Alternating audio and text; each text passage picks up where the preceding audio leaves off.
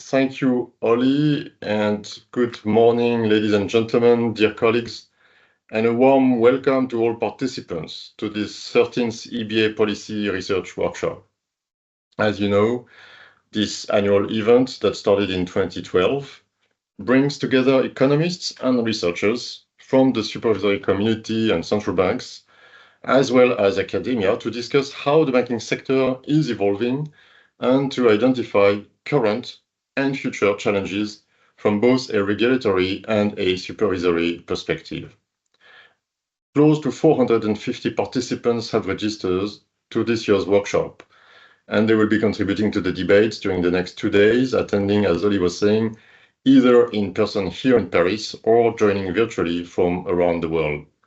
This testifies once more to the importance of the workshop and also of the themes we have selected for this year's research workshop. We will indeed be reflecting on the boundaries of banking regulation. We will be addressing the new frontiers of the traditional efficiency-stability trade-off, and we'll be considering which policies, in a context of competition and well-functioning risk management, can best foster innovation and safeguard financial stability.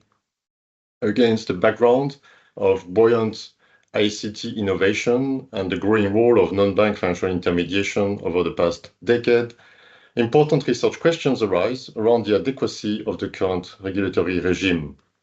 In the coming 2 days, we will have the chance to bring together different perspectives and to stimulate policy debate in areas where regulators and supervisors alike are increasingly active. As an introduction to the workshop, I'd like to share a few preliminary insights inspired from EBA's work about the topics which will be discussed in the various sessions of the workshop related to innovation, non-bank financial intermediaries, the effectiveness of regulation, and the transition to carbon neutrality, all topics which are very important for the European Banking Authority and its work. Let me start with the impact of ICT innovation on the financial sector.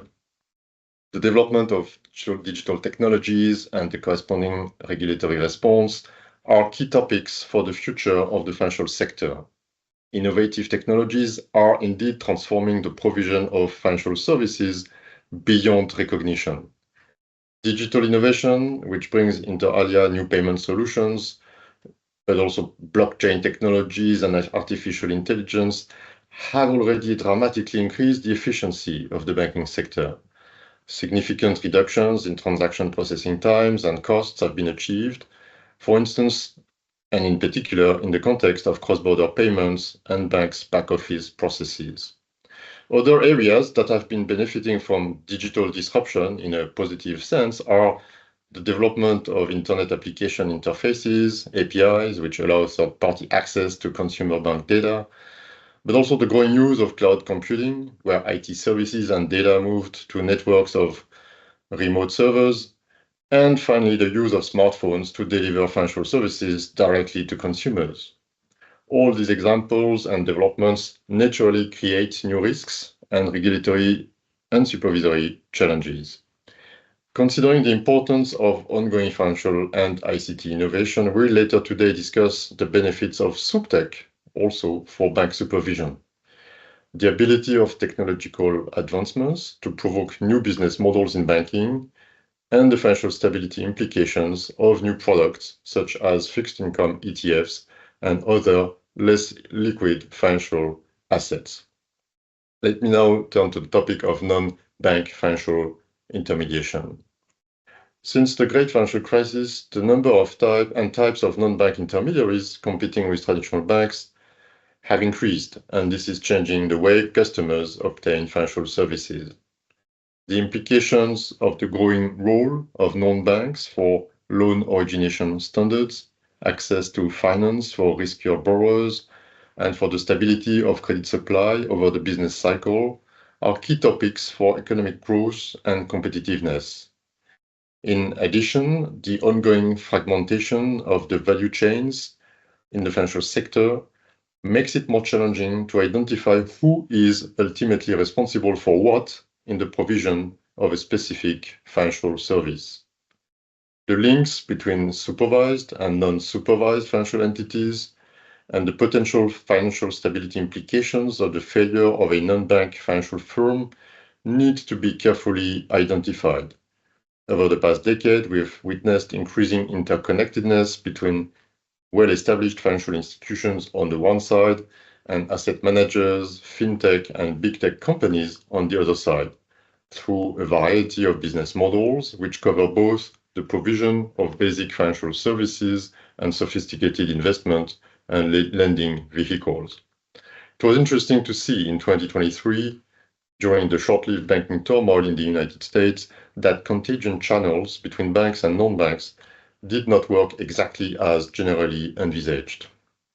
However, growing reliance of regulated financial institutions on non-banks may create new risks to financial stability. As a concrete example of actions to check such identified vulnerabilities, the resilience of the financial system in the face of potential disruptions at third-party digital service providers has become a key priority for the EU legislator. The application of the Digital Operational Resilience Act in the European Union as of January 2025 will give the EBA and the two other sector European supervisory authorities new oversight responsibilities in this area, and this should benefit a more balanced relationship between ICT providers and their financial customers. The growing role of non-banks also raised the question of possible macroprudential responses. In this workshop, we will be presented with recent work in the areas of banking competition and risk management, bank lending to hedge funds, non-bank intermediation and systemic risk, and the impact of fluctuations in interest rates and collateral values. Next, let me touch briefly on the question of whether and how the newly reformed regulatory regime for banks and investment firms will interact with increasing non-bank intermediation activity that operates in the boundaries of the current rules. Financial intermediation and maturity transformation by alternative asset managers, including private equity, private credit, and hedge funds, and the fostering of the use of securitization markets are extremely important areas where the boundaries of the regulation might be tested in the coming years. After the bulk of the Basel III rules will come into force in the EU on the 1st of January next year, it's important to continue to assess whether the new regulations might be encouraging banks to reduce their presence in certain activities in favor of non-bank players, to which they might establish important on or off balance sheet connections.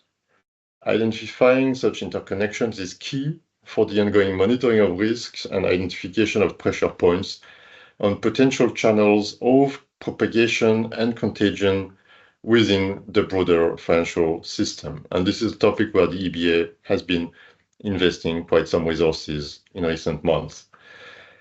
The incumbent players in the banking market are also facing a constant threat from new and often more technologically agile contestants.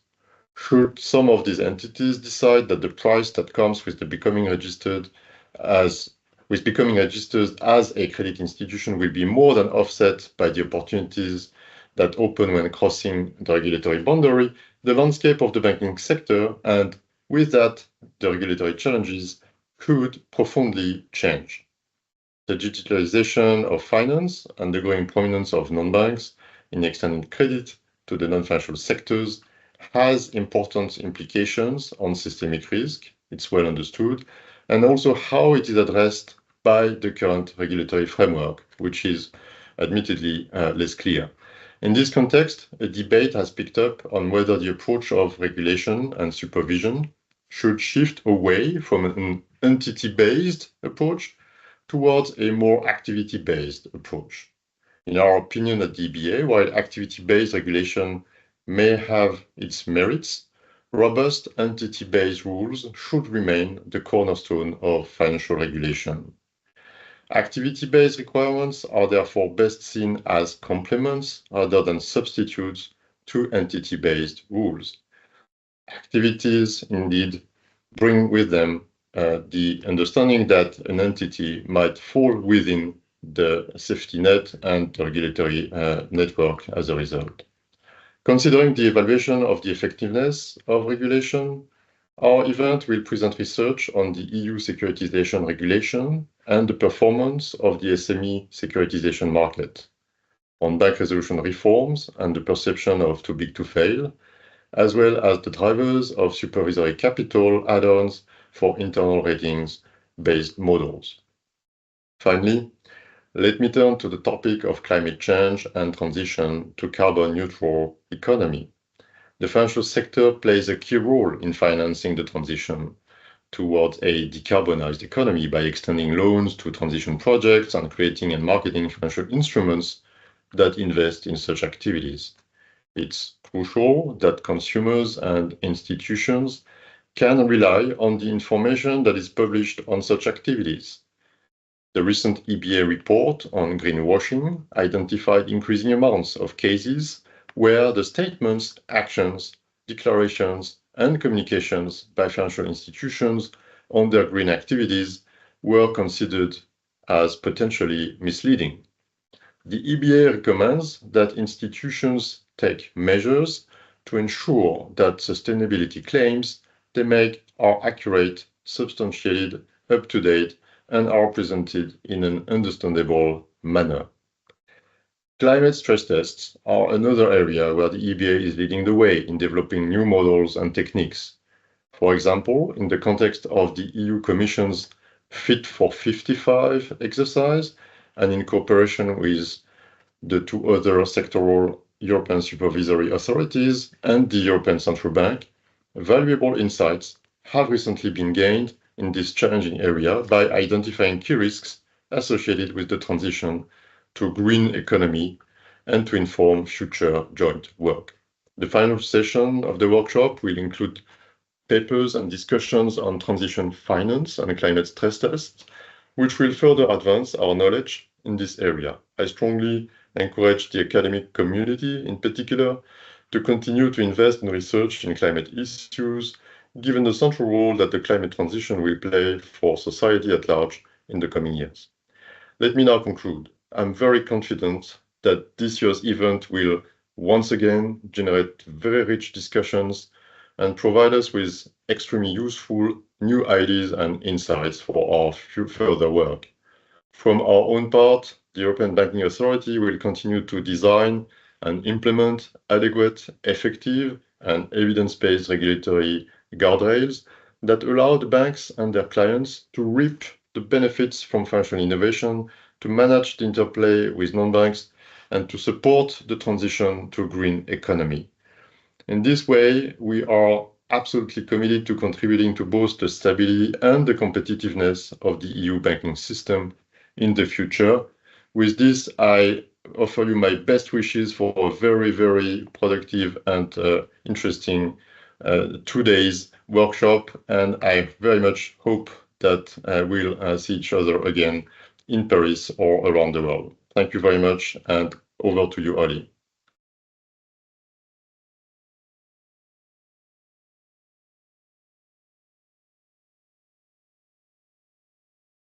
Thank you very much, François-Louis, for the introductory remarks. I think we are ready now to move on to our first keynote speaker. So let me please introduce Mrs. Chiara Scotti, who is a governing board member and deputy governor of Banca d'Italia, formerly head of research in Federal Reserve Bank of Dallas in the United States. Chiara has long studies starting from Bocconi University in Milan and a PhD from University of Pennsylvania, and a long and impressive research list and publications. So the title of the presentation today is Regulator or Researcher Hat, the interconnectedness case. So please, I welcome Chiara here on the podium, please.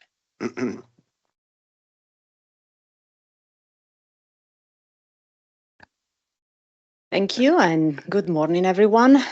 It's always great to start bright and early in the morning because you get people attention. But if you are like me, it's been a long night. I'm not going to comment on what happened overnight, but I was up, checking the news all night, so I needed some extra coffee. Thank you, first of all, for inviting me here today. I'm pleased to see such a rich program on this year's conference. It covers really some very important topics. And in my keynote speech today, I will try to start looking at 3 areas of change in financial markets as a conduit to highlight what a difficult job I got myself into when I moved to Banca d'Italia, and how I go about disentangling the sometimes conflicting signals and forces that come from wearing different hats, the regulator hat and the researcher hat.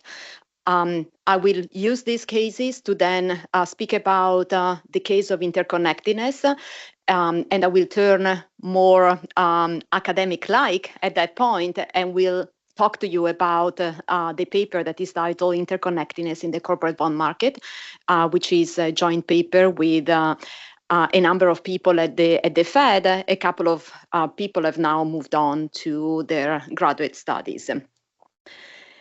Let's see. Not this. Okay. So, as I mentioned, I'm going to start with some important developments that have changed the financial landscape over the past decade. They're part of this conference agenda, but also Francois was talking about some of them. And despite the fact that we did not coordinate, you will find some common ground on our speeches. So first of all, new technologies have been changing the way we do business, we shop, we pay. Technological innovation has made it possible for new products and services. Think about digital assets and services, and also to offer old products, but in a new way. Think about online banking. And while technology has become increasingly central to the production function of financial firms, IT services are also often provided by a few large third-party providers that are outside the financial industry, often outside the regulatory perimeter, with the rise in potentially systemic linkages within and among the financial, the technological, and more traditional sectors. Second, the volume of assets intermediated by non-bank finance has increased over time. If we look at the European Union, for example, an area that once was characterized by clearly a bank-centered financial system, the total assets of non-bank financial intermediaries, the so-called NBFIs, now exceeds banks' total assets. And while the expansion of non-bank finance has a number of positive effects, it also poses potential risks. NBFI are often less regulated than banks. Although they perform similar functions, the rules are not always sufficiently harmonized, both globally and at the EU level. And then finally, NBFIs are deeply intertwined with banks, and increasingly so with digital players, product and services. And then third, financial system is facing new material risks from climate change from the transition to a greener economy on a global scale. This makes it necessary to define appropriate metrics that go even beyond the now more traditional metrics that have been used to measure traditional physical and transition risks, and look, for example, at the network of weather events. So I hope that this very brief overview has convinced you that the work of financial regulators across the world is actually very complex, but also extremely challenging and rewarding, given that we're trying to contribute to a public good, which is financial stability. In response to these changes, a lot has already been done. For example, looking at Europe, Francois already mentioned some of the regulations, but we've had MiCA, DORA. There is a lot of work on climate that is happening around the design of sound climate-related stress testing models.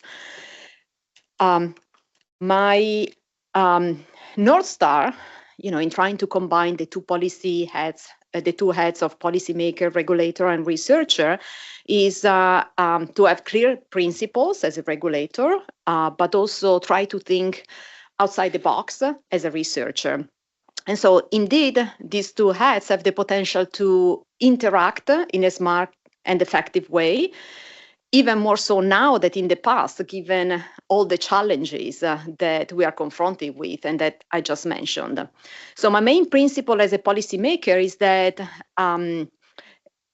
financial regulation should aim to preserve the benefits of financial intermediation and innovation while enhancing the safety and soundness of the financial system.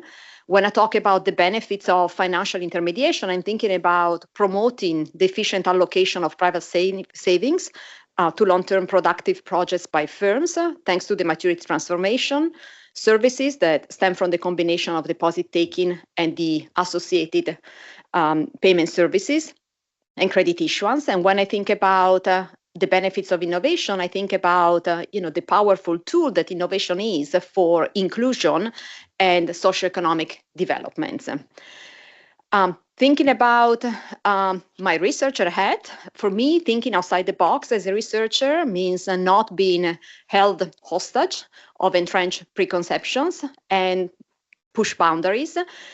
Even if this could run the risk that sometimes I might uncover controversial truth.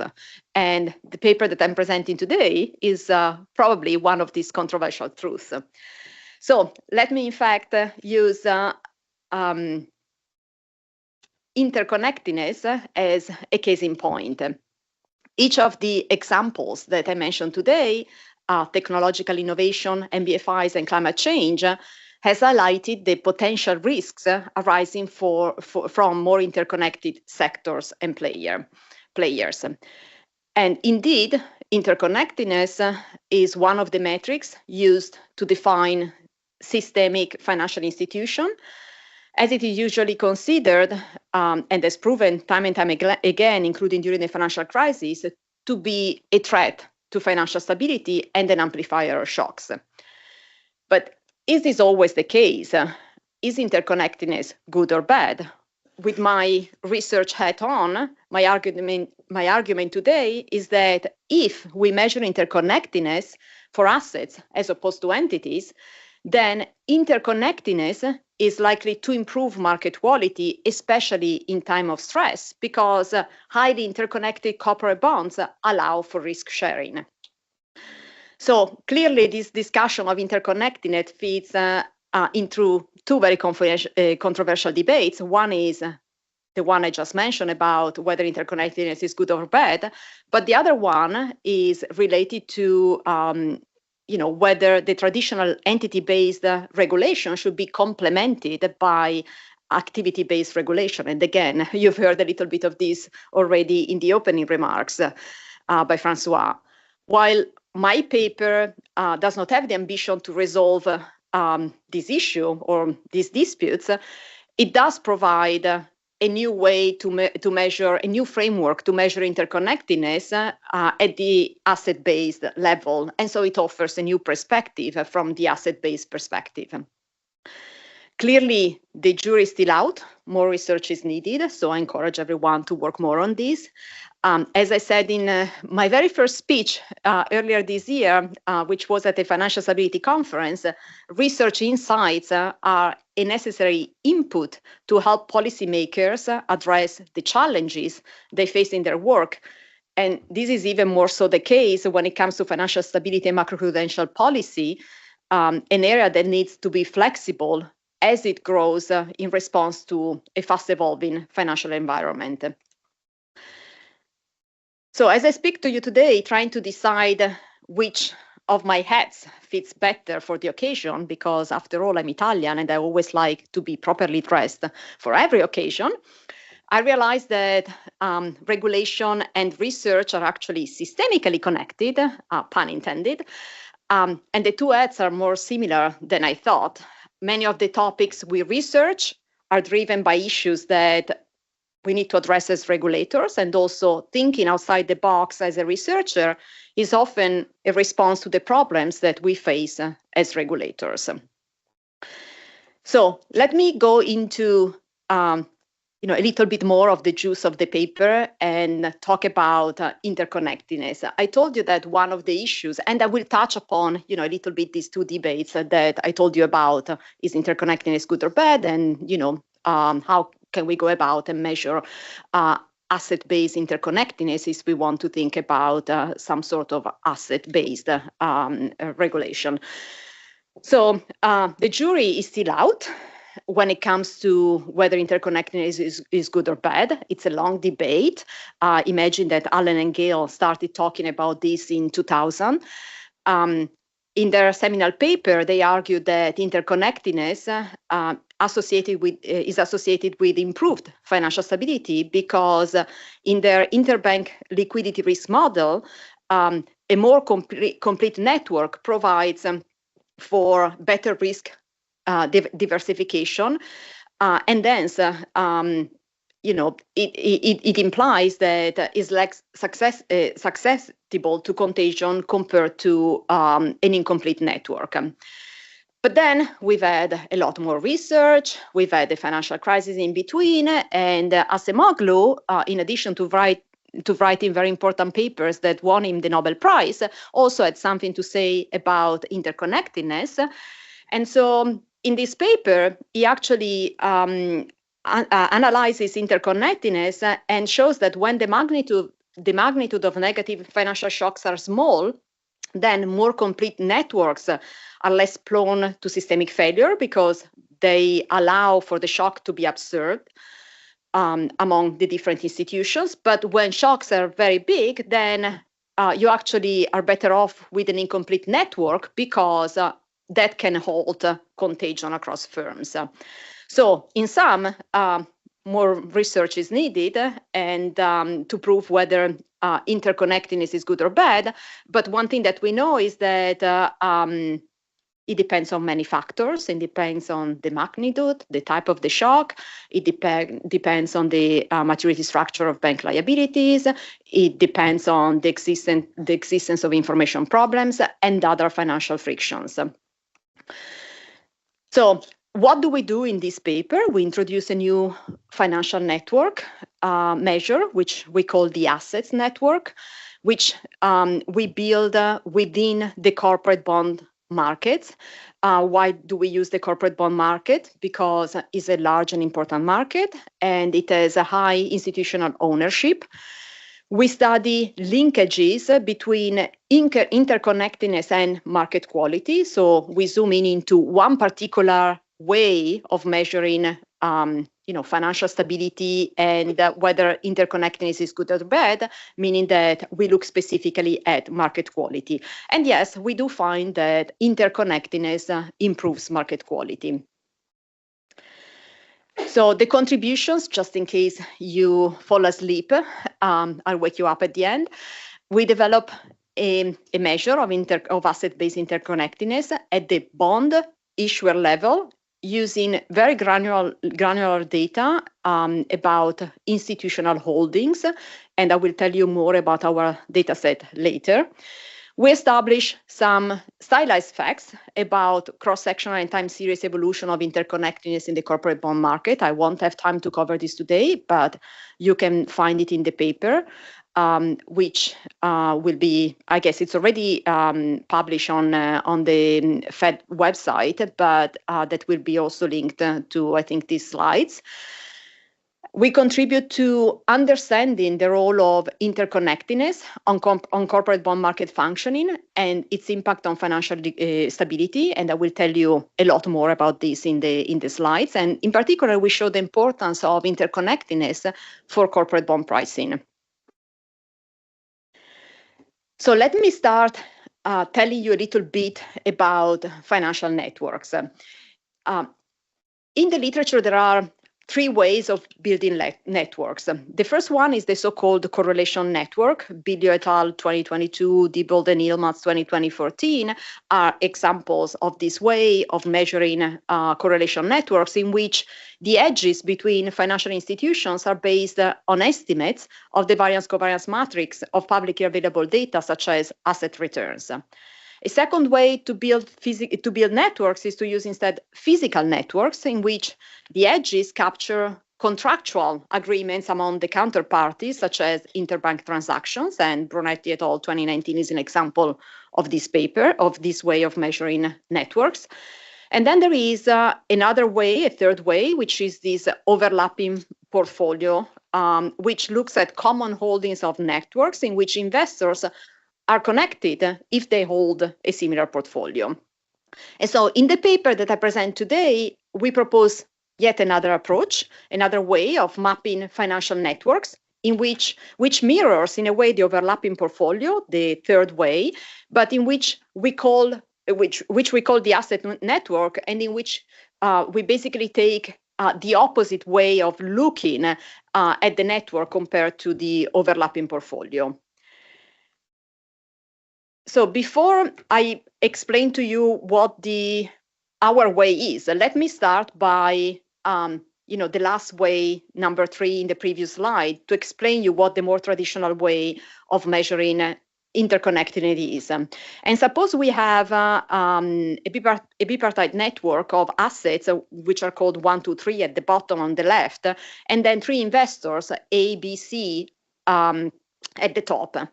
So the idea is that you have investors that invest into assets. This is the top right figure. So you see that, for example, investor A, let's see if I can make this work. Don't know which one, maybe this, no? Okay, can't do it. But so you see that investor A invests into asset 1 and into asset 3.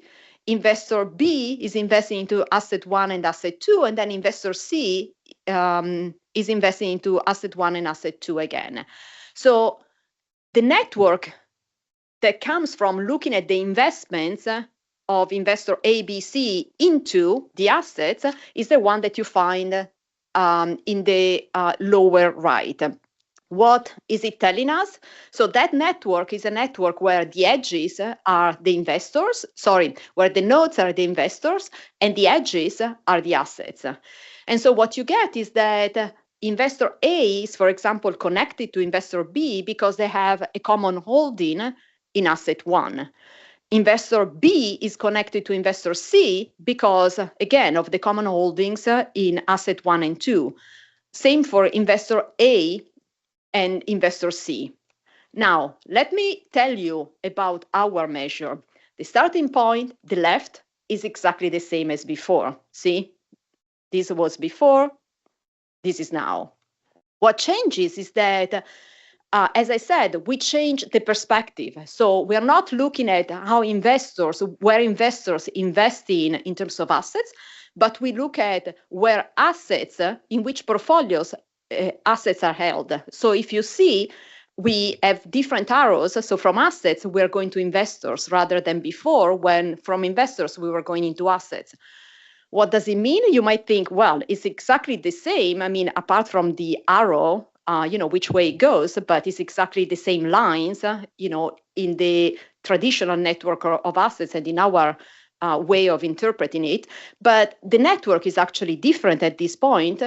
And you see it in the bottom right. You see that the assets at this point are the nodes and the edges are the investors. So from this perspective, what we get is that asset 1 is linked to asset 2 because they're both held in the portfolios of investor B and C, and that also asset 1 is linked to asset 3, but then you have no link between asset 2 and asset 3. Does it matter? Well, yes, indeed, it matters because asset networks the assets network allows to learn more about the shock propagation among assets. And so, for example, assume that you have a shock for asset 2, because asset 2 is held in the portfolios of investor B and C together with asset 1, this will have an impact on asset 1. What does it mean? Suppose that there is you are investor B and there is a shock to asset 2, you will have to rebalance your portfolio, and because you're also holding asset 1, maybe asset 1 is more liquid and you sell asset 1. Clearly, because there is no link to asset 3, there is not going to be an impact on asset 3. Little bit of well, it's not numbers yet, but a little bit of additional information on how we actually measure asset level interconnectedness. And again, there is more on this in the paper. So consider a network of S financial assets. The assets are DAs. You see they go from 1 to S. And a network of a network of financial assets and investors I, that goes from 1 to N, which is summarized by this matrix E, where each cell represents, each number, each input represents the amount of dollar that is invested by investor 1, investor 2, investor N into each asset. So if you sum across columns, you get to those V's. Those are what is called network strength, which is the total amount of asset I held by the system. If you look at the same matrix, but now think about what is called the adjacency matrix, where you have the E circle. The E circle is equal to 1 if the input, the EIK from the previous slide, is greater than a certain number D and 0 otherwise. In our case, we assume D equal to 0. What does it mean? It means that if a company has, if an investor has a positive investment in an asset, the E circle will be equal to 1 and otherwise is equal to 0. In this case, if we sum across the columns, we get the degree of the asset. The degree of the asset measures basically the number of investors that are invested in asset I. Now, from here, we need to define our network of financial assets. And we have two measures that I'm going to tell you a little bit about. We have the PIJ, equation 6, which is cosine similarity and captures the distance between two non-zero vectors of an inner product space and is divided by the norm of the corresponding rows of assets I and J, representing the vector of firms that hold asset I and J. This is a measure, a bilateral measure, as you see, because it is measuring interconnectedness between I and J. But then we also compute, let's say, a more general version of interconnectedness, which is specific to asset I. And this is what we call ICAI, which is normalized by, which is based on the previous measure, summing across, and is normalized by that number n times s minus 1 to account for quarterly time variation in the number of assets and the number of firms. Let me show you some information before getting to our network, what we measure and the results. Let me tell you a little bit about the data that we use. As I told you, we work in the corporate bond market. We use an incredible data set, which is this Thomson Reuters EMAX data set, which has comprehensive data on corporate bond holdings and characteristics. It has individual institutional holdings at the investor, bond, year, quarter level. we use a sample that starts in 1998 Q3, and that's in 2021 Q3. I think we could probably update it for a couple of extra quarters, but we'll wait for the referee to ask us to do that, because as I said, it's a very big data set. And we use US domiciled institutional investors. We also use the Trace database because we need intraday trading data to compute some of the measures that we will be using, and I'll show you later what I mean. And then we need to use supplementary data from, for example, the fixed income securities database for total bond outstanding amounts. We need to use ratings data from S&P Global, as well as some COVID exposure measures based on the paper by Hassan et al. And I will tell you later when I'm using all this data. Again, it's a huge data set. We construct our sample by using a subset of institutional investors whose corporate bond asset under management is above the median in the asset under management distribution each quarter.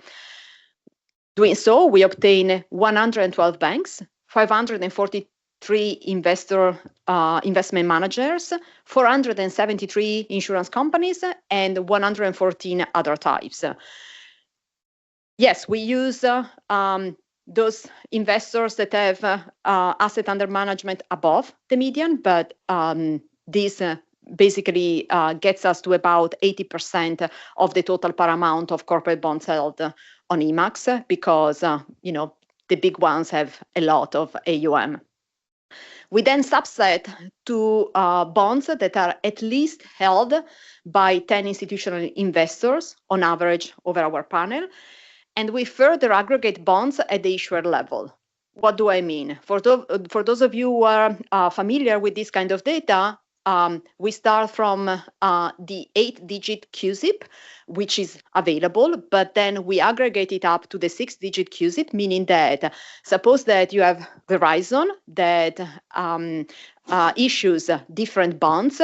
We're not looking at the specific bonds, but we are aggregating the bonds at the issuer level, the 6-digit QZIP, which is Verizon. And this is just because it's a big data set. We've also done it at the 8-digit, and results hold true. But for ease of exposition, it's better to use the 8 digits.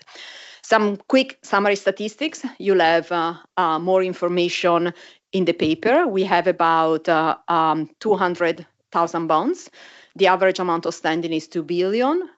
The average remaining maturity is 8 years. Average coupon rate is 6%. Average ratings is BBB. And the standard deviation, of course, is high for all variables because you have a lot of different corporate bonds in there. Here is our network or corporate bonds. So on the left side, you have the full network. Every dot represents the nodes, and then you have the edges. Because we compute this network for simplicity, we compute this network for every quarter across time, but for simplicity, we only show 2021 Q3. The right figure represents sort of the same network in the same moment in time, but only looking at the 20 largest amount outstanding issues. And sorry, you see, for example, the how big the node is depends on how big, what the amount of bonds that are issued is. And so the bigger it is, the bigger the amounts are.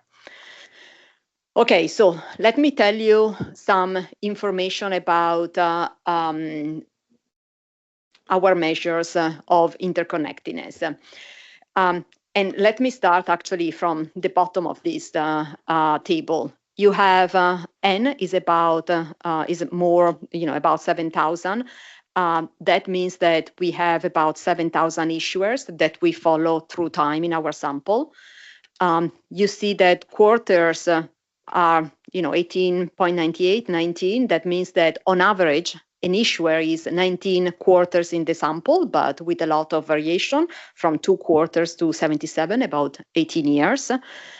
You have the strength, which is about 370,000, is the total amount of assets of a specific issuer held by the system. And again, a lot of variation, as you see, because the max goes to over 6 million. You have the degree. This goes back again to when I was telling you we sum across column of the different matrices. The degree is the number of the number of investments of investors that hold the specific bond, and we have about 44 on average. And again, with a huge variation from 1 minimum to 294 maximum. And then we have the cosine similarity, which is a measure of our interconnected measure, and measures the difference between how two assets are held across firms. And let me get to some of the analysis that we do. And let me tell you that the empirical analysis is divided in 3 steps. The first one is these OLS regressions. We all know they measure, correlation, not causation. The second one is, well, we're interested in financial stability, so let's look a little bit at, what happens in the tails, or what happens in general across the distribution. And then the third one is actually trying to look at the endogeneity, trying to understand causality. And we'll get there by the end. So first thing, OLS regression. I told you that what we're interested in is trying to see whether interconnectedness is good or bad for corporate bond markets. I think that we all agree that 3 measures to see whether things are good or bad in the corporate bond market, or in financial markets in general, are looking at spreads, looking at illiquidity, and looking at volatility. So to compute these measures, we use the trace database because we compute them at the intraday level, which we then average at the quarterly level. And the idea is we have on the left-hand side these measures of market quality. On the right-hand side, we have our measure of interconnectedness.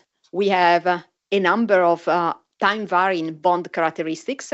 In particular, we have trading volume, outstanding issuance size, coupon rate, credit rating, and time to maturity.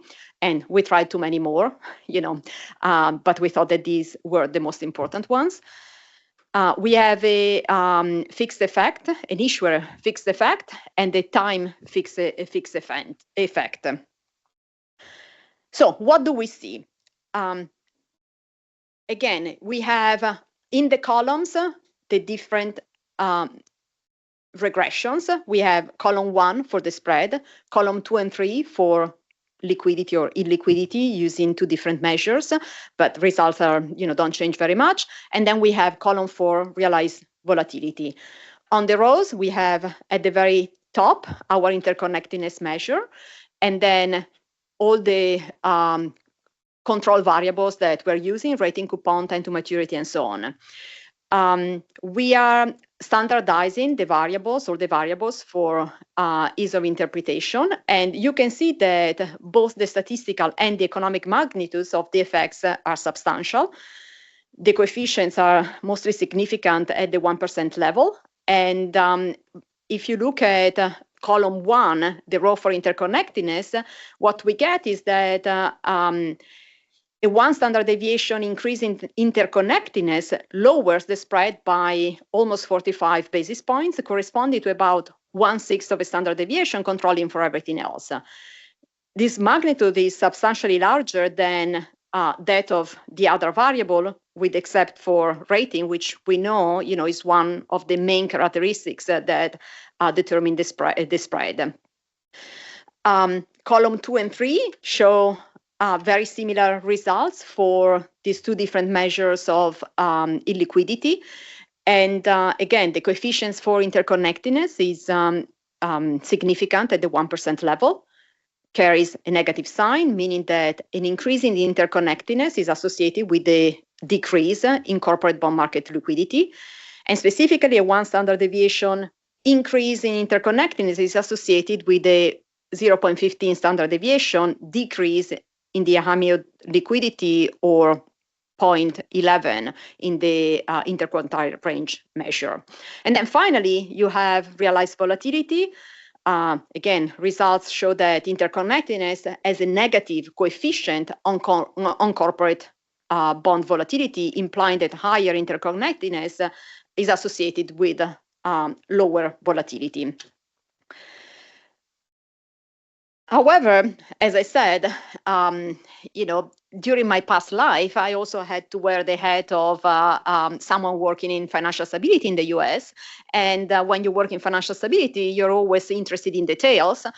And so this is why we thought, well, okay, thank you. It's great to have information from an OLS regression, but we really need to look at details. And this is why we decided to look at quantile regressions. So here are the results from spread, illiquidity, realized volatility. You see that they're all statistically significant, and you see that they are not, the coefficient of interconnectedness is not constant through the distribution of spread, illiquidity, realized volatility.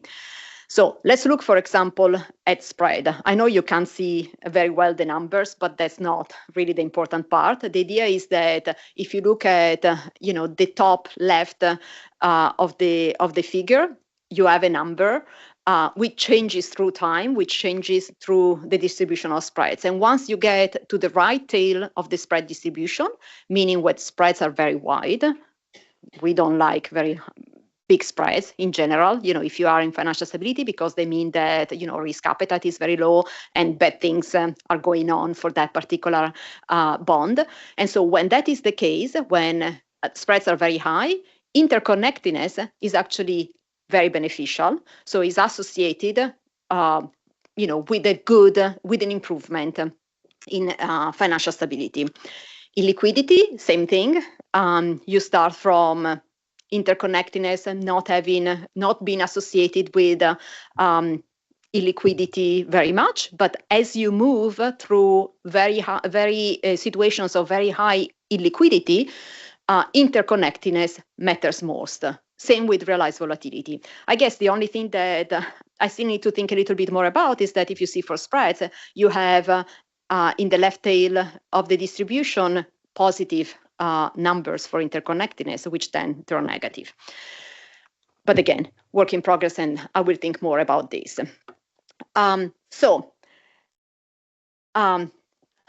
Clearly, so far, as I mentioned, we are sort of establishing some correlation between measures of interconnectedness and measures of market quality in the corporate bond markets. But we were trying to do a little bit more than this. You will find some information about this on the paper, and maybe I'll skip this because I still have a few things that I want to cover. But we tried to see whether interconnectedness, for example, was associated with a pattern. There was a clear pattern that was associating interconnectedness with some of the characteristics that we use as control variables, like rating, coupon rate, time to maturity, amount, and volume. And you can see that generally that is not the case, except maybe for coupon rate. Again, more on this in the paper. But so what we really tried to do was, can we find a way to establish some causality that helps us really say whether interconnectedness is good for financial stability. And so we identify two possible cases that I will show you today. One is using COVID shocks, and the other one is using fallen angels, meaning situations in which bonds get downgraded from investment grade to junk. Let me start with the COVID shock.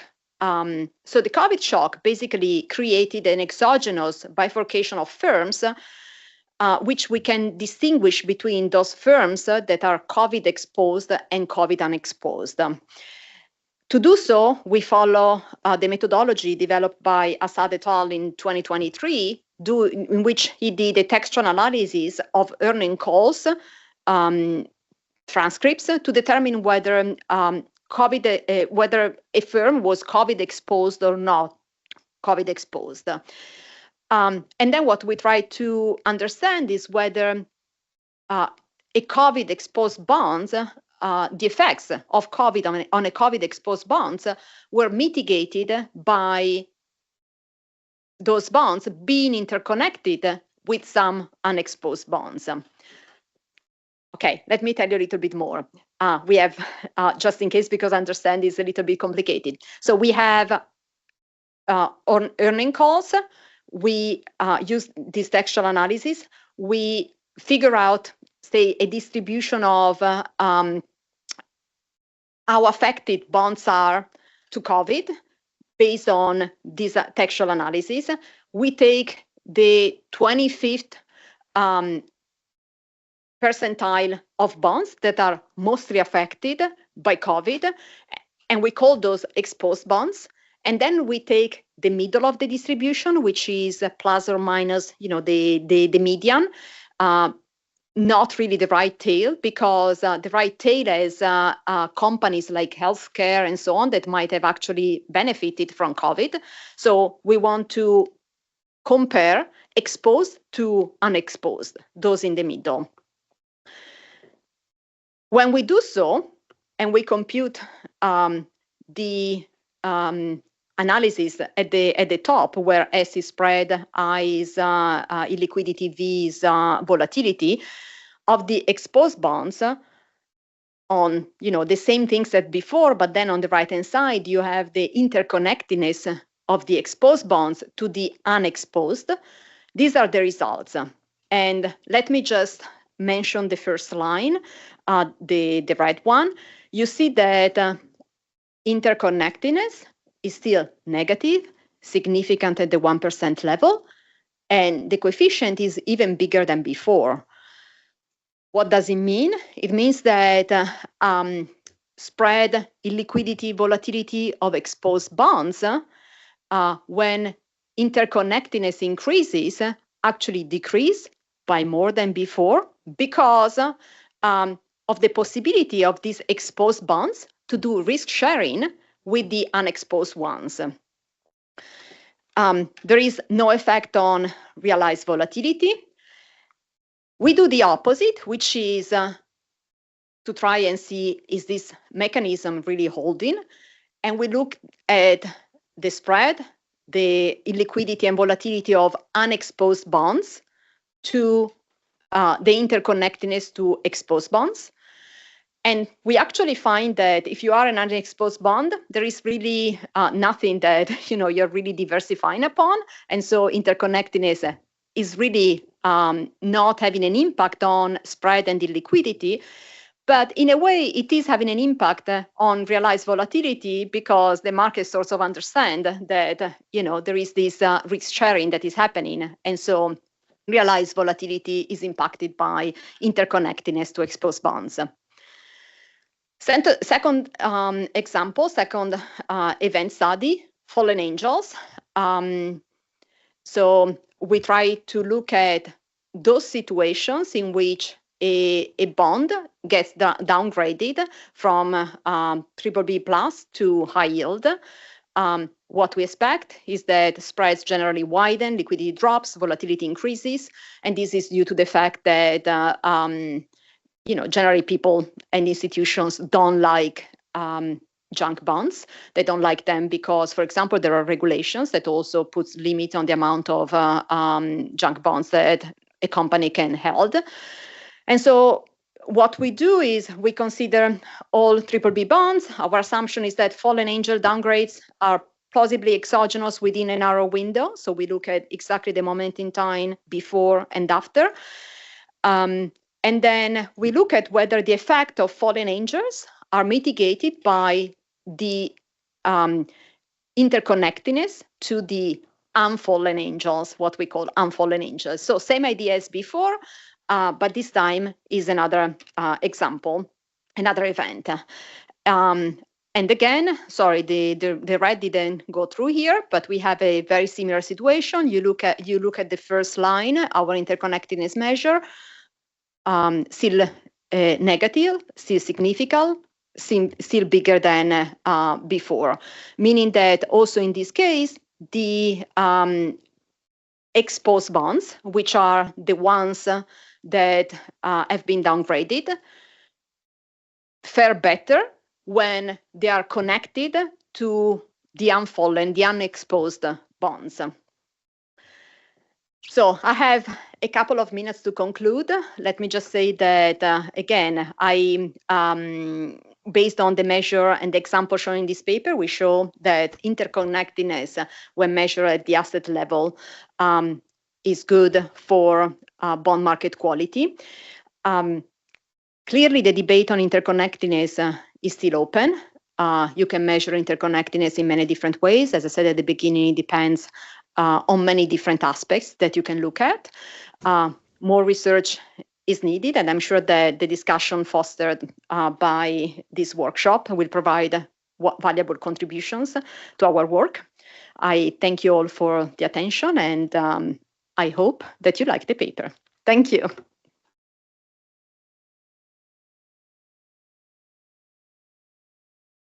Thank you. Thank you very much for that. And at least from my side, I can guarantee I really like the paper. It's very, very interesting work. Now, we have a couple of minutes time for questions from the audience. From the virtual participants, I would invite you to type briefly on the chat if you have a question. But on the room, we have first Klaus here, please.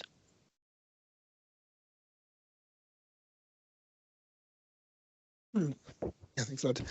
Klaus Tillmann from the ECB. Thanks a lot for this very interesting and thought-provoking paper. I wonder, when we are looking at the network and the investors, if it's not also important to look not only at the characteristics of the assets, but also at the strategy of the investors. I mean, just to fix ideas, it appears to me very different if you have, for instance, a mutual fund with retail investors or even a hedge fund on the one hand, or on the other hand, if you have an insurance company who is just sitting on the bonds until they mature 10 years later, and the behavior and also the contribution to the markets might be much different. But I didn't see this in the paper. Do you think this is also something we need to take into account? Thank you. Yes, thank you. As I showed to you, we have very different types of institutional investors. And at some point, we tried looking at the networks of specific categories exactly because of this. I think that the results went through regardless. Clearly, the numbers were slightly different. The magnitude was different, but generally, the results went through. I don't know if we have it currently in the robustness in the appendix of the paper, but it's definitely something that I'll make sure we'll have in there, because it's an important point, especially when you talk about the fallen angels and all of that. Thank you. We had 2 more questions here, so one here first. Hello, Angela Gallo from Base Business School. My question is about the significance of the rating. It's always very significant, and you also showed that the spread was negative at some point. So there's this literature showing that corporate bonds can also be considered safe assets. So I was wondering whether you could differentiate the two, and maybe the network is different, whether you look at the very safe part of the corporate bond market compared to the rest. We have not distinguished. I guess one thing that we could do is maybe just looking at investment grade, maybe, and junk bonds. The hope was that by including the rating, somehow we would get to what you have in mind, but we haven't done anything more than that. So probably something that we can explore more.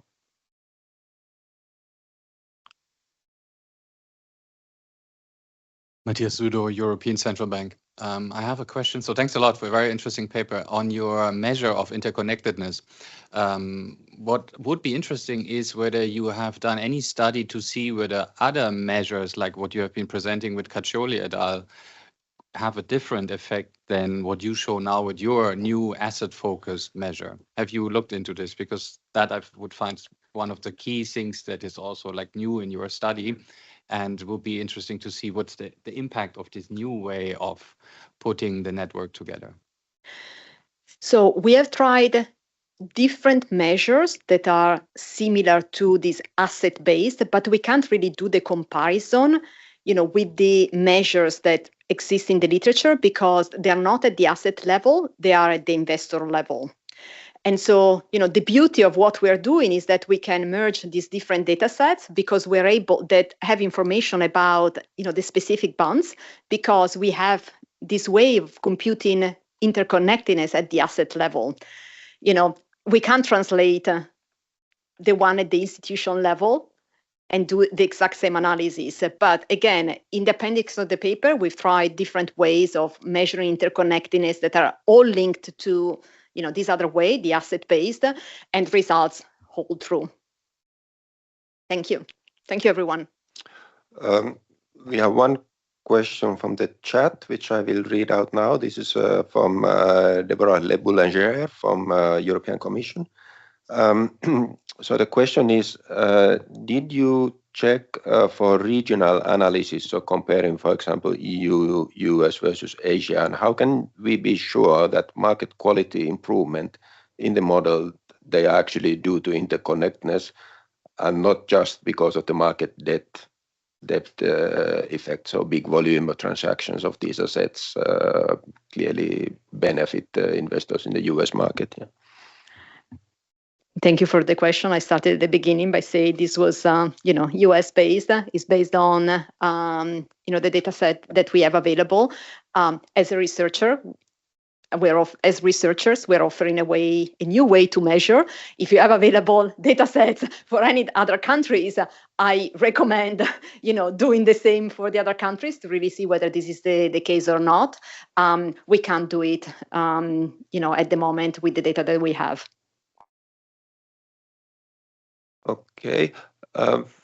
Unless there are more questions, I have just one final question myself, actually, on the measure of interconnectedness you use. Now, the network analysis and network statistics provides you a number of different types of statistics like betweenness and closeness, centrality. Did you experiment with some other interconnectedness measures as well in terms of robustness on top of the measure that you derive yourself? Yeah, this is what I was saying. Generally, the results hold true. Clearly, there is not really like the best way to measure interconnectedness because, as you know, each one of them has pros and cons, and it really depends on the specific situation case that you're studying. And so we did do some analysis with other interconnectedness measures. At the end, we picked one, but again, I think that the appendix of the paper has examples with others and results hold true. Great. So thank you very much once again. This was a very, very great start for our workshop today. So thank you again. Okay, thank you. Welcome back. I think we are ready to get started with our first contributed sessions. So the first session now is about the impact of financial innovation. This is chaired by Ruta Merkevičiūtė here on my left side. We have 3 papers on this session. And just let me remind the audience, both physical and virtual, already what we had in the last session. So we can take questions from the audience at the end of the presentations. There are microphones in the room that will be brought to you. And for the virtual participants, it's easiest maybe if you type your question briefly and clearly in the chat. And I will try to read out the questions then at the end of each presentation then. So with that, I think I hand over to Ruta, please. So good morning, everyone. As I said, I am Ruta Merkevičiūtė, Head of Digital Finance Unit at the EBA, and I'm very excited to chair the session on impact on financial innovation, where we will hear some papers starting from SupTech to new banking business models and investments models. So without further ado, I would like to welcome Cedric Hullebroek from University of Leuven, where he will present the paper of the disciplining effect of bank supervision, evidence from SupTech. The floor is yours, please. Perfect. Thanks a lot for the introduction. So first, thanks for the organizers for including our paper into this program. So the title of the paper is The Disciplining Effect of Bank Supervision, Evidence from SupTech, and it's joint work with Hans de Gijs from KU Leuven and Bernardus van Doornik from the Central Bank of Brazil. So let me quickly say, given that we use confidential central bank data, the usual disclaimer applies. And that being said, let me give you the motivation behind this project. So since the global financial crisis, regulators have advocated for tighter banking regulation and supervision with a focus on the prevention of financial distortions. So to put it differently, regulators want to focus more on preventing financial distortions ex ante rather than only penalize financial distortions ex post. And one way in which regulators have tried to do so is by implementing technologies or SupTech that identify banks where financial distortions are most likely to be found. So I will talk much more about the details of these technologies in the institutional setting, but essentially these technologies are designed to automatically analyze and digitize information that banks report in order to detect and report early risk exposures, which allow the supervisors to have more forward-looking, hypothesis-driven bank supervision. Now, despite the fact that these technologies are being used by supervisory agencies all around the world, there hasn't been any research on how the use of these technologies in bank supervision could affect the banking sector. So that's exactly the research gap that we try to address in this paper using unique SupTech data from the Central Bank of Brazil. And so we proceed in 3 steps as we study how SupTech events or early warnings, let's say, affect banks' balance sheets, banks' corporate lending decisions, and firm outcomes, which, as I will explain in more detail later, we do using a standard kind of difference in difference methodology where we compare the outcomes of treated versus non-treated banks before versus after a SupTech event took place. Now, these events are essentially cases in which the SupTech tool from the central bank raises an early warning alert regarding an individual financial institution, which then induces a supervisor to investigate the underlying supervisory concern.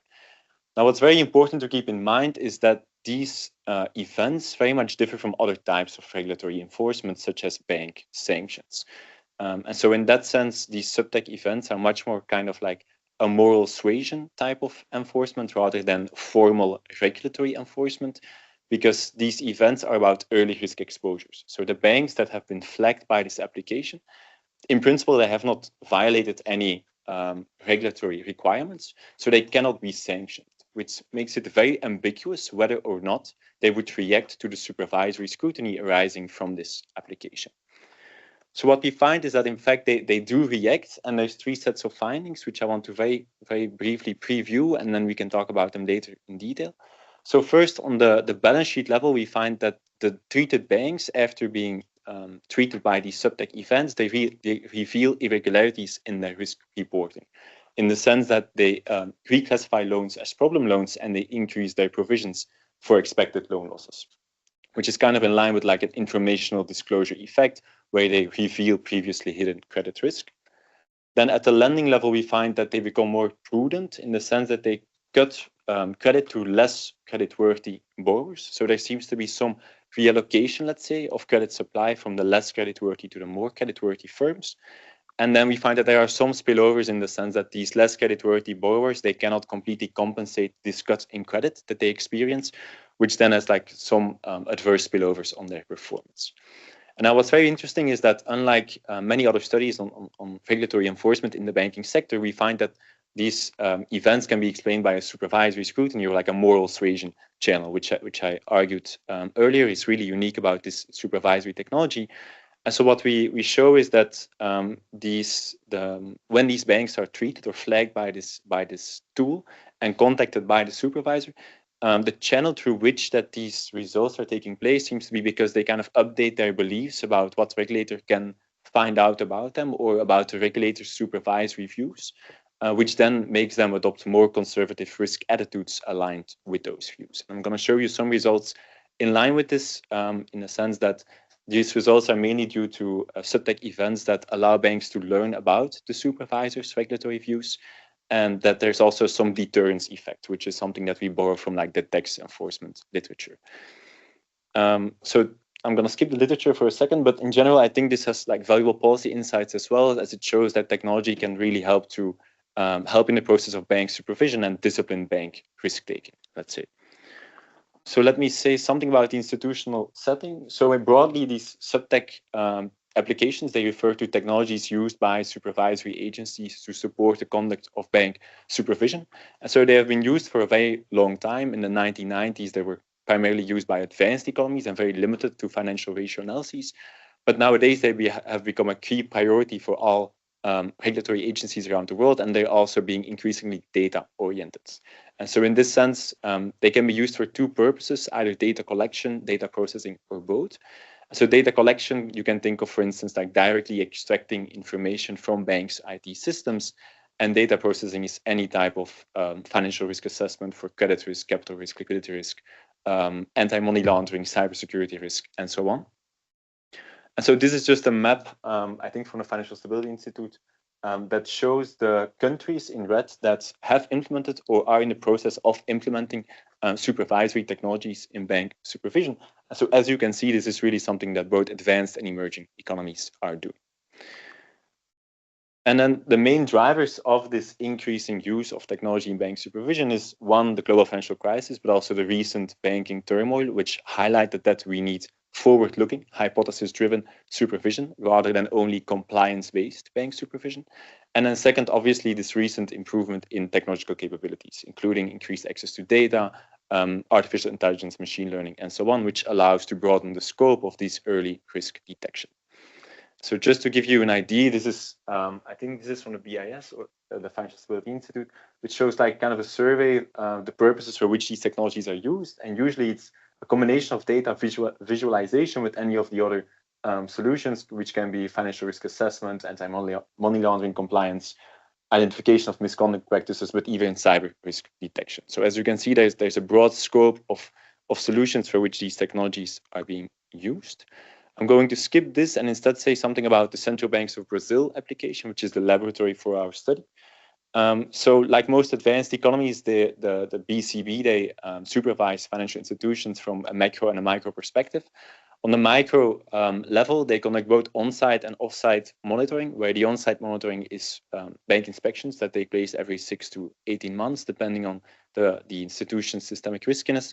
And then there's this off-site SupTech application, which generates these early warnings or SupTech events.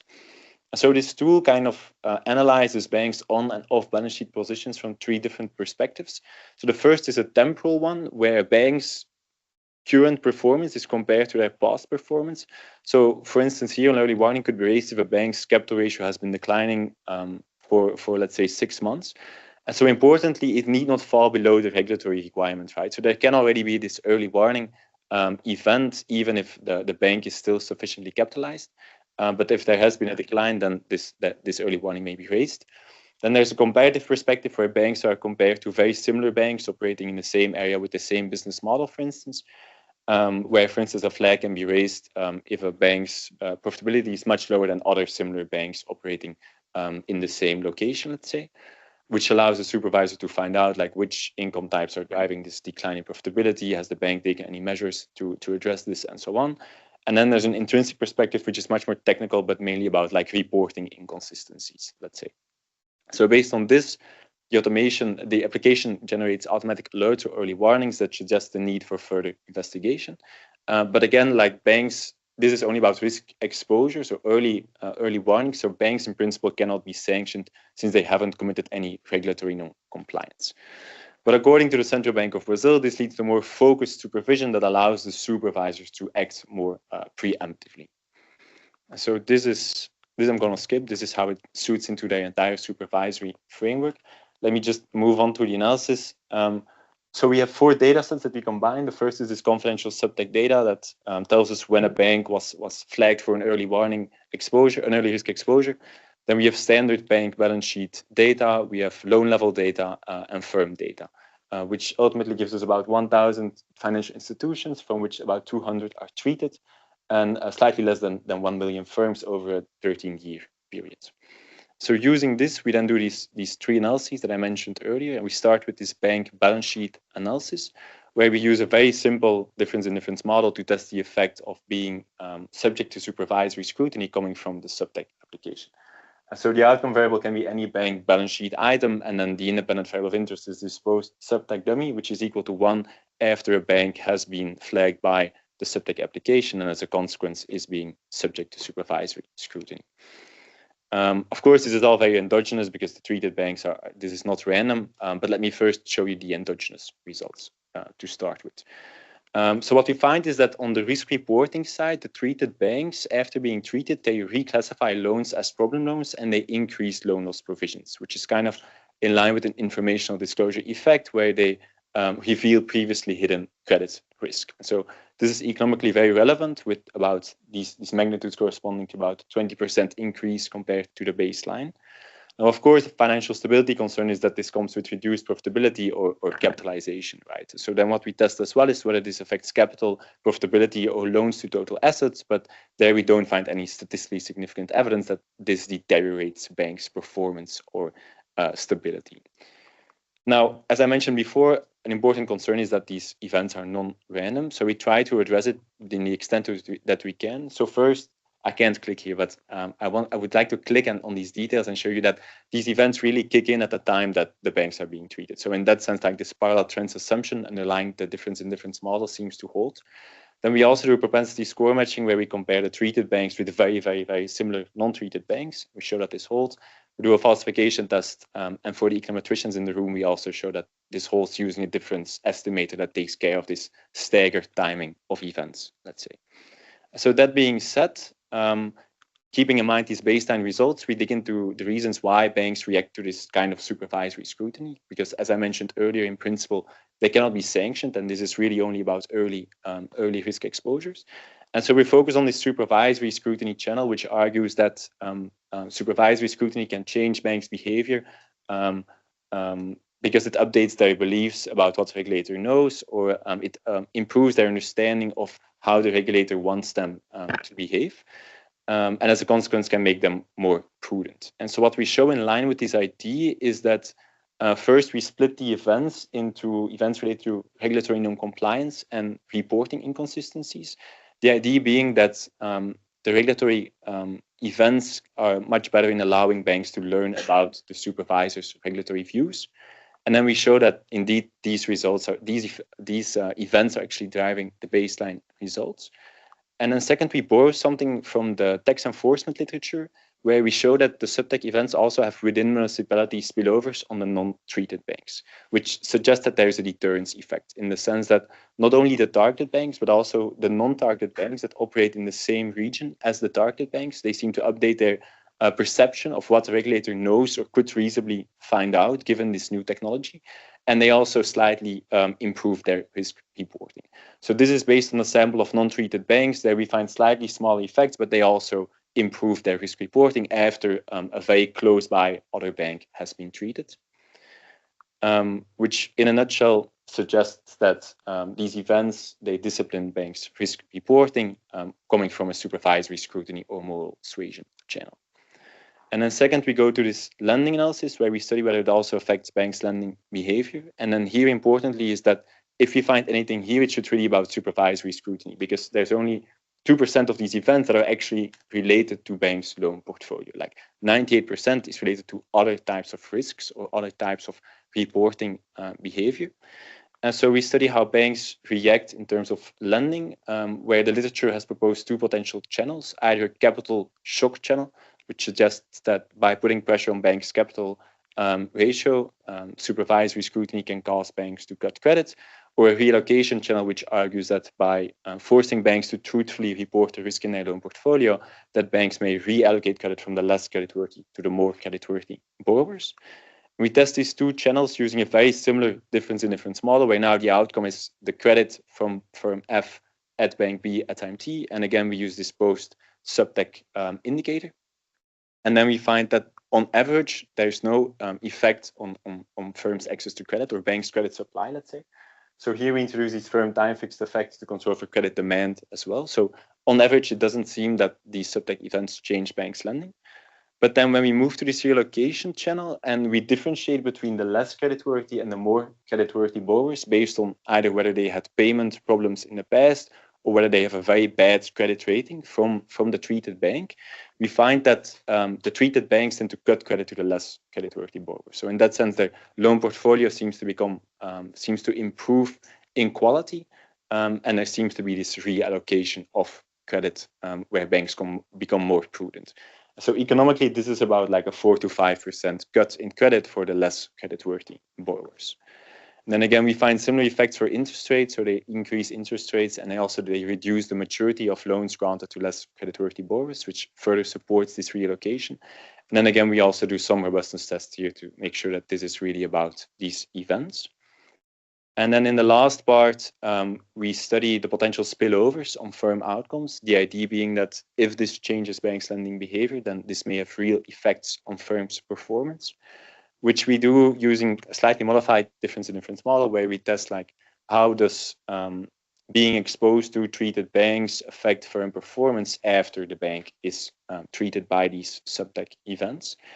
And then we find on average that there's not too much, but again, when we focus on these less creditworthy borrowers, identified as the ones with like payment problems or a very low credit rating, we find that there's some spillovers in the sense that they cannot completely compensate this cut in credit, which then adversely affects their employment, revenue, and productivity a bit.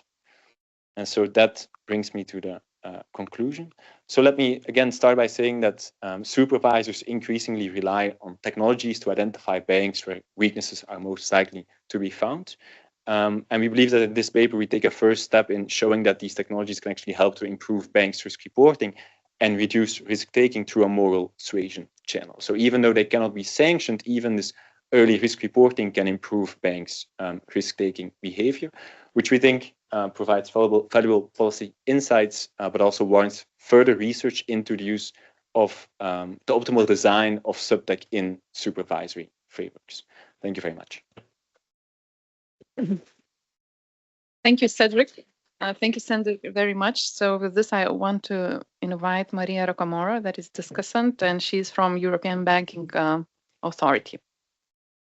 Maria, when you are ready, the floor is yours.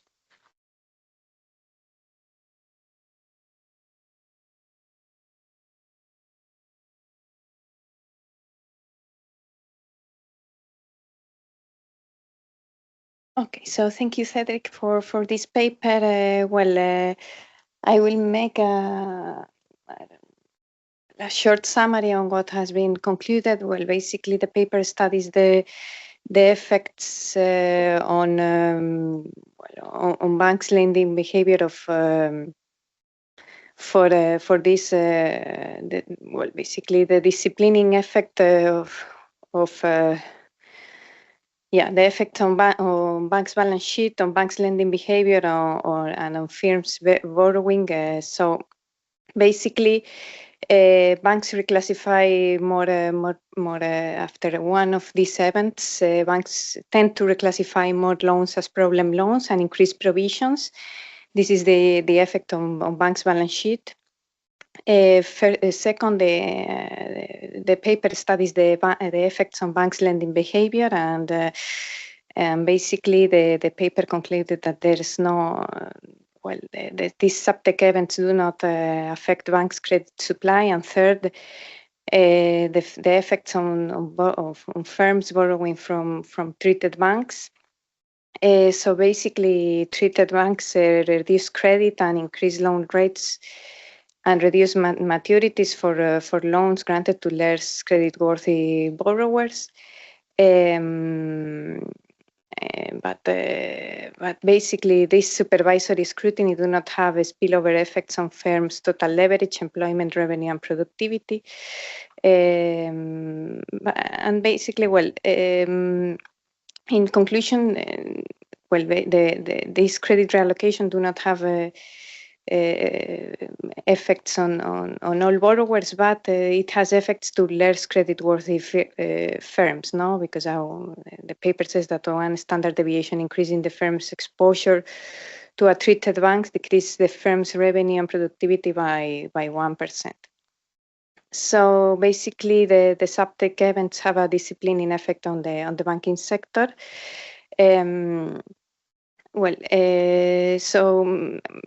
I suggest I think the model are robust.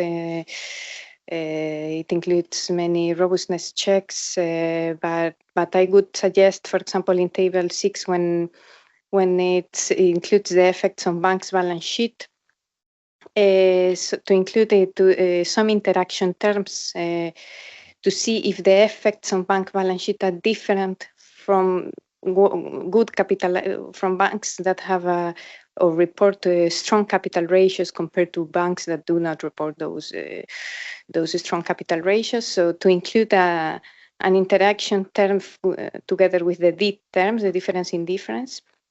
So, for example, I put there an example that to include the tier 1 as an interaction term with the beta and the post and the variable of post supervision to see if, for example, low capitalized banks react differently to capitalized banks, or systemic banks react differently to non-systemic banks to these SupTech events. No, I would expect different behavior by type of banks. So I see that the database is complete because it includes 1,200 banks. Out of these, around 200 banks were subject to SupTech events. So the sample is rich, and the time series goes from 2008 to 2021. So I see that the database is robust enough to include more variables. In table 11 of the effects of banks' lending behavior as well. No, let's see if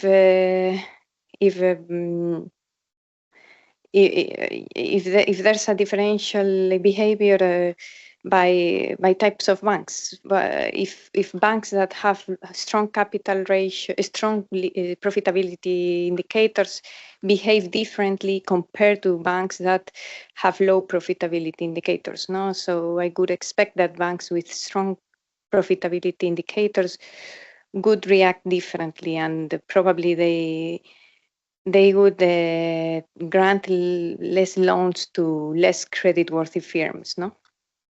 Because one of the conclusions, if I go to the previous slide, is that treated banks reduce credit and increase loan rates and reduce loan maturities to less creditworthy borrowers. But we don't know if this is done by all banks or only by those banks who report low profitability ratios. And basically, and the third point, I would suggest to study if the results are different for banks that were subject to 3 or more than 3 SupTech events, because of course, probably a bank were subject sporadically only one time to a SupTech event, and the behavior didn't change at all. And those banks that were subject to 3 or more than 3 events are more willing to change their behavior. So basically, I think that the database has a lot of options. The model is robust. I saw the robustness checks included in the paper, so I want to congratulate the authors for this work. And yeah, I leave it here and I open the discussion. Thank you.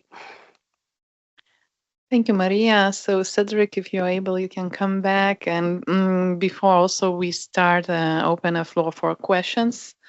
And if you want to reflect also to what Maria said before we gather any questions, feel free. So, yeah. Yeah, let me very quickly say something about the great comments. So thanks a lot for that. I quickly want to say that, so none of these events actually, banks cannot be required to raise capital. It's not like a stress test or a capital exercise. So we did a test, which is done in the paper, to see whether there's a difference between lowly and highly capitalized banks, but that doesn't seem to be the case. And then with respect to like being treated multiple times, I agree. So we also did that, and we found that if you're being treated for the second or the third time, the effect kind of disappears, which is in line with like a learning effect, let's say, like you already know that the central bank has this tool to monitor you. So there should be much less of a moral suasion type of effect. But I want to be cautious about this because there's only like a few observations that allow us to do so. But at least like with the events that we have, we test this, and that seems to be aligned with the channel that we argue about. So yeah, but thanks a lot for the discussion. Thank you, Cedric. Do we have any questions in the audience? Yeah, we have a couple of hands.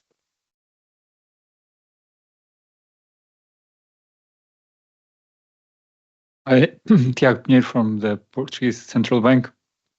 I have a question about whether the effects you're measuring on banks reporting are actually due to the banks changing the way they report the financial statements, or actually they're changing their credit behavior, their lending behavior. So which one is it?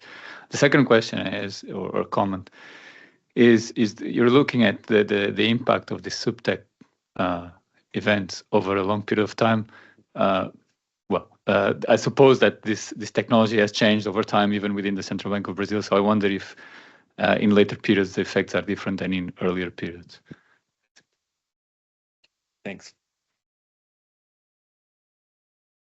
Klaus Scheck from the University of Bristol Business School. I think it's a fundamentally important paper that you showed, but in a broader context, also from a way you probably talk about the contribution. We know from the earlier literature that banks respond to these types of enforcement actions, and it might be in the paper, I haven't read it yet, but it wasn't in the presentation. Should we expect responses to SupTech events to be different from other types of regulatory enforcement action, and if so, why? Yeah, thanks a lot for the comments. So first, to come back to the first two. So it's not only that they're changing their reporting, they're also really revising like the credit risk of their borrowers, let's say. So they really become more conservative in the risk that they assign to firms, which we test based on, I didn't show this, but what we look at, we compare the credit ratings assigned by the treated banks to a borrower with the credit rating assigned by non-treated banks to that same borrower. And then we see that the deviation, like the divergence, becomes smaller when they are treated, which is in line with the idea that they really become more conservative in assessing riskiness, let's say. And then, yeah, technology has changed over time. That I agree. So it's tough for us to get more data on like how much or how exactly the technology changed over the time period. Then a second difficulty or limitation to test for differences across time periods is that the majority of events is like, let's say, after the first 4 years. And then, yeah, if we would like to split there, then we come with COVID as well. So it's tricky to do sample splits based on certain periods, let's say, but we can look further into it. So definitely able to try more. And then, yes, I think we should think differently of these types of enforcement actions than other types of enforcement actions, in the sense that, as I earlier in the beginning, like banks reacting to bank sanctions is not too surprising, given that they are violating regulatory non-compliance and they are sanctioned because of this. But with these events, there is no regulatory possibility to sanction the banks. They're only learning about the regulator's supervisory views of like, this may not be the best way to monitor liquidity risk. This may be a future issue with your profitability and so on. So I think it's really much more of like a moral suasion tool, which seems to be effective, let's say, in disciplining bank behavior. So in that sense, I think it just broadens the supervisory toolkit, although they still differ from bank sanctions. Also, like the economic magnitude of bank sanctions is much larger than what we find here, which is not surprising, given that this is much more informal, right? But so in that sense, I think it's more complementary to the existing supervisory tools rather than a substitute to the existing supervisory tools. Okay, thanks. Thank you. With this, I want to thank you for this very insightful work. And in a way, it proves that SupTech could contribute to forward-looking supervision.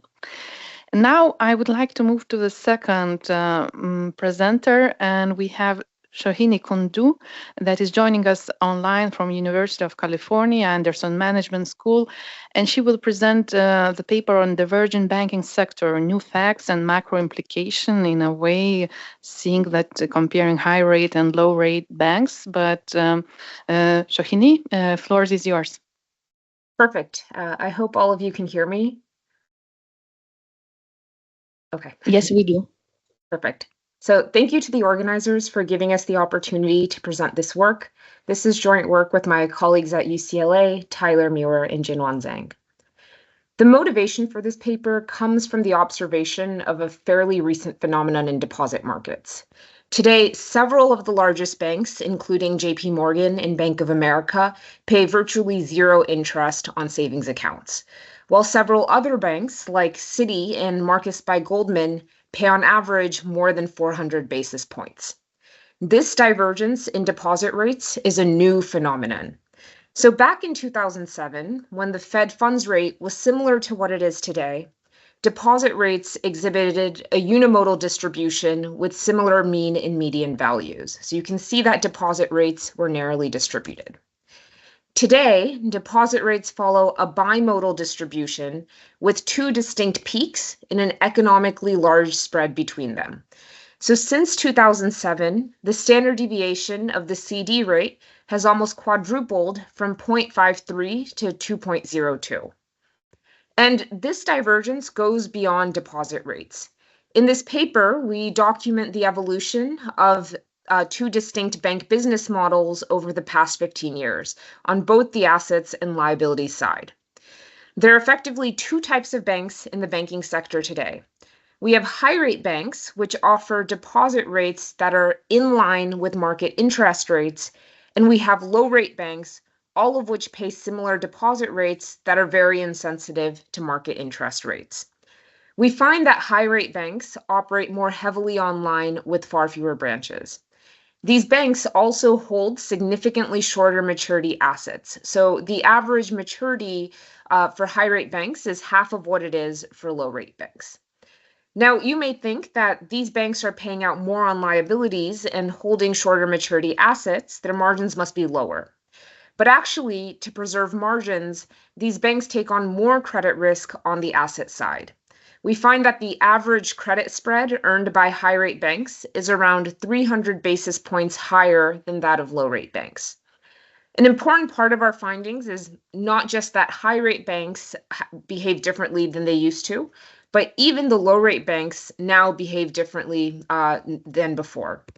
So when the Fed raises rates, rate-sensitive depositors leave low-rate banks, so the low-rate banks are left with sleepy depositors who highly value in-person banking.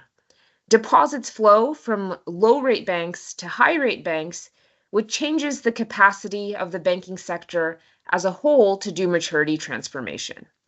And so we estimate that a 10% shift in deposits from low-rate banks to high-rate banks results in the banking sector as a whole originating 5% shorter maturity loans and holding 8% more credit risk relative to before 2009. So let me jump right into the results. We begin by classifying banks into high rate and low rate based on their deposit rates. So we identify the 25 largest banks quarterly based on total assets, and we rank them according to the average standardized ranking by deposit rates and CD rates. Due to the asymmetric rate distribution shown before, we classify the top tercile as high-rate banks, while the remaining are low-rate banks. So here are some examples of high-rate and low-rate banks. And one thing I'd like to point out is that both SVB and First Republic Bank were low-rate banks. And the low-rate bank business model also helps explain why they encountered large outflows during recent rate hikes. So first, we compare high and low rate banks outside of the zero rate regimes from 2001 to 2007 and 2017 to 2023 in this simple summary stats table. The first row confirms indeed the diverging pattern of deposit rates. The difference between the two types of banks has tripled in the recent sample period compared to the early 2000s. The second row shows that high-rate banks operate half as many branches in the recent decade, while low-rate banks have increased their branching operations. The branching strategies of these banks also appears to be divergent. And this divergence also shows up in the asset side. So the differences in net interest margin, credit spreads, and maturity have all become significantly larger. And the divergence is mainly driven by low-rate banks. Low-rate banks earn significantly lower net interest margins, they have smaller credit spreads, and they invest in longer maturity assets. So the remainder of the presentation is going to delve into each of these facts. We begin by presenting the time series of deposit rates for each of the two groups. We find that the high rate and low rate banks exhibited remarkably similar deposit rates in the monetary policy cycle before 2009. However, a dramatic shift occurs starting with the second rate hiking episode of our sample period from 2015 Q2. So during this period, high rate banks actively raise rates in response to rising interest rates, while low rate banks remain largely stagnant. And we show that the widening gap in deposit rates appears to be linked to a divergence in branch networks between high rate and low rate banks, as you can see from this figure. So we draw two observations from this figure. The first is that from the beginning of our sample, high rate banks consistently maintain a lower number of branches compared to low rate banks. And second, while the number of branches remains relatively stable for low rate banks over the entire period, high rate banks experience over a 75% decline in the number of branches in the post-2009 era. So assuming that both types of banks maintain identical portfolios, all else being equal, this would lead to a lower net interest margin for high rate banks. We actually find that high rate banks maintain more than a 50 basis point advantage by the end of our sample. And these patterns suggest that high rate banks tilt their portfolio towards higher yielding assets. There are two primary strategies through which banks can achieve higher interest income. They can either take on more credit risk, or they can invest in longer maturity assets to capture the term premium. So we look at each of these in turn. First, what we observe is that there's a divergence in credit spreads. To calculate the credit spread in loans, we subtract the term spread. We subtract the term spread from the lending rate. So the term spread is itself derived from the yields of maturity matched treasury bonds. This helps isolate the portion of the loan rate that reflects the borrower's creditworthiness or credit risk premium. So the figure shows a diverging pattern in credit spread. High rate banks charged a credit spread of 5% compared to 1.7% for low rate banks in 2023, which is a much higher difference than what's observed before 2009. Now, as high rate banks assume higher credit risk, it suggests that the risk of borrower default is also higher. And this elevated risk can lead to portfolio losses, which are reflected in the charge-off rate. So the charge-off rate reflects the percentage of loans that the bank deems as non-collectible, and it removes from its books as losses. We find that the higher credit spreads come with higher default risk in loan portfolios. So we see that high rate banks reported a charge-off rate that is 3 times higher than that of low rate banks by the end of our sample. Now, the important thing to note is that high rate banks don't achieve higher net interest margin by taking on more interest rate risk. They don't invest in longer term assets. In fact, we find that low rate banks significantly hold longer maturity assets. The average asset maturity of low rate banks increased from 6 years to nearly 8 years by 2023, whereas the average maturity for high rate banks remained around 4 to 5 years. So how do the two types of banks achieve diverging credit and maturity profiles? We see that high rate banks tilt their portfolio towards personal and business loans, which have a higher charge-off rate but much shorter maturity. In contrast, low-rate banks tilt their portfolio towards real estate loans and mortgage-backed securities, which are relatively safer, but have an average maturity of more than 10 years. So collectively, our findings suggest contrasting risk-taking behavior between low-rate and high-rate banks. Low-rate banks opt for safe long-term investments. High-rate banks favor investments with higher credit risk, but shorter maturities. So what are the implications of this? High-rate and low-rate banks respond differently to monetary policy transmission through the deposit and lending channels. So you can see that with the first monetary cycle, high-rate and low-rate banks exhibited similar sensitivities in their deposit rates to the Fed funds rate. So here we are plotting the deposit betas. In the recent 2 rate hiking cycles, the sensitivities have diverged.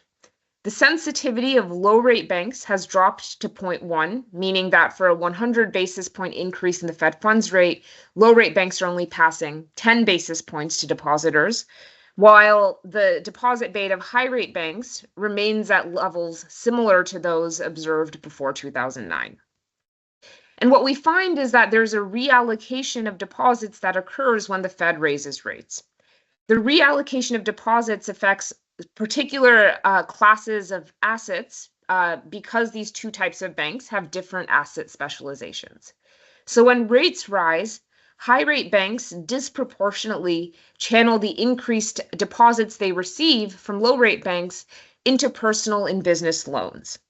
In contrast, low-rate banks reduce their holdings in mortgage-backed securities during the same period. And this divergence helps explain why we haven't observed a significant credit crunch following the recent rate hike. Since 2022, banks have experienced over $1 trillion of deposit outflows, which represents 8% of total deposits. This is the largest outflow in percentage terms since 1973. However, we haven't seen a credit crunch despite such aggressive deposit outflows. And our findings provide a potential explanation. Due to the divergence in the banking sector, most deposit outflows are from low-rate banks only, which predominantly hold mortgage-backed securities. So the left panel plots the aggregate growth of deposits versus treasuries and mortgage-backed securities holdings. And you can see that the 2 series almost track each other 1-to-1. In contrast, the high-rate banks, which focus on business and personal loans, are not affected as much by increases in the Fed funds rate. The right panel shows that aggregate growth patterns of deposits and consumer loans are even negatively correlated in recent years. And as a result, we don't see a credit crunch despite aggressive deposit outflows.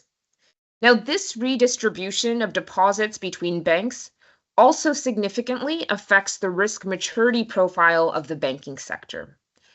Given that high-rate banks assume more credit risk, while low-rate banks do more maturity transformation, our calculations suggest that if 10% of deposits shift to high-rate banks from low-rate banks, the entire banking sector would hold assets with 5% shorter maturity, but assume 8% higher credit risk. And we find that current regulation does not adequately distinguish between these 2 types of risks. So what are the underlying channels? Our evidence suggests that these trends are being driven by the emergence of e-banking technology, which is the main driver. This figure plots the Google search intensity for the keyword mobile banking, which shows a rapid increase in search interest starting from 2009. At the same time, we see an increase in 3G network coverage, which is a key infrastructure for mobile banking. And our empirical patterns remain robust if we replace the post indicators in our regression tables with these 2 direct metrics of technological adoption. Now, in the paper, we also have a theoretical model that rationalizes our empirical findings. In the model, we assume that some customers still prefer in-person services, and e-banking enables banks to serve customers remotely, which reduces operational costs. In this case, we show that a stable market equilibrium occurs with 2 types of banks. We have low-rate banks, which offer both physical branches and e-banking services to primarily serve local customers, and high-rate banks offering only e-banking and targeting remote customers by offering high deposit rates. And so the theoretical model rationalizes the empirical patterns that we observe. Okay, so to conclude, our paper shows a significant divergence within the banking sector today in the US. High-rate banks are not money market funds. They actually play a crucial role in personal and business lending. While low-rate banks predominantly hold safer long-term assets, behaving more like long-term bond funds. This divergence suggests that in the future, monetary policy may have a weaker impact on personal and business lending. Thank you, and I'm looking forward to Karamfil's discussion. Thank you very much, Shahini, for your presentation. Before we go to Q&As, I would like to invite discussant Karamfil Todorov from Bank for International Settlements to share his insight on this paper, also joining us online. Please. Hello, do you hear me well? Yes, we do. So thanks a lot for inviting me to discuss this interesting paper by Shahini. Unfortunately, I cannot be physically with you in Paris because I had to do another presentation in Hong Kong. But I'll try my best to do it virtually. So those are the views of mine, not the views of the BS. So the typical disclaimer applies.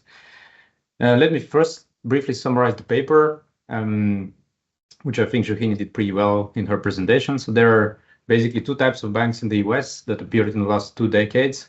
The high-rate banks that pass through increases in interest rates to their depositors by increasing deposit rates, and then the low-rate banks that don't do that.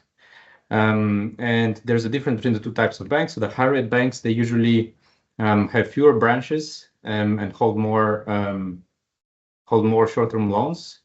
And then the low-rate banks engage in more extensive maturity transformation because they invest in longer duration assets, like MBS, for example. And so they take the interest rate risk, whereas the high-rate banks take the credit risk. And that has implication for monetary policy because when monetary policy tightens, then people or depositors, they shift their money from the low-rate banks to the high-rate banks, given that they offer better terms, which means that the high-rate banks will expand their investing in personal and business loans, given that the types of assets that they hold. Whereas low-rate banks need to cut their investment, which means that they divest from mortgage-backed securities. And so given that those two banks have different types of assets, so the interest rate risk is concentrated in the low-rate banks that invest in these longer duration assets, whereas credit risk is concentrated in the high-rate banks. So I think it's a well-executed paper with a lot of robustness tests to rule out alternative explanations. And so when I was reading the paper, I was noting a couple of potential alternative drivers. Then you read the paper, 2-3 pages later, we see the response to those concerns. So it's a lot of the alternative reasons that could drive the main findings are very well explained already and ruled out in the paper, which made my job pretty hard as a discussant. But despite that, let me just go to the 3 main comments that I have on the paper. So the first and most important one is, to me, it wasn't clear why the low-rate banks will invest in safer and long-duration assets. So first of all, I wouldn't call long-duration assets safe because they have the duration risk. So obviously, when interest rates are rising, low-rate banks will be suffering loss, at least on paper, which could make them also more reluctant to increase deposit rates. And the paper actually shows that net interest margins are pretty similar for the two types of banks, but still that would be one channel that could make these banks more reluctant to increase interest rates. And so the bigger question that I had about this investment of low-rate banks is, why would they do so if they know that depositors are less informative about the general interest rate, about the general level of interest rates, so they're more captured compared to the faster deposit in high-rate banks. So given that they're paying less attention to interest rates, maybe you could actually invest in also higher credit risk assets, for example, corporate bonds, or also other types of loans that are riskier because you know that these depositors are not going to run if they don't pay attention to the level of interest rates that are more captured, so maybe you can increase the risk of their portfolio. So it was unclear why would these banks be reluctant to take on more credit risk and take on the duration risk. So maybe you can explain that better, especially for banks like JP Morgan, which were in the low rate category. So those are investment banks, and they could potentially take on more credit risk, given that they have this free funding from depositors that don't pay attention to the level of interest rates or pay less attention. And then a couple of comments on the empirics. So the main findings are with the 12 months certificate of deposit rate. But I wonder, so do you have data on other types of maturities, and can actually lower rate banks compensate the depositors in other ways, for example, by lower fees for some other products like current accounts or other products by these banks? So have you checked the fees difference between the low rate banks and the high rate banks? And then I missed it in the paper, but I was wondering whether there is an aggregate increase in the quantities of lending as a whole by all banks when we see monetary tightening, given that money is shifting from low rate banks to high rate banks, so they're going to expand their lending. Do we see on aggregate actually increase in personal and business lending when the Fed raises interest rates, which could be quite interesting to document and opposite to this credit crunch theory by Schnabel et al. So I was not sure whether there was an aggregate increase in lending or that's just a relative redistribution of investment from MBS to personal and business lending. Then I thought that the biggest change in terms of types of loans was in real estate loans, where high rate banks transitioned from holding 6.4% more to 6.1% less compared to low rate banks. So is that also driven by this kind of duration motives of high rate banks, that they want to cut the duration risk, and that's where they cut everything, including real estate loans? So it wasn't clear whether that's also the big reason for that decline. And then some small comments about the standard errors. They're not very non-standard standard errors, so it will be nice to explain to the general reader what is the reason for using this Driscoll-Crye standard errors. The figure 1 also, it was unclear why did you just plot the density of the rate itself instead of the scaled and the mean 12 months CD rates. I think the more understandable to the reader. And then the classification of the top 25 banks was also sometimes unclear. For example, the table that showed this classification actually has 40 banks. So I was not sure why 40. Is it because the 25 is changing over time, or there is another reason? So we can clarify that. And generally, a lot of the results are about causality, not correlation. So I would just soften the language just to be on the safe side with the referees and not imply causal relationship like language like leads to. And then the last comment is about the text. I think it was very well executed, but a lot of robustness tests. But that's, of course, there's a trade-off of how much you want to talk about the robustness test and the details in the main text versus the appendix. So I felt that sometimes that distracts the reader from the very nice and very simple message of the paper. All these details and footnotes, felt many footnotes that were distracting. So maybe you can shorten that and just remove a lot of the stuff, or just put them in the appendix and refer to them less often. And you can cut definitely the number of figures, because some of them have the same message as the tables. And personally, because I'm a empirical guy, I would prefer to remove the model, because it was only 3-4 pages.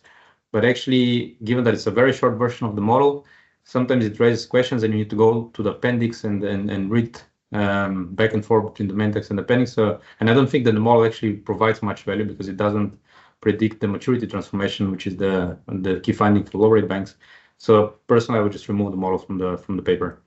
So generally, I think it's a well executed, very interesting paper, very simple message, and very powerful new fact that explains this, that we didn't have a credit crunch when the Fed started raising rates so aggressively. So I think that's a very good contribution. So personally, I would just shorten and sharpen the main message so that the paper flows even better. And I wish you good luck with the next version. Thanks a lot. Thank you. Thank you for very insightful suggestions and detail. So now I open a floor of the questions, but before that, if you would like to comment, Shohini, what was said, by Karam Phil, so feel free before we gather the questions. Sure. So thank you, Karamfil, for the very insightful discussion. It's always helpful to get another perspective on what we're working on. I won't take up too much time. I'll just address two of the main comments. So the first reason why low-rate banks opt for safer long-term financing, and we use safer in the sense that there's less credit risk, is that when the Fed raises rates, rate-sensitive depositors leave low-rate banks. So low-rate banks are left with sleepy depositors who highly value in-person banking. So as a result, the low-rate banks they increase the maturity of their assets over time, which is in line with their liabilities acting even more like fixed-rate debt. So as deposits flow from low rate to high rate banks due to these rate sensitive depositors, you're stuck with the depositors who are sticky and they're a captive deposit base, so you can squeeze more out of them. Now, the reason why low rate banks don't invest in riskier loans is because they have local market power. In the model, we have high rate banks, which operate primarily online, where the market is more competitive, but low rate banks have brick and mortar branches, and so they have local market power, which means that the high rate banks have to offer competitive rates. The low rate banks don't have to offer competitive rates. The low rate banks are essentially earning high spreads from depositors, and it's almost like a risk-free spread. If you look at the deposit franchise value, if they're paying out 0% in interest to depositors, but the market interest rate is 5-6%, then that's almost the deposit franchise value almost represents riskless cash flow that they're receiving. So in order to preserve this golden goose, which is the deposit franchise value, the bank doesn't want to introduce default risk or introduce the risk that the bank might fail. And for that reason, given that they have steady interest payments to depositors, it incentivizes them to opt for a safer portfolio in the sense that there's lower credit risk to lower the probability that the bank defaults as a whole and loses the golden goose. We show that the results hold even if we use interest expense rather than the CD rate, so it's not particular to any deposit product. And the reason why we use Driscoll-Cray standard errors is to account for general forms of temporal dependence, so it accounts for serial autocorrelation, which is important when the time dimension becomes large, as well as cross-sectional dependence. But I'll stop there and take questions. Thank you. So firstly, I address to the room. Do we have any questions here? Yeah, we have 4. Okay, let's be brief, please. Hi, this is Cedric from KU Leuven.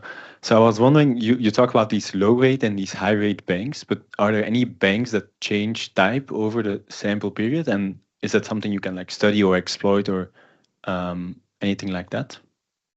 Let's collect more questions and then. Yeah, thanks a lot, Shahini, for this very thought-provoking paper. I have 2 quick questions. One is, I noticed there was Silicon Valley Bank in the low-rate bank table, and I was wondering to what extent maybe a mismanagement of interest rate risk in the banking book was the main driver of the high outflows of this bank, of this type of banks, and how far it contributed in addition or maybe shadowing the other factors. And my second question is a bit more provoking. From a financial stability perspective, would we all be better off if there would be only high-rate banks? Because apparently these are the banks who take on credit risk and also sustain lending to the economy also in a downturn. Thank you. We had some. So Hine, I hope you take notes because we gather all the questions. My question is related to one that was asked before. I wonder if the sorting is actually driving some of that diversions in that you observe between high and low rate banks. So does it account for the fact that high rate maybe become low rate and low rate may become high rate banks along that period of analysis? That's one question. The second question is about the impact of moving deposits from low rate to high rate banks. Are those numbers that you're providing based on the average behavior of high-rate banks, or are you looking at the marginal behavior? So if the high-rate banks all of a sudden get 10% higher deposits, will they actually substitute in part for the behavior of low-rate banks, or will they behave as they've been behaving on average? And we have a last question in the room or not? Yes.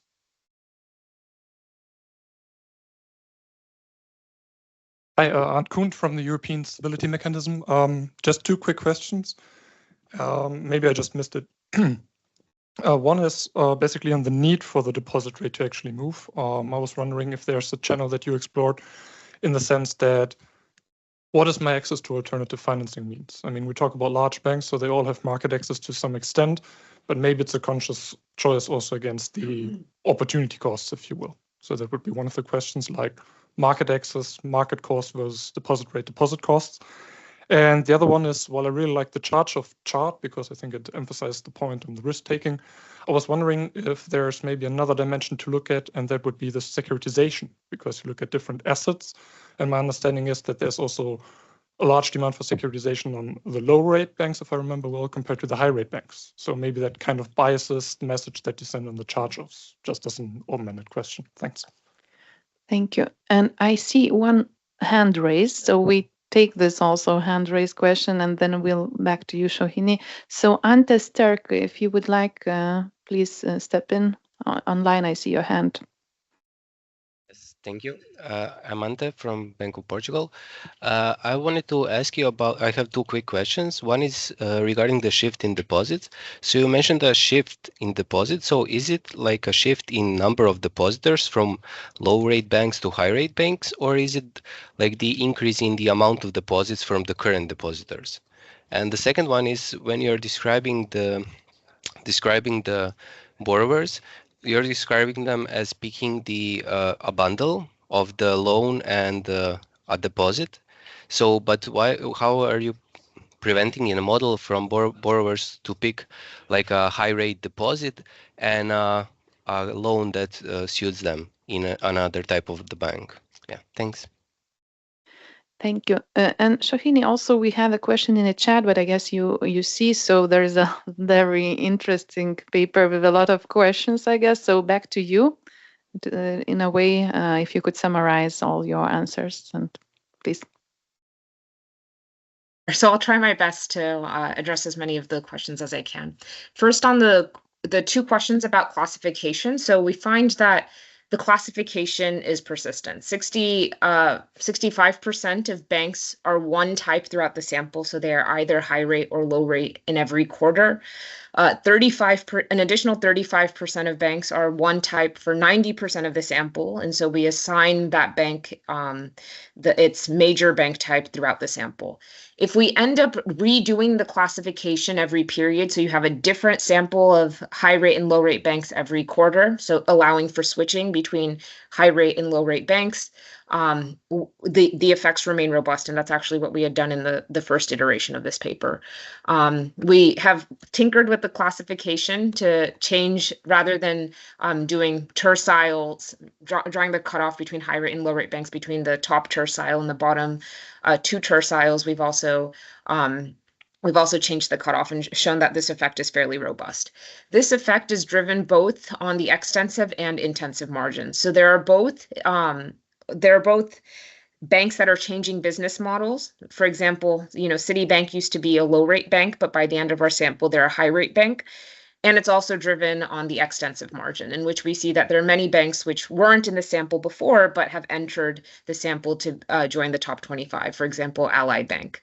One of the questions was about whether we'd be better off if we had, if all banks were high rate banks. The paper doesn't do a welfare analysis, but maturity transformation is a key function of the banking sector, and perhaps it's a concern if the capacity to do maturity transformation is reduced, even if it comes with the potential benefit that there is more credit risk in the banking sector, in the sense that more borrowers may be receiving credit. We find that the high rate and low rate banks are segmented, so it's not the case that the high rate banks are substituting for the behavior of low rate banks once they receive deposits. So I think that was another question. On the question about wholesale funding and how they have access to other sources of funding. Wholesale funding is expensive. It's more expensive than deposit funding. We find that utilization of wholesale funding is similar for high rate and low rate banks, but the cost of wholesale funding is higher for high rate banks. And that may reflect the fact that high rate banks take on more credit risk. The last question about, is this a shift in the number of depositors or the aggregate amount of deposits? We find that this is a shift in the aggregate amount of deposits. So we focus on the volume of deposits and find that overall, when rates rise, there's an aggregate increase, aggregate outflow of deposits from low rate banks. And the outflow for high rate banks is reduced relative to low rate banks. In the model, just one clarification, the borrowers aren't selecting a bundle. The bank is offering services either in-person banking services or online banking services that borrowers can opt for, but they're not selecting a bundle between loans and deposits. One last thing I forgot to mention about mismanagement of interest rate risk. You're absolutely right that mismanagement of interest rate risk is one main driver for the failure of SVB and other banks during the banking turmoil. We exclude SVB when we do our deposit outflow analysis, and we find that the aggregate findings are not being driven by failed banks. It's also not driven by M&A activity, if you think that's another concern that might distort the actual volume of deposits. Thank you, Shahine. I think for this insightful paper that really brought a lot of questions and suggestions. I hope you found it useful for further analysis if needed.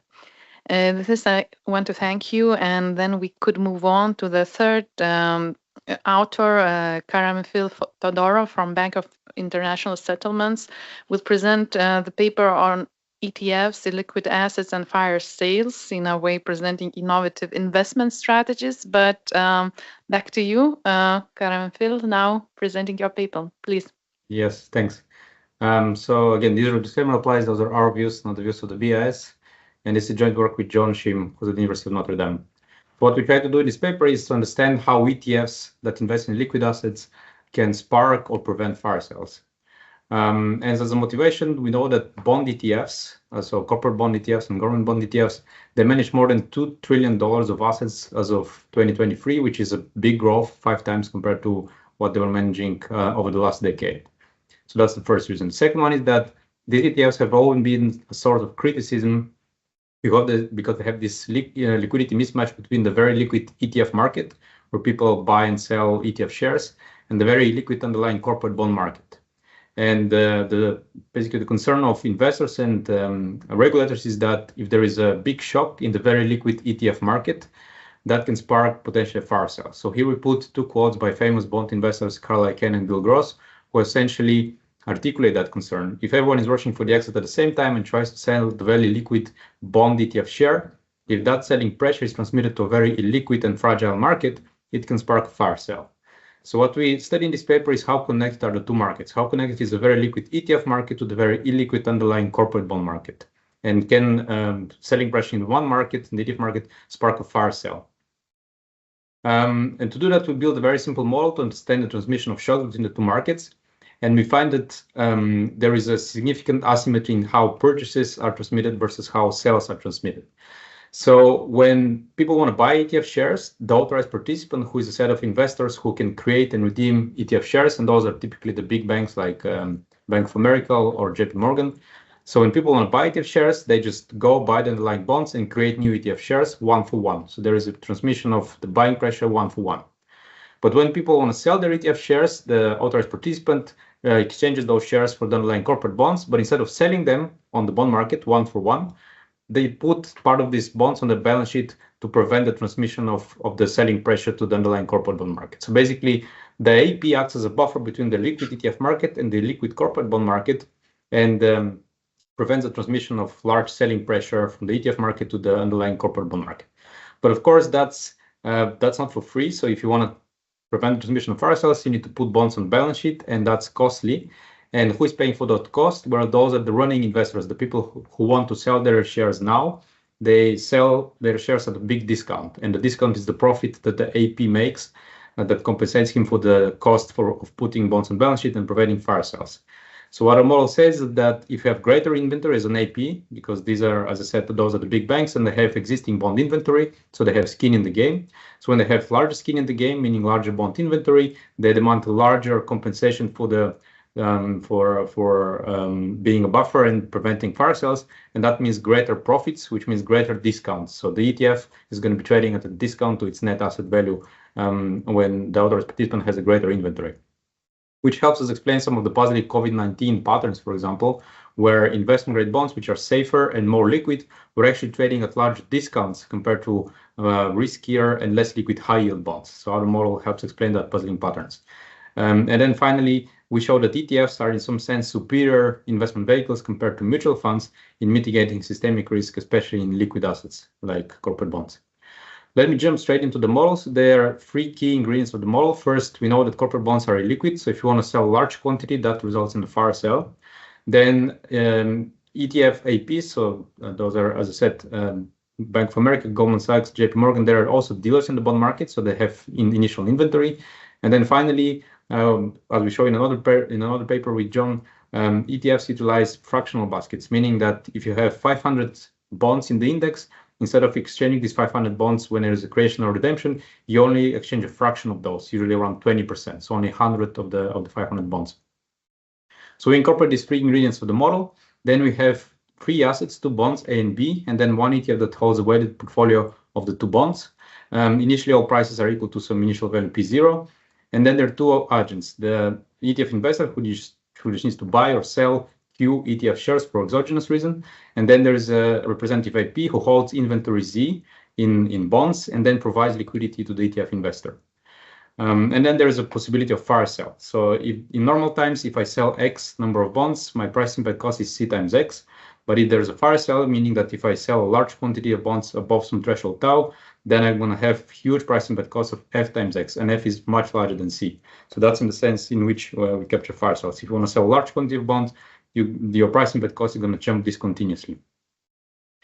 And then we saw the model for the two cases, for redemption and for creation. Redemption is when people want to sell their ETF shares, and then the choice for the AP is what fraction of the redeemed bonds to put on balance sheet and what fraction to sell on the bond market. And they do so to maximize the ETF price that they quote to the ETF investors. So in the background, there is perfect competition among APs, and they want to maximize the price that they quote to the ETF investor. So they basically get the shares from that investor, they redeem them from BlackRock or from the issuer for the underlying bonds, and then they redeem fraction gamma of those bonds on their balance sheet. And the rest they sell on the bond market. So there are three types of costs. There are price impact costs. If you want to sell bonds on the bond market, that is costly because you depress bond prices and that reduces your arbitrage profits, especially in the case of fire sale, if you sell a large quantity of bonds above the threshold tau. There are holding costs. If you put bonds on balance sheet, you're going to have balance sheet costs. So if you put gamma fraction of the redemption amount Q, we put gamma Q bonds on balance sheet, and we control for that cost with the parameter lambda. And then finally, there are mark-to-market costs. So now, because I sell bonds on the bond market, that depresses bond prices, and I need to mark down my existing inventory. So that's the sense in which APs have skin in the game, because they already have some bond inventory before. Now, if they sell bonds that are redeemed from the ETF, they need to depress bond prices, and that's why they need to mark down the existing inventory of bonds, and that hurts them. And finally, this is the payoff. So it's the arbitrage profits, the difference between the net asset value of the ETF and the ETF price, minus holding costs and minus mark-to-market costs. So I have initial inventory Z, then I put more bonds gamma Q, and then I need to mark down everything by the change in the bond of bond price A, by the change of bond price A, which is negative. So that's why I have arbitrage profit, but then I have holding costs and then mark-to-market costs. That's the case for redemptions when people want to sell ETF shares. In the case of creations, now the AP needs to take some bonds from the inventory to create new ETF shares, or he can just go on the bond market and buy bonds to create ETF shares. So the gamma is the fraction of bonds that the AP takes from his own balance sheet to create new ETF shares. Again, three types of cost: price impact costs, cost of deviating from inventory, and then crucially now the mark-to-market gains. So now if I buy bonds on the bond market, I'm gonna increase bond prices, so I can mark up my existing inventory, and that's good for me. And that's very different compared to the redemption case. So remember, in redemptions, there are mark-to-market costs, so I need to mark down existing inventory because of depressed bond prices. Now I buy bonds, so I can mark up my existing inventory. So that's the asymmetry between creations and redemptions that drives the main results of the paper. And this is the payoff of the AP. So arbitrage profit minus balance sheet cost, and now their mark-to-market gains. So we saw the model, and let me just jump to the intuition. So what we show is that when there is a fire sale, when there is a huge redemption amount from ETF investors, the AP always avoids the transmission of that fire sale to the underlying corporate bond market. So he internalizes the fire sale cost because he acts as a buffer and stops the transmission of the selling pressure by putting more bonds on balance sheet. But of course, that's, as I said, that is not free. So the AP has to be compensated by something, and that's the arbitrage profit that he makes. That's why he quotes very low price compared to the true price of the net asset value, which results in large discount. And that's the compensation for the AP of preventing fire sales, which aligns pretty nicely with anecdotal evidence that, as we show in the paper. And then for creation, it's a very different equilibrium. For creation, the AP just goes and buys all the bonds on the market. So instead of taking the bonds from their own balance sheet and using them to create ETF shares, the AP always goes on the bond market and buys those bonds to create ETF shares, even if the AP has those bonds on the balance sheet. And the intuition is that because I can mark up my existing inventory, I want to push bond prices up, which allows me to do that. And that's why I always go and buy new bonds on the bond market to push their price and mark up my existing inventory. And that's a very big difference in creations, where buying pressure is transmitted 1-for-1 versus redemptions, where selling pressure is transmitted less than 1-for-1 because the AP puts some bonds on balance sheet. And then finally, we compare the ETF to a mutual fund. And the big difference is that for redemption, again, mutual funds need to transmit the selling pressure 1-for-1. So they raise cash to give to their investors, which is very different from how ETF operates. The ETF just raises the assets in kind, and then those in-kind assets are parked on the balance sheet of the AP, which means that the selling pressure is not transmitted to the market. So that's why mutual funds are inferior compared to ETFs in times of redemptions, especially in times of large redemptions. For creations, they're very similar because both mutual funds and ETF, they transmit the buying pressure 1-for-1 to the underlying market. And in some sense, ETFs are better for remaining investors because the AP acts on their behalf, whereas mutual funds are better for running investors, whoever is running now, because they raise cash. They usually sell the most liquid and the best part of the portfolio to raise cash easier. And that's why whoever is remaining is at risk, and that creates this run risk in mutual funds. But with ETFs, that risk is completely reversed because the best investors are, so the investors who run are worse off compared to investors that remain in the fund. So let me go to the three hypotheses that we test in the data and then the results. So the first hypothesis that we test is that there is this asymmetry between creation and redemption. And to test that, we regress the trading volume of bond I held by ETF E on day T on the creation trading volume, which is this coefficient beta, and then the redemption trading volume, and the estimate is this coefficient eta. And then the prediction from our model is that creation trading volume corresponds 1-to-1 with the data. So there is 1-to-1 correspondence between creations and actual trading volume, whereas for redemptions, this correspondence is less than 1-for-1. So beta should be close to 1, whereas eta should be between 0 and 1. Because in redemptions, the APs just put some bonds on balance sheet and those bonds don't trade. That's why trading volume should be lower. Whereas for creations, they just go and buy everything on the bond market. So volume should be corresponding 1-for-1 with what we observe in trades. So we test that hypothesis, and indeed we find that beta is very close to 1, as you see from the first row, which means that buying pressure is transmitted indeed close to 1-for-1 by the AP, whereas the estimate for redemptions is less than 1, it's around 0.15, which means that only 15% of the selling pressure is on average transmitted on the bond market on the same day. 85% of the bonds are actually held by the AP in times of typical redemption, which is consistent with this asymmetry that we document in the model. The second hypothesis is that if you have larger inventory, that means that you have more skin in the game, and that's why you're gonna have larger discounts or equivalently lower premiums. And to test that, we regress the discounts in the first regression here on the level of AP's inventories. And the prediction is that you have larger inventory and then you have larger discounts. So beta 1 is positive for redemptions.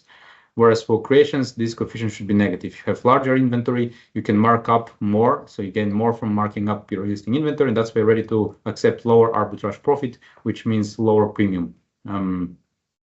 And again, we test those two hypotheses, those two regressions in the data, and we find evidence consistent with the model. So if you have larger inventory, you have larger discounts, as you see from columns 1 and 2, and the coefficient is statistically significant. If you have larger inventory, you have lower premium, which is coefficient 3 and 4, again, consistent with the model. Let me jump to the last hypothesis that we test in the paper, which is related to fire sales. So if you have larger if you have large inventory, you care more about this type of bonds, and that's why you want to prevent the transmission of fire sales in those types of bonds. And this means that you demand larger arbitrage profits, or in other words, larger ETF discounts. So to test that hypothesis, we look at the 4 types of bonds: investment grade long-term, investment grade short-term, and high yield long-term, high yield short-term.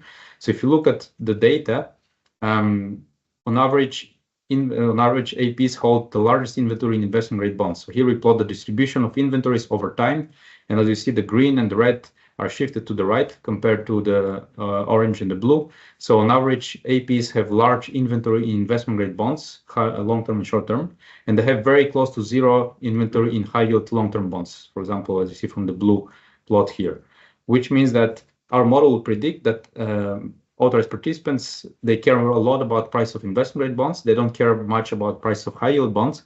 So when there is a fire sale possibility, they will protect investment grade bonds, but they will not protect or protect less high-yield bonds.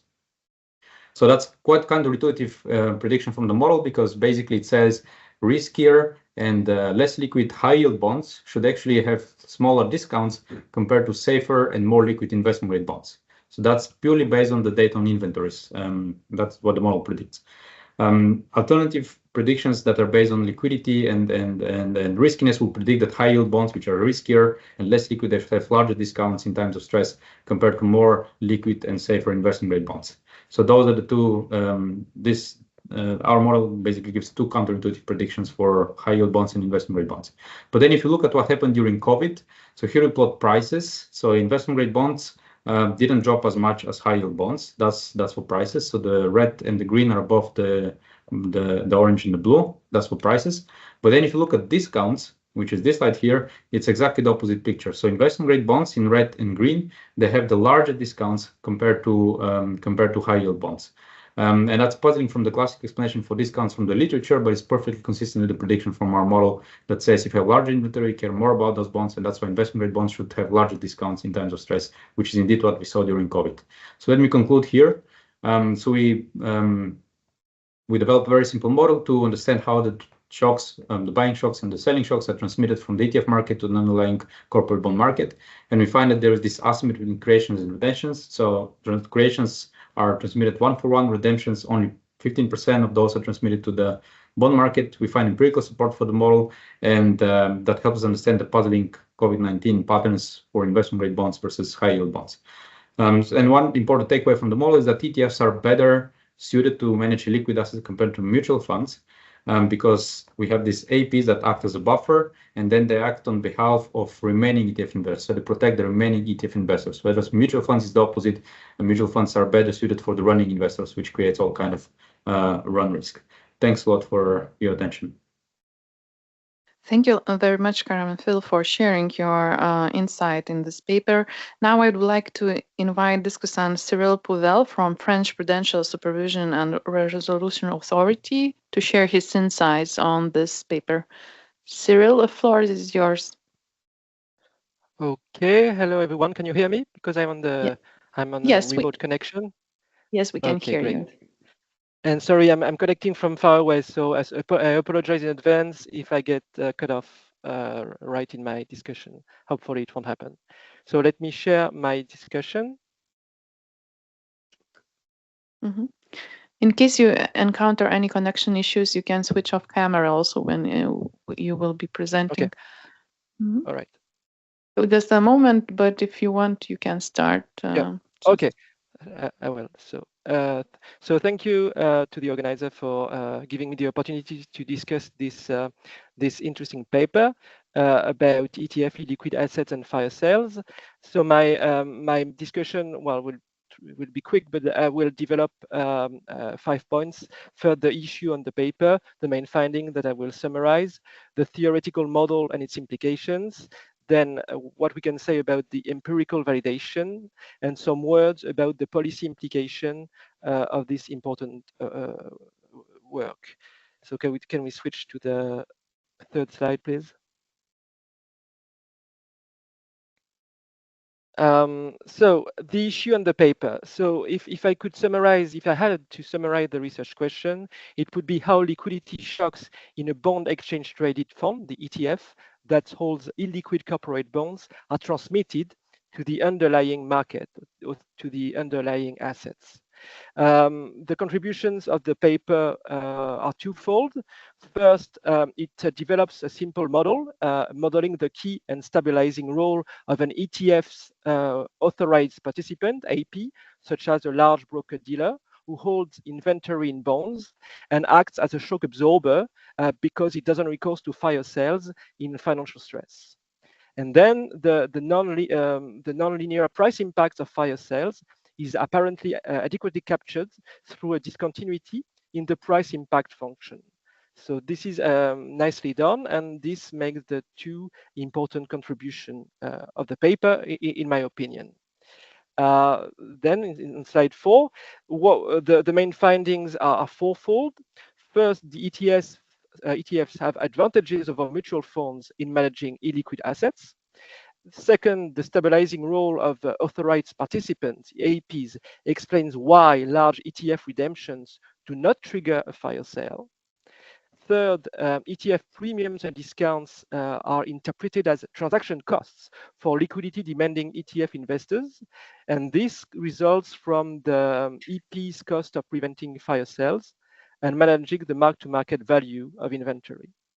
And finally, and this comes with the empirics, the model is able to explain the rather counterintuitive observation that the ETFs that traded at the deepest discount during the COVID-induced sell-off in March 2020 were those holding the highest quality bond, the investment grade bonds, especially at short maturity. So this is a puzzle that the model could shed light on. So let's go now to the theoretical model and its implications. Regarding the AP constraints, I would say that I thought there were some oversimplifying assumptions or obscure statements in the way the AP's constraints were introduced. First, it seemed that the AP's capacity to hold inventory in bonds seems unlimited in the model. But is that really realistic?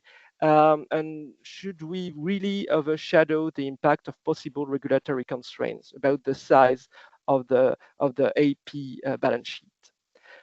Second, the paper discusses the impact of the representative AP assumption, or rather the absence of impact.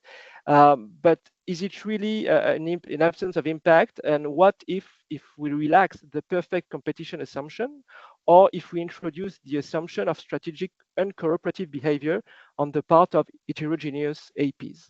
Would that change the main results of the model? That's my question.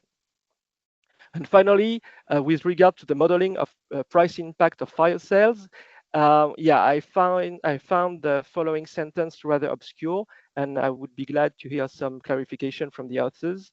The sentence is, we know that our main findings related to premium discounts and inventories do not rely on the discontinuity in the price impact function.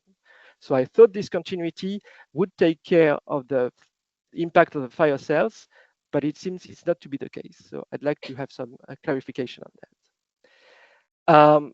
I'll try to be quick on this one because in the model, the main systemic risk caused by the ETFs are those affecting the functioning of underlying illiquid asset market. And there are other systemic risks coming from ETFs that have been highlighted in a ESRB report in 2019, such as higher volatility, decoupling of ETF prices from those of constituent securities, and so on. So maybe an operational risks. So maybe the author could could take a better care of the other systemic risk implied by the role of ETFs. Let me quickly go address the empirical estimation. The author in this part estimate the trading volume for bonds held by ETFs in creation versus redemption.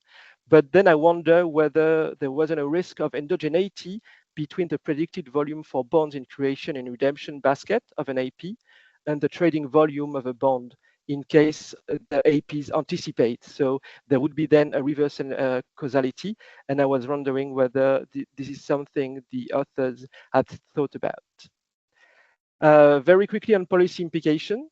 The main supervisory or regulatory implication taken by the author from the model is the support of a policy that would support inventory holding APs, or the call for government institutions themselves to act as an AP, because then that would help support the bond market when ETFs face large redemptions.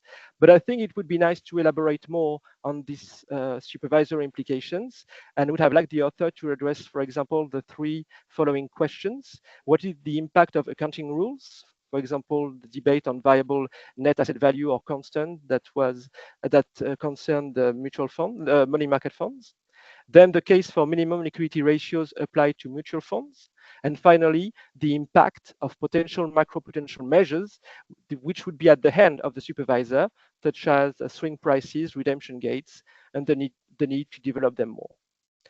So conclusion, solid and interesting paper, relying on a rigorous theoretical framework, but I think the framework could be expanded to encompass a larger range of systemic risk potentially caused by ETFs, and to take into account recent development in the field of macroprudential regulation. Thank you, but a great paper, and thank you for your attention. Thank you, Cyril. Thank you for this thorough estimation and questions. So before asking any questions from the audience, Karam and Phil, if you want to respond to the discussion, feel free. Yeah, quickly. Thanks a lot, Cyril, for a very nice discussion.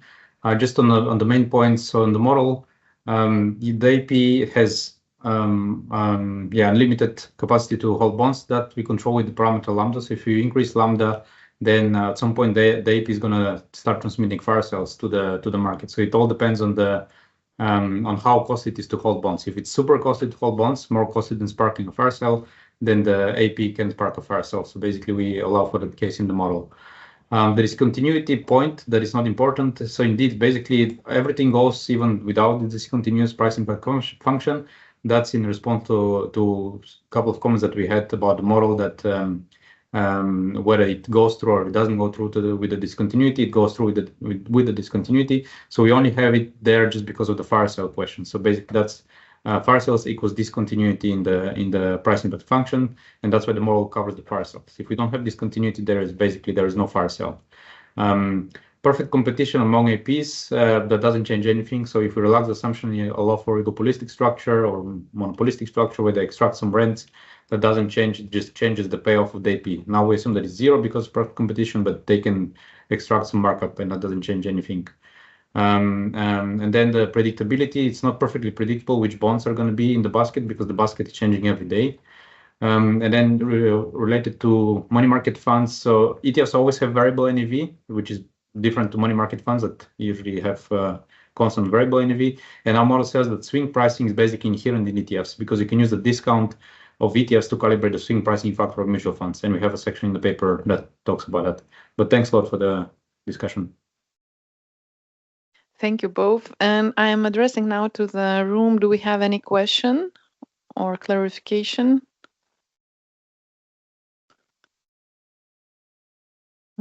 Feel free.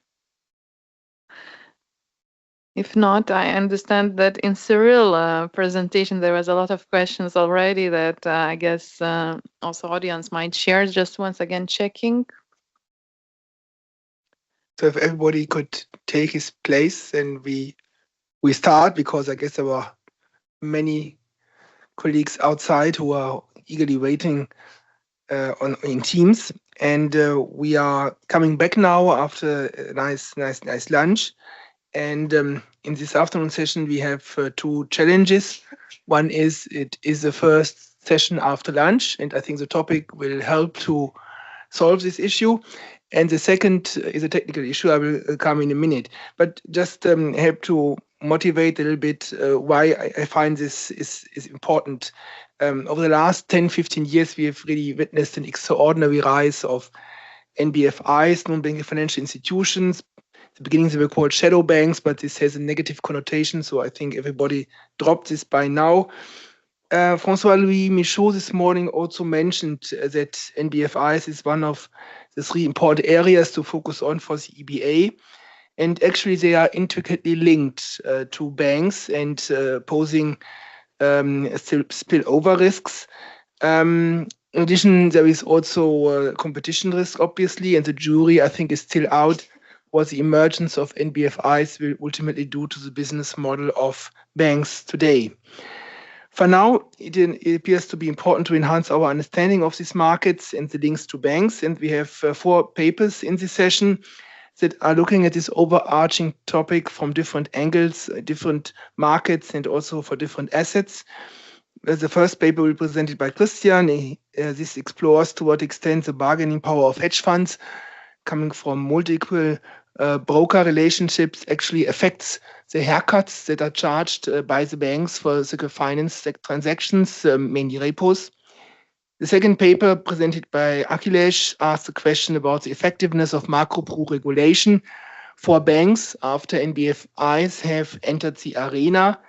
I would say the results are really a wake-up call because the authors find that macro-pru for banks can actually increase the risk for NBFIs, and this effect can even outweigh, in certain cases, a positive impact of macro-pru on the risk in the banking sector. The third paper will be presented by Ursula and also considers macro-pru, but this time it's about the reaction of internationally operating firms to national macroprudential measures. And while banks reduce lending to affected firms, after these macro-pru measures are implemented, NBFIs who are not directly affected do not. And that is one reason why the existence of NBFIs can actually weaken the effectiveness of these measures, suggesting maybe also an extension to the NBFI sector in one way or the other. The fourth and last paper by Angela studies the reaction of ABCP conduits to rising interest rates and uncovers maybe a new emerging risk that they increase the volume and expand it, but substitute, if rates increase, substitute low risk collateral, low risk collateral with collateral that has lower ratings, is more opaque, and compensate in this way for the higher funding costs.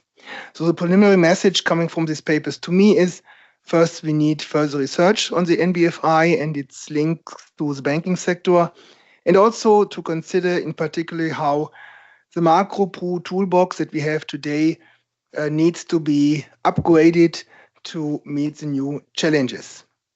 So this, I hope, should motivate you a little bit for the coming session. The second challenge is that we have 4 papers instead of 3 papers in this session. So we have a little bit less time. So I may ask the presenters to present in 12 minutes. Then we have 8 minutes for the discussion and 5 minutes for questions from the floor or from Teams. And I would like to collect all the comments from the discussant and the floor together and then give the presenter at the very end to respond to all the questions together. So with this short introduction, I would like to give the floor to the first presenter, and that is Christian from Deutsche Bundesbank. Please, the floor is to you.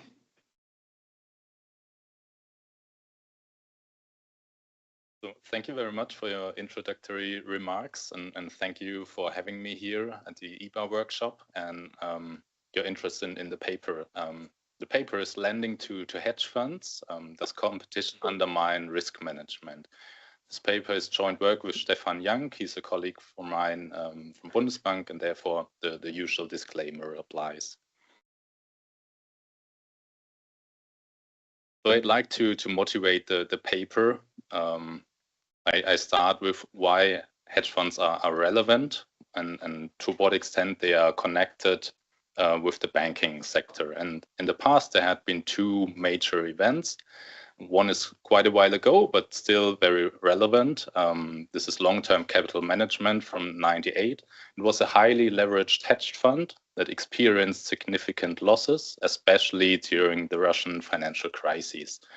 The Fed New York orchestrated recapitalization back then of 3.6 billion US dollar involving 14 banks. The week afterwards, there was a testimony involving Alan Greenspan, and I read out the first quote because I think it nicely shows the relevance for financial stability back then.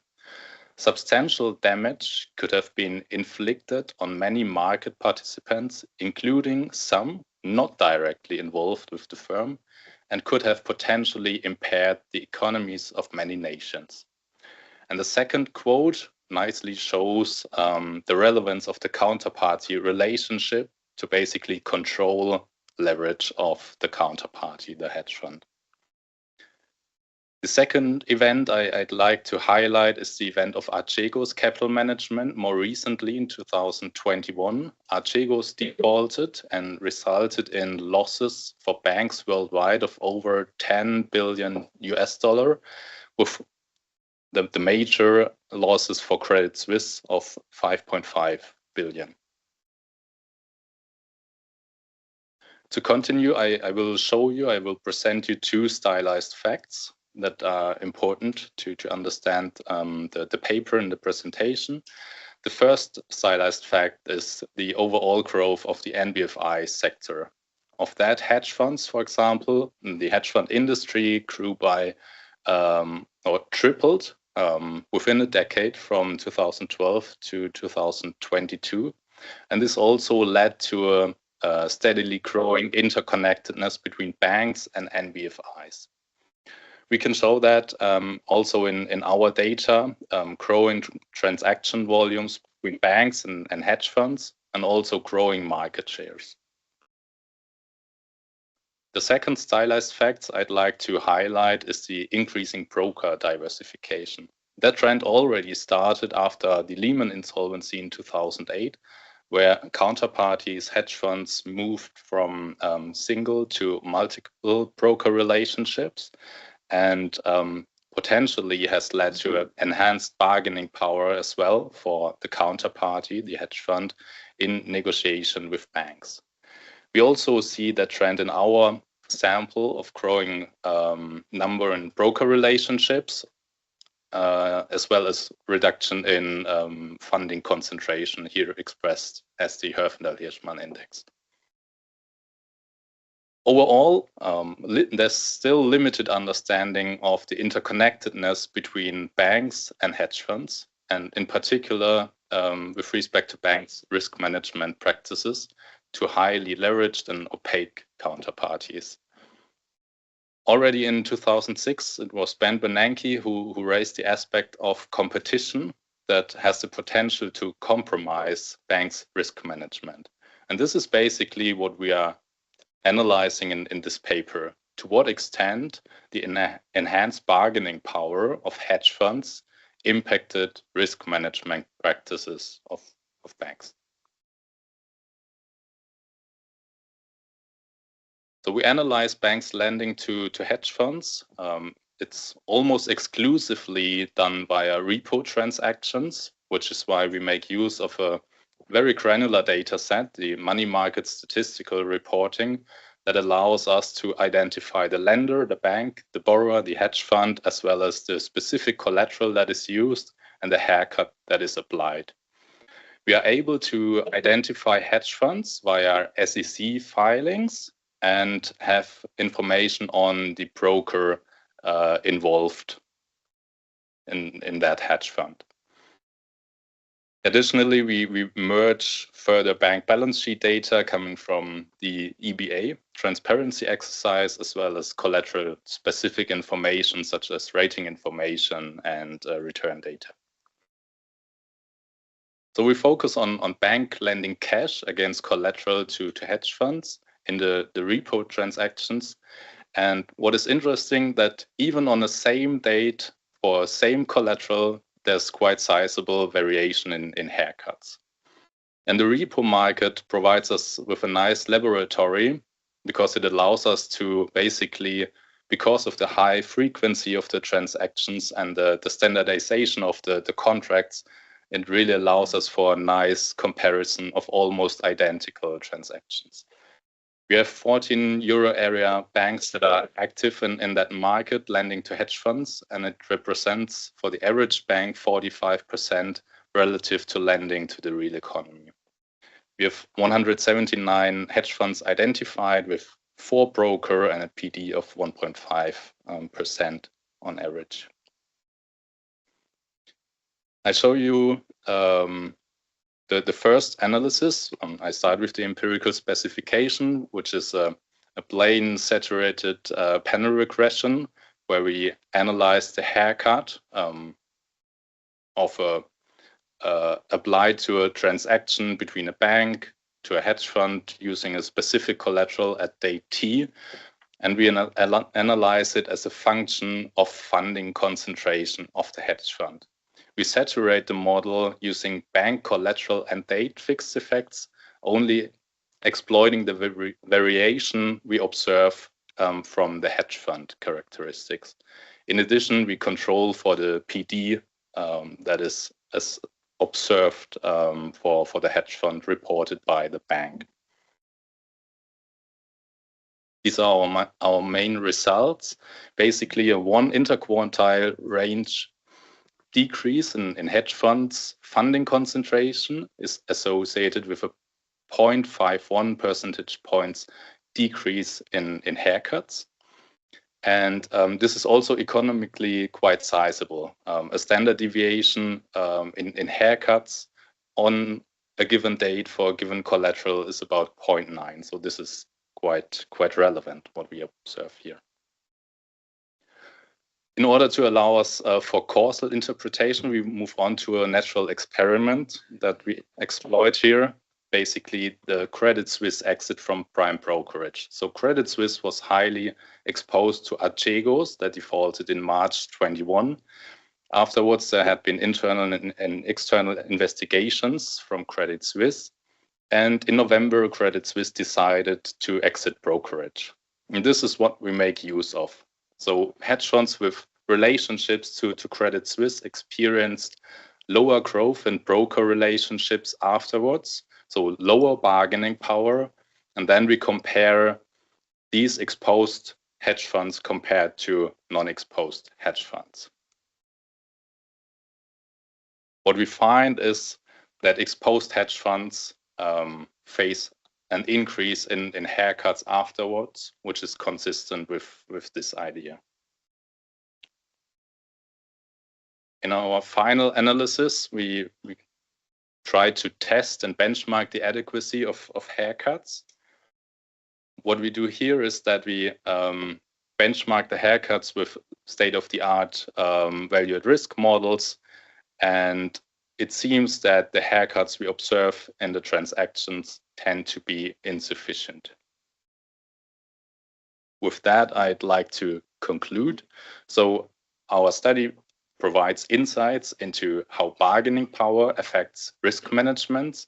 We find that hedge funds with a more diversified funding structure have lower haircuts, and these haircuts tend to fall below level of benchmark levels. Thank you very much.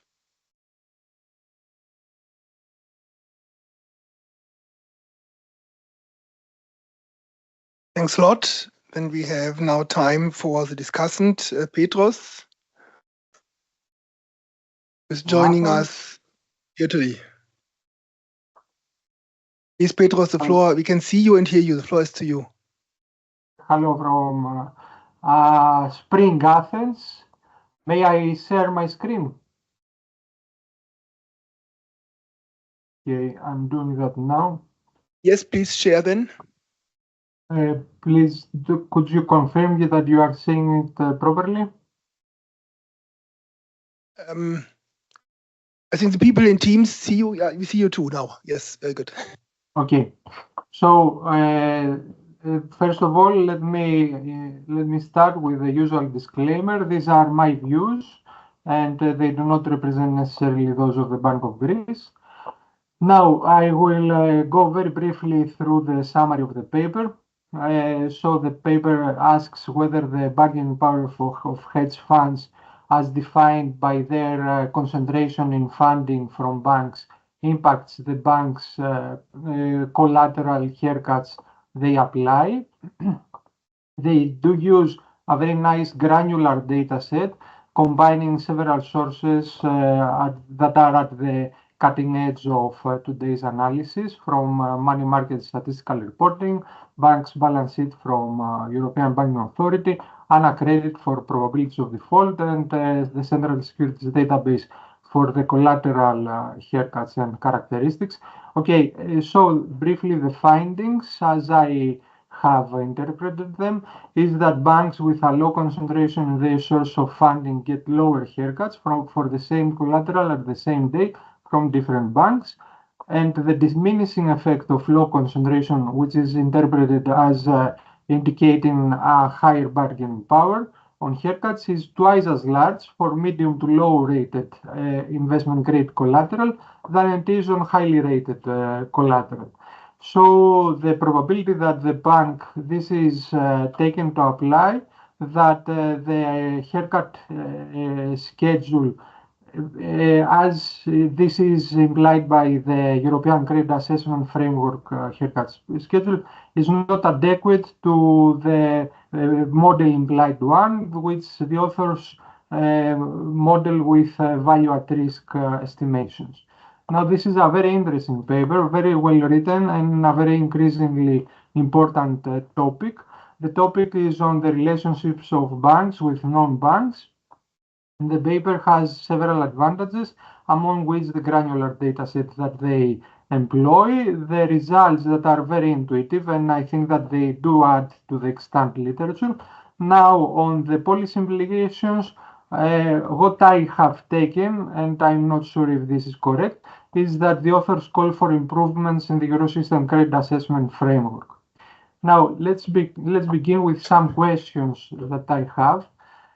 First, I have a definition question. The paper at hand defines hedge funds as private, largely unregulated investment pools that provide managers with significant flexibility in both investment strategies and financial instruments. Now, there are several definitions, some of which I have listed in the lower fonts below. Some are institutional, some are market-based. Also, from the Financial Stability Board's investment management survey, I take that even within euro area countries, there are several, let's say, heterogeneities in definitions, especially regarding to the registration and the regulation requirements. Now, on the motivation question, I would like the authors to be more focused on why they focus on hedge funds.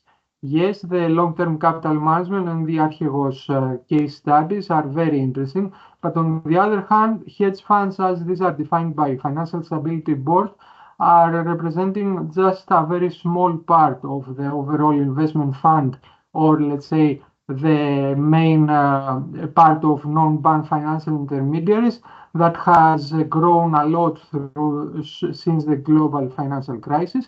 And there is a growing literature. Some of the papers I have listed in point 3 here that documents the links between banks and non-banks. The Akaria paper is also cited in the paper at hand. The paper from Nicoletti and co-authors from the European Central Bank also refers both to the links with banks, but also to the procyclical nature of investment funds funding of the economy, which if we take, let's say, in conjunction to their what we expect of them to replace bank funding in the downturns, this paper says that they did not during the COVID. So there is a lot of, let's say, region for examination of a broader category, and maybe this could be a future work. Now, coming to my main question, which, if I got it correctly, the authors associate the bank's haircuts that they apply to hedge funds to those that are regulated by the Euro system for monetary policy purposes. Now, on the one hand, haircuts, as they are defined by Financial Stability Board, are applied to mitigate market and liquidity risks. On the other hand, the collateral eligibility framework that it is associated with ratings in this paper is calibrated on credit risk. Now, why is this important? The Eurosystem credit assessment framework foresees 5 credit quality steps. The three first ones, credit quality step 1, 2, and 3, are those that the authors say the high-rated, medium, and low-rated together. So it is not clear that banks apply a lower risk management, or let's say a weaker risk management, because of hedge funds low concentration in their funding, because you have grouped there two quite heterogeneous ratings, single A and triple B. This could be a reflection of just what banks do against the specific collateral, which is representative of the European bond market. Okay, so I mean that if you have a sovereign bond that is at triple B, then it may not be a reflection of erosion of risk management practices from the bank when they apply a lower haircut to that single A or triple B government bond than they do for a double A non-financial corporate bond. And this is not clear whether it plays out in your results, because you do not have a separation by asset type or a separation between the low and medium investment grade category. You have grouped them together. So if you want to make the point that the low concentration is indeed leading to lower haircuts, taken into account the credit risk of the bond, you should at least disentangle credit quality steps 2 and credit quality steps 3. This is single A and triple B bonds. And now, also, I have two more questions. Now, you take the lower concentration to mean a higher bargaining power. On the other hand, you have not control for funds belonging to the same holding companies with the bank, or funds that have a legacy of positive return that is in the definition of a hedge fund, even a counter-cyclical positive return, or a large hedge fund that is affiliated with a bank lending to the bank that lends to the hedge fund. I think that these are indicative 3 cases for hedge funds that have higher bargaining power, even though they may not have a low concentration ratio in their funding.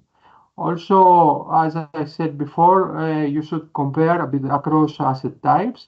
And finally, I think also that you should take into account other measures of probabilities of default, or let's say of vulnerability of hedge funds, such as those that are reported by the Financial Stability Board in its Global Monitoring Report for NBFIs. And maybe you could apply the expected shortfall methodology, but these are just suggestions for how the paper could be improved. I think the questions are more relevant. And in summary and concluding, this is a very nice paper. I think that it has a lot of potential for policy contribution on the topic that it handles, and I enjoyed reading it. Thank you very much. Thanks a lot, Petrus, for the discussion. And before I hand back to the presenter, I would like to ask for questions from in Teams or here from the room, please. See one question, 2, okay. If you, okay, then you are second. Hi. So Cedric from K11. Thanks for the interesting paper. So I have one clarification question and then one thing that you might want to test is like the first is that do the banks and the hedge funds know about each other's like market power, let's say, in their relationship? Like I don't know, can they see from the data whether they have market power, yes or no? And then second, so after this CS, this Credit Suisse exit, right? Do the hedge funds try to restore their bargaining power? But I mean, do they try to replace this funding source that they lost to mitigate an increase in the haircut?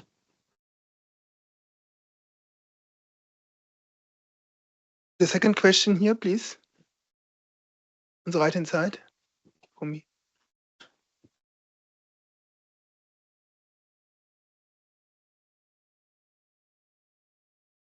So, Stefano Borgioli, European Central Bank.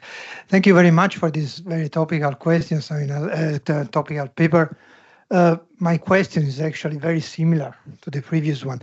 And it's, does every lending bank knows about the number of other banks that are lending to the hedge fund? Because if the answer is yes, I mean, the smaller haircuts can be due also to other reasons, like, I mean, X is assuming that the due diligence is done by all the other banks, or even kind of insurance mechanism with pooling of the risk. So I think this is a key information. I mean, do banks know if other banks and how many are lending to that hedge fund? Okay, thank you. I see no other questions from the floor. I don't see a hand in Teams, and I don't see a question in the chat. So maybe one last question from my side. In the model, you have a basically linear relationship between the Hefner-Hirschman index, the concentration, and the haircut. And I wonder if this is really linear or if there is a kind of optimum, because maintaining a relationship may be also costly, some fixed costs, etc. So is it something that you also might want to consider? Thank you. And back to Christian.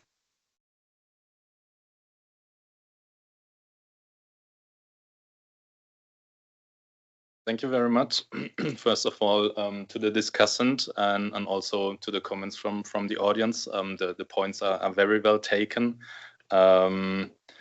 I start with a short clarification. There are several definitions of hedge funds, how to define these entities.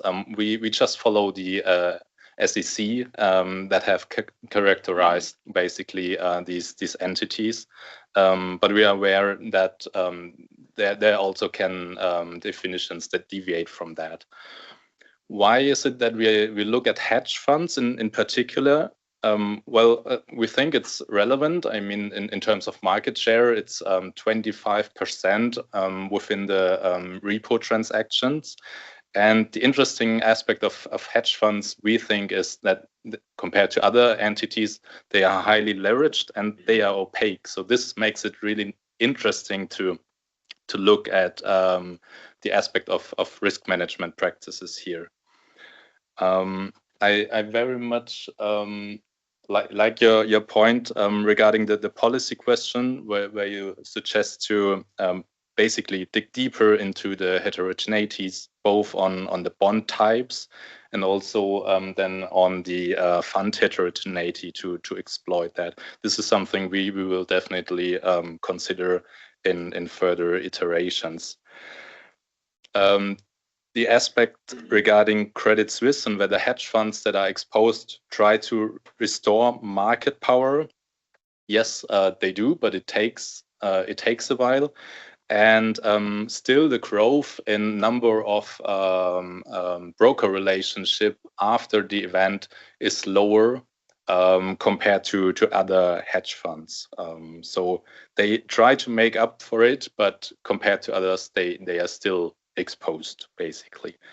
And this is the point both of you raised, to what extent banks actually observe the bargaining power the hedge funds exert, or the number of relationships. I mean, in principle, the information we use is publicly available, so they could use that. They could learn from direct relationship monitoring, but I don't have a definite answer to that right now. I think this is something we will need to work on and clarify then. Yeah, I leave it at that. Thank you very much. Thank you, Christian. And we are coming to the second paper, which is the first paper related to Macropru, and I would like to give the floor to Akhilesh from Trinity College in Dublin.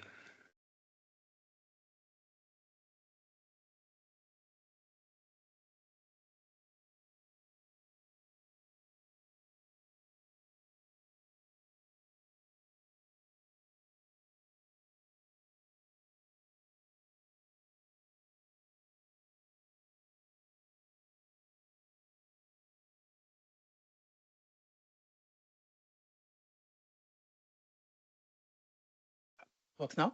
Yeah, thank you.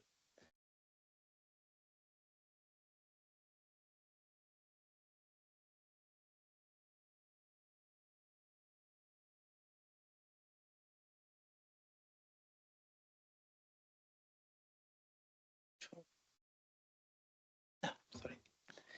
Yeah, so I'll just quickly start with the motivation of the paper. So we all know that the aim of the macroprudential policy is to safeguard the financial system as a whole. We all also know that most existing macropru are largely targeted at the traditional banks. However, we also know from the recent data that the structure of the financial system is changing. If you can look at the slides, two charts on the slide. On the left-hand side, in the last 2 decades, if you focus on the region which is colored in red and green, they are largely capturing the share of non-banks in the entire financial system, European financial system, and that had been steadily increasing. On the right-hand side, it shows the time split in the last 1 decade in different points in time, how the share has been changing. It's very well documented that it is increasing across Europe and in the US as well. Now, why should we care about non-banks? 3 things which are most important. They definitely provide additional funding resources to the financial system. Second is that rely on volatile funding sources, mostly on short-term liabilities. And they also have ties to traditional banks, which makes way for this spillover risk. Now, when we tie this together, 3 facts together, that the size of non-banks is rising in the financial system. At the same time, they are connected to the banking sector, and Macropru are also targeting banks. Does it lead to leakages from regulated to unregulated actors? That's a question. And is it possible that, in a sense, it can mute the effect of Macropru policy in worst cases? Can it create a new sources of systemic risk? So here we arrive with the 2 research questions. One is looking at how effective is Macropru policy in reducing systemic risk in the entire financial system, including bank and non-banks together. And is there a case of regulatory leakage to non-bank financial intermediaries that may hamper the efficiency of Macropru policy with respect of reducing systemic risk of entire financial system? So our contribution is that we consider a set of multiple Macropru policy instrument and look at the effect of Macropru policy on the systemic risk contribution of banks and non-banks. We cover a data set approximately 600 financial institutions for 20 European countries. The way we do the estimation for our analysis is we estimate conditional value at risk, which is a measure of systemic risk. And what it largely does is it estimates systemic risk contribution of each entity in the entire financial system. Why it does better than other measures of risk is because it also captures the interconnectedness within the financial system. And it also captures the common exposure effect, which largely occurs in the financial system as a whole in terms of risk taking. We estimate the Macropru shocks are slightly different than in the literature. It mostly follows from a recent paper by Chari in Journal of International Economics, what they do is that instead of using loosening and tightening of macroprudential index in essence, they extract exogenous components of macroprudential pulse shocks, which we also consider for our estimation. And we use that exogenous variation in MAP shocks or macropru shocks to see if that how that leads to systemic contribution of banks and non-banks. So this is the quick preview of the results. What we find is as follows. Except for the loan demand shock, loan demand targeted macropru shocks, what we find is all the supply targeting macropru shocks increase the systemic risk in the financial system and in the entire financial system. We also find that they're largely driven by systemic risk contribution of non-banks. And then we further dig in the data and look at if there's a particular type of non-banks which are responsible for driving the systemic risk of entire financial system.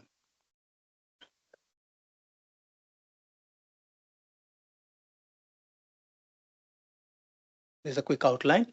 So in the data set, we compiled three data sets for our analysis. It's CompuStat. For the bank level, entity level data, we use CompuStat. For macroprudential measures, we use IMAP database, which is quite comprehensive at a monthly frequency at a country level. And for other macroeconomic controls, we use DataStream and International IMF database.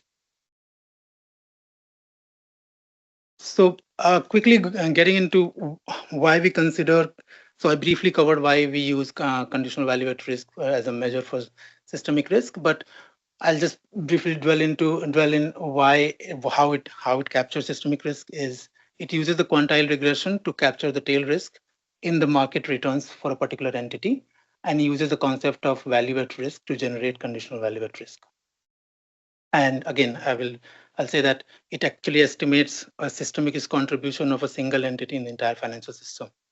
So you know if the magnitude is larger, then particular entity is highly systemic in the system, in the financial system, or if the magnitude is low, then you know that it's of less importance. For macropru shocks, we take a set of 18 macroeconomic covariates that might explain the policy changes on the macroprudential side, and then we extract the residual to capture the exogenous component of macroprudential, and we call it macroprudential shock for our analysis.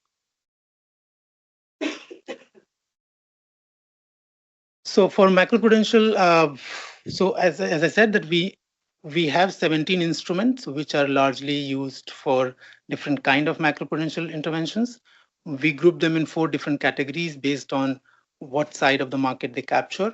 And then we call them demand measures and 3 kind of supply measures. The demand measures is targeted at the loan side of it, loan demand side of it. And then within supply, we group them in loan targeted macroprudential supply measures, and then capital targeted supply measures, macropru supply measures, and liquidity target macroprudential supply measures.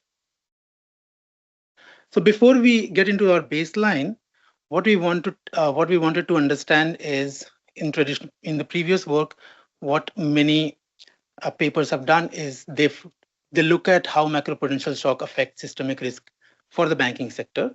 Now we do the same analysis, but with non-banks pooling together. And we want to look at how macropru shock reduces systemic risk of the entire financial system without having a distinction for banks and non-banks. And we do a bootstrap because in the first stage, we have macroprudential shock, which is estimated regressor. After the estimation, we estimate a local projection to understand how the shocks propagate over the time horizon of 12 quarters. So this is just results for the entire system at horizon 0. But what will be more interesting to see is how the result looks, how the shock propagates over a period of time. So as you can see that apart from the loan demand macropru measures, all the supply shock measures at some point in short and medium run, they tend to increase the systemic risk for the entire financial system. So one thing we can take it from here is that at least loan demand measures are doing something better than the loans. So demand side of macropru measures are doing something better than the supply side macropru measures. In the next stage, we expand our estimation framework. where we use the dummy for shadow banks, and we capture the shadow banks by Global Industrial Classification Index, and we use that dummy to differentiate between banks and non-banks. And in similar vein, we look at, so the way to look at this this result is the red line captures the banks and the blue line captures the total effect by non-banks. Again, the same structure applies as the previous result. In this case, we see that we wanted to see that is it really the shadow banks which are driving the results? And as you can see, except for the local loan demand Macropru measures case, in each cases we find that loan supply measures, liquidity measures, and capital measures, the non-bank contribution, which is the blue line, is going above zero, and with a significant confidence interval, which gives us the idea that it is the shadow banks which are responding to macroprudential shock, and they're kind of raising the systemic risk. Now the question comes, why that might be happening? We suspect one of the reasons it is happening because in the loan demand Macropru case, the degree of substitution of risk between banks and non-banks is really low, because that particular kind of regulation targets specific kind of lending, which is mortgage lending largely. But when it comes to supply side, when it comes to supply side Macropru measures, there is a degree of substitution from risk sharing shifting from banking to non-banking sector is much bigger, and it might be happening that if there is a Macropru hitting the system, the banks restrict their risk taking, but at the same time non-banks stepping in response to those shocks, and they are increasing the risk in the financial system.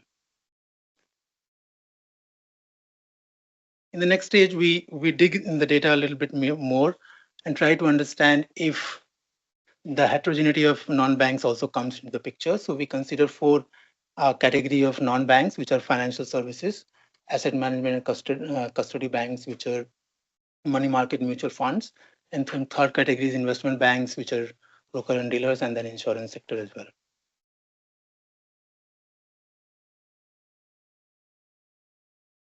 So the first row is the previous results for the entire financial system and the shadow banks, and we want to compare and contrast with if the results for other 4 within shadow banks, if the 4 entities also kind of differ in terms of their risk contribution in response to Macropru shocks.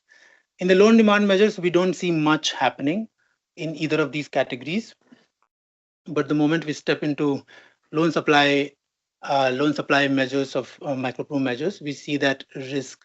So financial services basically a sector which is focused on consumer finance, and we find that in response to loan supply shock, at least financial services and asset management companies, they both are kind of contributing to increasing systemic risk in the financial system. Similarly, for liquidity measures, we find that at least IBBs in medium run after 4 quarters, they have an effect in terms of increasing systemic risk, and AMCs also. Initially they decline, but after a few quarters, they kind of seem to be raising the systemic risk in the entire financial system, which corresponds to the overall result, which is the top right graph. Lastly, we look at the capital measures as well. In this case, we see the AMC, and briefly for insurance sector, we also find the effect to be positive. So this is a summary of our results so far, is that there is a significant reduction in overall systemic risk in response to loan demand targeted measures. But when it comes to supply side measures, they don't seem to be doing as well, and they seem to be raising systemic risk in the financial system. These are a set of robustness checks. We also include house price growth and credit growth among macro controls for a second stage of estimation. We also estimate if there is a difference between core European countries and peripheral European countries. We do find a difference. And in conclusion, so what we find is that we do find evidence of leakages to non-banks due to non-banks, which hampers the effectiveness of Macropru in terms of reducing systemic risk. Our results stress that definitely we need to distinguish between these different kind of financial intermediaries, and then maybe there is a need to broaden the regulatory framework to cover the non-banks as well.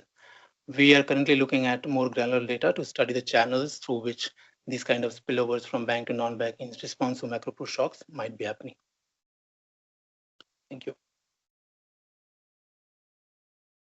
Thanks a lot. Thanks a lot, Akhilesh. And now I would like to give the floor to Teng Wang from the Federal Reserve Board, and I suppose he joins us also virtually.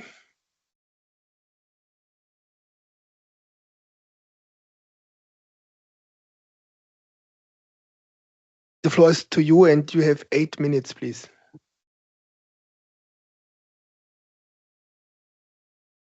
Okay, so thank you very much for introducing me, and thank you so much for including me as a discussant here. It's a big pleasure to read this paper. Let me see whether it works or not.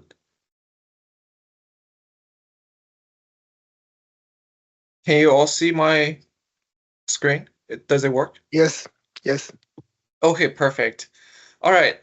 Well, good afternoon, everyone. My name is Tang. I'm from Federal Reserve Board.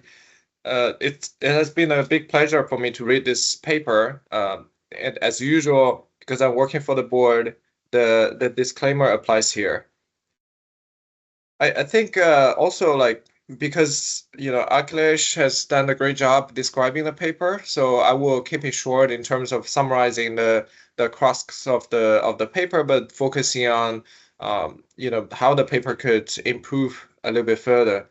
So in a nutshell, the paper is about the interaction between the macroprudential policy and NBFI sector. So two major trends happened after the global financial crisis. The first one is that the regulatory arbitrage has basically pushed a lot of the lending activity to the non-banks. As we see in this chart, the growth of non-bank sector has been astonishing after the global financial crisis globally. This chart was captured at the end of 2022. So basically suggested roughly 50% of the asset is held by NBFI. I think now it is fair to say that ratio has even surpassed half of the total assets. So essentially, they have surpassed the banks in terms of the major credit providers, and they're becoming very important in the system. Naturally speaking, right? So in Europe, we had a lot of macroprudential policies, and then traditional focus has been only on these banks. So the natural question is, with the role of BFIs growing in the system, it is important to consider the macroprudential policies implication for the entire system, not only just for the traditional banks. So that's the focus of this paper, right? The effectiveness of macroprudential policies in reducing systemic risk across the whole system. And especially the authors look at different types of NBFIs and also combine with different types of macroprudential policies. And then the conclusion is that the macroprudential policy is aiming at reducing systemic risk. But the finding is that it actually does the contradictory effect because the presence of NBFIs. The methodology is very clean and very clear, right? So basically, they're using this COVAR measure, which is a measure of systemic risk in response to macroprudential policy shocks. And the nice thing about this measure is that it captures the singular contribution of certain entities to the entire system, and also by considering the interconnectivity across the different entities. So they have a large data set covering over 600 financial institutions across 20 European countries. And then that gives them a very rich dynamics across the whole European continent, in the sense that, different countries, they have different priorities in implementing macroprudential policy, and they classify this into broad categories and analyze the consequence accordingly. So the finding is actually very rich. It's hard to summarize the findings with a few bullet points, because I find it extremely rich in the sense that depending on the specific combination of the macroprudential policy and the NBFI, the result is very different. Also, the the authors have made a differentiation between the core and peripheral European countries, and that I find that there's like a heat map which Akhilesh didn't show, but I find it extremely helpful, especially for for banking regulators like us to see this, to update the status every quarter. I find that extremely useful tool. So the contribution is very significant in my view, right? So like it basically highlights, I think it's the first paper that highlights the significance of NBFI in this macroprudential policy consideration.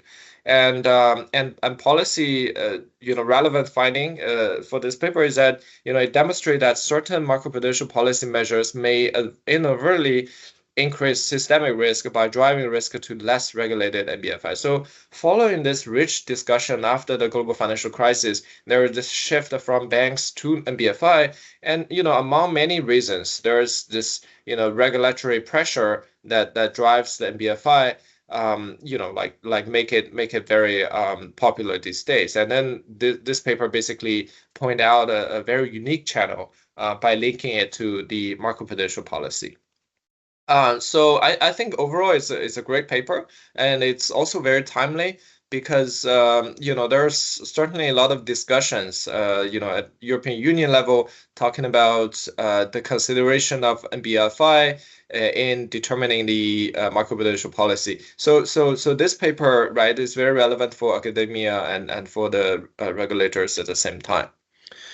The overall assessment, I think, it's in the European context, this is the right paper to write because there are a lot of different types of macroprudential policy compared to the US, where we do not really, and it's really also pretty difficult to implement this macroprudential policy. We have various kind of microprudential policies targeting at different banks in terms of stress testing, like similar to what the EBA conduct.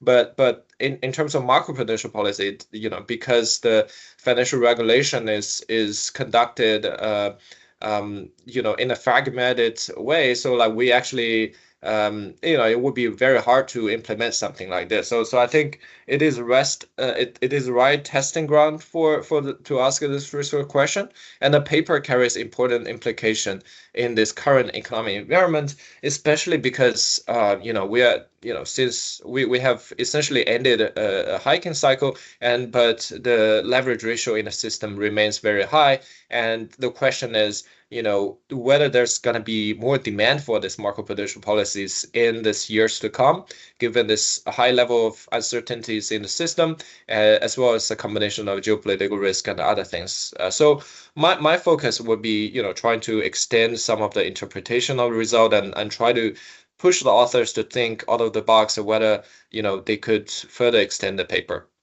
So first, the comment is relatively light. So in a sense, I think, the macroprudential policy shock identification, I think, you might want to, think a little bit deeper about these policies, because these policies can also be a response to changes in the financial structure by definition, right? So providing a little bit more of an institutional context at the least will be very helpful. Now, if you can think about some kind of I know that these are not perfect shocks that you can use because, maybe macroprudential policies is made in such a way is already responding to some elevated risks in the system. I think in the new version, they have the local projection method that is very helpful. But if you can provide some more nuances across different countries, that will be able to help quite a bit. Now, I like the COVAR measure that the authors use, but in some other papers they use S-risk as MES, and which are readily available. I think you could construct these alternative measures and just show the robustness of the result. That would be helpful. Comment number 2, I think it's more important actually because there can be an overlapping effect between monetary policy and macroprudential policies, especially for the period that authors is considering. There's has been a full monetary policy cycle, right, from 2005 and until lately. And what it means is that only having the time fixed effect on the right hand side might not be sufficient. And honestly, maybe you do not want to do that, in the sense that there's more of a nuances that could be explored. So there's a very interesting paper, I believe by a colleague in ECB at ECB.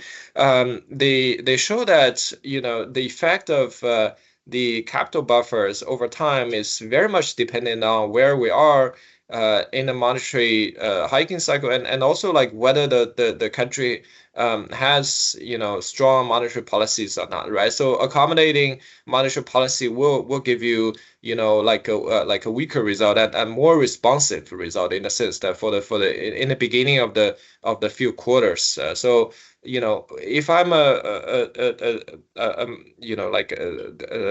banking regulator thinking about implementing macro prudential policy, I might be hesitant to implement it when my hands are tied, right? So in a sense that you do want to kind of like interact these two things together and see whether you have different results. So some potential checks is that like considering like splitting the sample, right? That would be really interesting, like to kind of like insulate the independent effect from monetary policy shocks on systemic risk.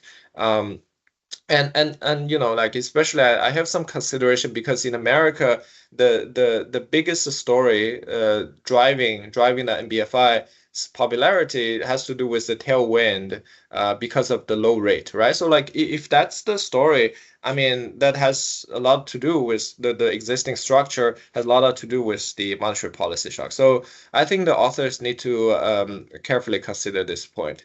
The other one is the channel. I think the authors has already provided a lot of very interesting discussions. However, if you think about the NBFI sectors, this is very rich. So like I have a paper with John Craner and other colleagues at the board. So we look at different kind of banks lending to the NBFI. So in the sense that I don't think it's necessarily a competitive story here as simple, because there could be symbiotic relationship between banks and non-banks, depending on what kind of a relationship you're asking for. And even within certain sectors, such as asset management companies, depending on what kind of asset management companies, the result can be very different, in the sense that, the private equity funds, they actually provide the liquidity together with the banks, right? So they are more like partners rather than competitors. Whereas if you have hedge funds, if you have mutual funds, the relationship likely to be different. So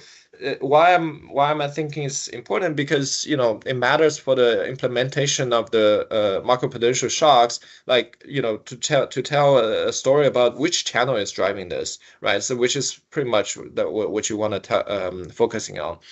So I think overall this is a fantastic paper, just because it's probably the first paper I've seen on this topic, and NBFI's literature is growing very quickly.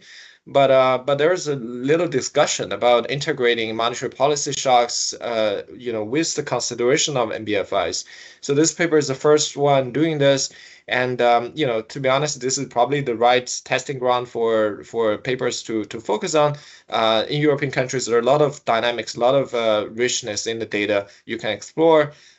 So I enjoyed reading it very much. I hope that the paper will be in print very soon, and it's definitely a big pleasure for me to read the paper, and I recommend it to everyone. Thank you. Thanks a lot, Teng, for this very interesting comments. I'm looking at our virtual participation. There is nothing in the chat, and please raise a hand if you want to speak. Otherwise, I'm looking into the room for questions. There's one question in the end. Matthias Udo from the European Central Bank. Yeah, indeed, I agreed with the discussion. I just have a short question. I remember you had at the beginning of the slide deck shown that you cover 7.5 trillion of assets for NBFI versus something in the range of 30 trillion, if I'm not mistaken, for the banks. You've seen now a lot of statistics also before from the discussant. The number for NBFI is fairly small. Can you just explain why it is so small in your sample and whether that has any impact on the conclusions that I found also very interesting? Thank you. Any other questions? If it's not the case, I don't see something virtually. Maybe one last question from my side. Banks are steered in the risk management with VaR models to a large extent, and others may have a much more long-term investment horizon. Would this affect your results? That the NBFIs are, let's say, not so prone. If something there's a loss, you just sit it out, and this might this affect your results or not? Thank you.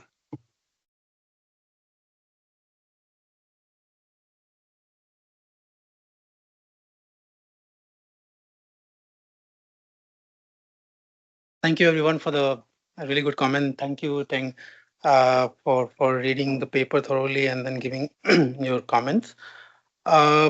So first question was first comment was on whether we use a different measure of systemic risk. We do. In the new version of paper, we are considering as risk, which is the alternate measure for systemic risk, which will come in the next iteration of the paper. For macroprudential and monetary policy interaction in this context, we can include we have not thought about it, especially for doing in this paper, because the paper is already really big, and I think the interaction of monetary policy and macroprudential interaction in the context of systemic risk of NBFI needs entirely different paper. But we can see that at least for some time horizon, if there is some interesting insights coming out, we will definitely try and see if we can do that and address as one part of the papers. On the channels, yeah, I agree that there are different NBFIs, especially hedge funds will interact very differently than money market mutual funds and other kind of. It's just that the kind of classification we have in the CompuStat data, there are limitations, and what we can look at.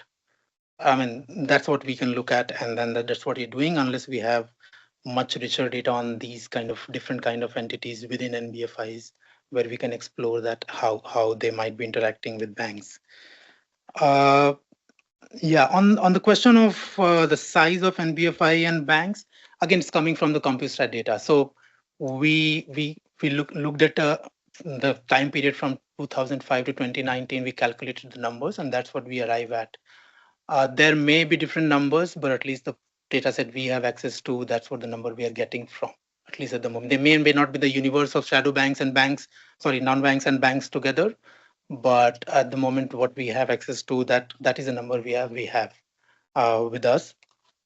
The last question on long term, yeah, it's an interesting question. We have not thought in that direction yet, but we will see if we can incorporate that dimension of long term and versus short term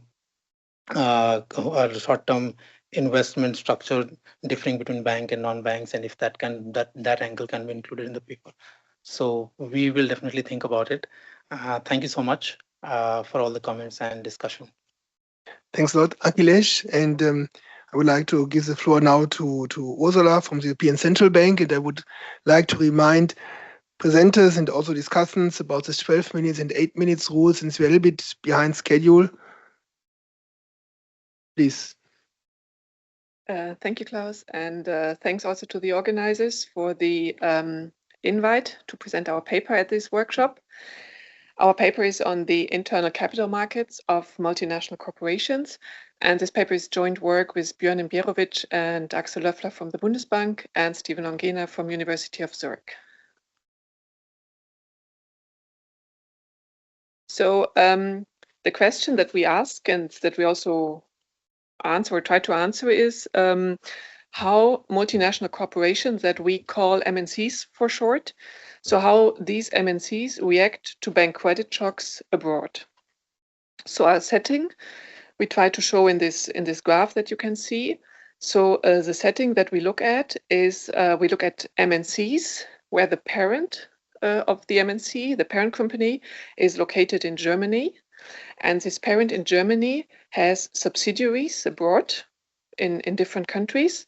And some of these subsidiaries are in countries where they are exposed to bank credit shocks. And these bank credit shocks are in our setting induced by an activation or increases of the CCYB, of the local CCYB.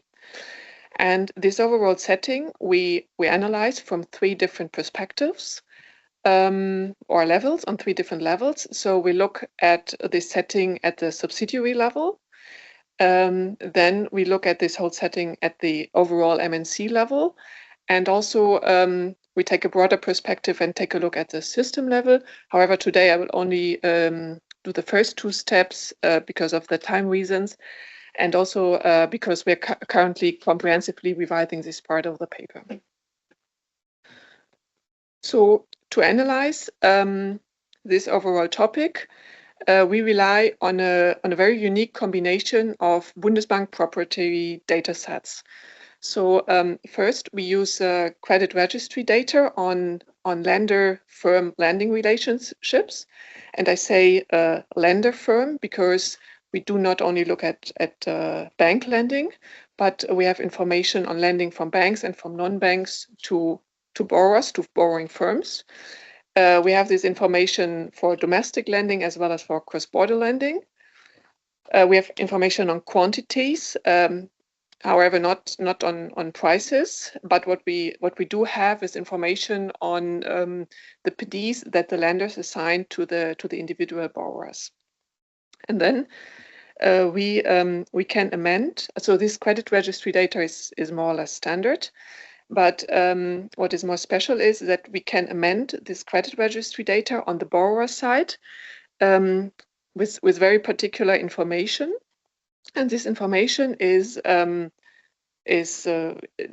on the borrower's balance sheet items and liabilities structure, but also on the ownership structures, so the relationship between the different borrowers. So which of the borrowers is a parent company, and which of the borrowers is a subsidiary of one of these parent companies.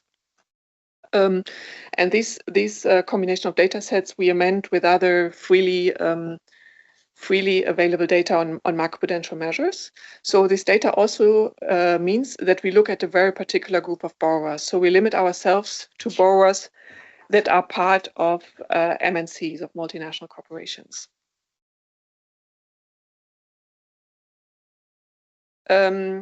So we are interested in how MNCs react to these credit supply shocks. And as said before, as shocks, we use the regular increases in the CCYB rates across jurisdictions. So the CCYB is a countercyclical capital buffer, a macroprudential tool with the objective to increase banks' resilience. This CCYB was activated and increased many times across our sample countries. Our sample countries are the EU 27, plus Iceland and Norway. And the sample period is from 2014, which is the year or the moment when regulators had the CCYB at their hands, until 2019, so before the pandemic start. During this time, we only saw increases in the CCYB, and a very particular feature that we make use of in this setting is the mandatory reciprocity for the CCYB. So other regulators need to implement or regulate the same changes to their banks as the regulating jurisdiction applies to the banks, like within their own jurisdiction. Our work relates to several strands in the existing literature. So there is quite some literature that looks into how MNCs use internal capital markets to circumvent unfavorable financing conditions. Mostly, this literature looks at taxation and changes in or differences in taxation across jurisdictions. Then there is a few papers that look at the transmission of shocks through MNCs, through the internal capital markets, and usually, or this is always that a shock happens to the parent company, and then the paper looks at how this shock is distributed across borders through the within MNC funding flows. And also our paper relates to the very large literature that looks at the implications of bank capital regulation and what these changes imply for broader financial stability. What we add to that is, so we look at more specifically how MNCs react to shocks to the subsidiaries, to funding shocks to the subsidiaries instead of to the parent, and then how what kind of funding or dynamics this triggers within the MNC, and also then again externally. And we can also relate this to the interrelations of bank and non-bank financing.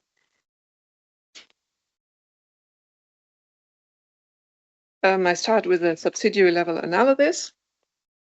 So here we look at what is the impact of the CCYB and on lending to MNC subsidiaries that are in countries where the CCYB is activated or increased. And so we examine whether there is an actual credit supply shock, and also whether there is a shift from bank to non-bank lending, so out of the regulatory perimeter. The regressions that we estimate are on the lender firm time level, and to start with, we regress the log credit of a lender to a firm at a certain moment. We regress this on the CCYB rate in a certain jurisdictions and on a large set of fixed effects. Yeah. And of course, the narrative for the transmission is that the change in the CCYB, like all other capital requirements, affects the lending conditions. So bank refinancing costs increase, and this translates into higher lending costs. However, we cannot show this more directly because of the data limitations.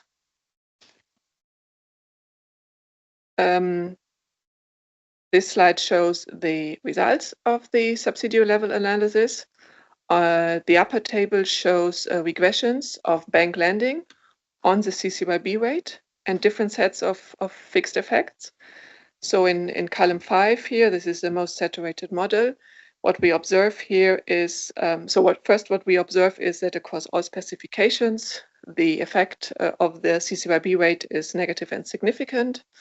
And looking closer at the most saturated specification in column 5, we see that a 1 percentage point higher CCYB rate is associated with about 11% less bank lending in these two subsidiaries in these jurisdictions. We also look at the extensive margins, and we see, this is shown in the lower table, we see that these bank firm lending relationships are more likely to end. While the number of new lending relationships seems to remain unaffected from a higher CCYB rate. What we also do in the paper, but do not show here, is that the lending from non-banks to these affected subsidiaries remains unaffected. So we do not see that we see that the bank lending to subsidiaries in CCYB countries decreases, but we do not see that the lending of non-banks increases in these jurisdictions for this particular borrower group. How does this relate to the setting, to the graph that I've shown to you earlier? So now we see the decrease in the bank lending. We see the red arrow. We observe a decrease of 11% in bank lending, and we see that the non-bank lending from entities in Germany remains unaffected. So a caveat that we have with our analysis that we only can look at international flows or relations that stem from Germany, because we use the German data. What we don't know is whether affected subsidiaries in these countries with the CCYB, whether they turn more to market financing or to possibly other banks.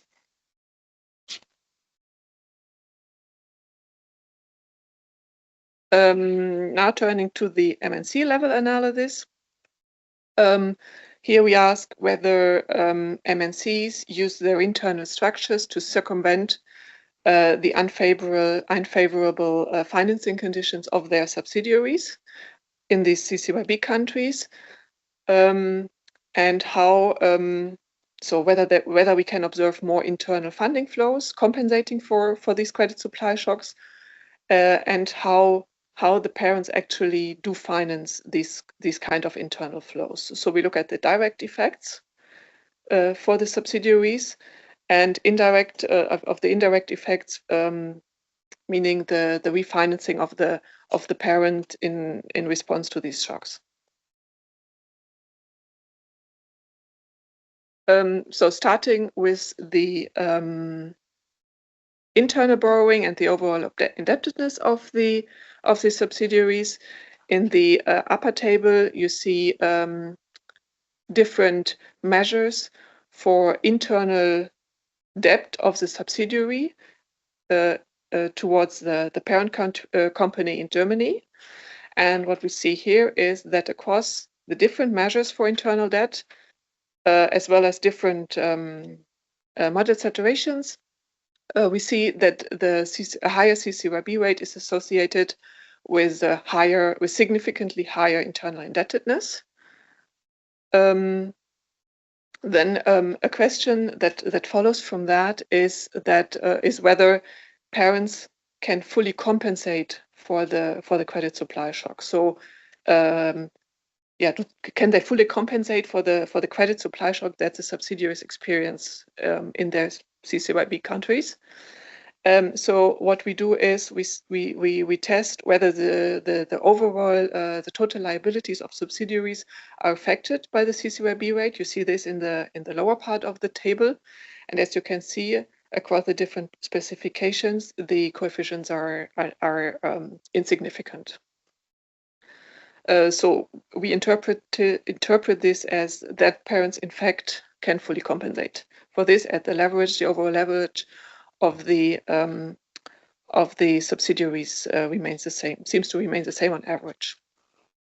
Also, what we have not shown here is that the CCYB, the change or higher CCYB rate is not associated with a change in the PD of the borrowers.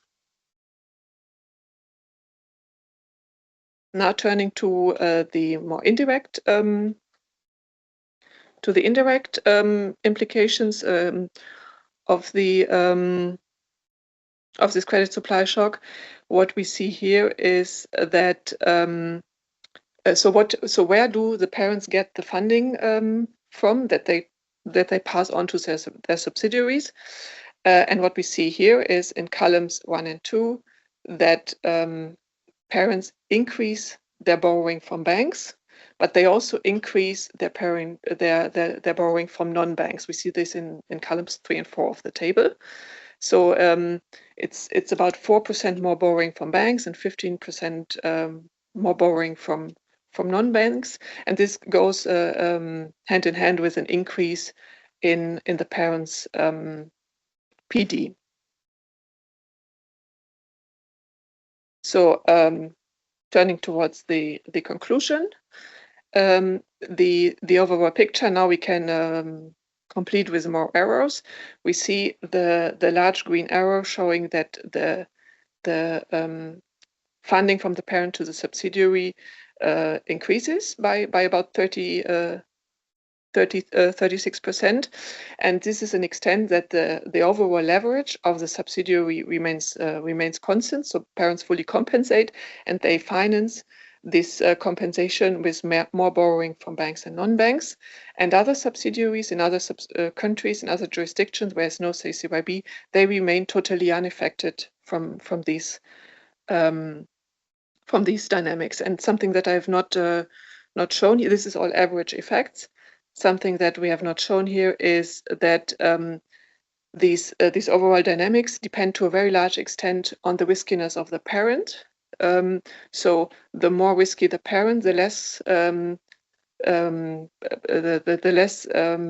lower the potential to refinance from banks and non-banks, and the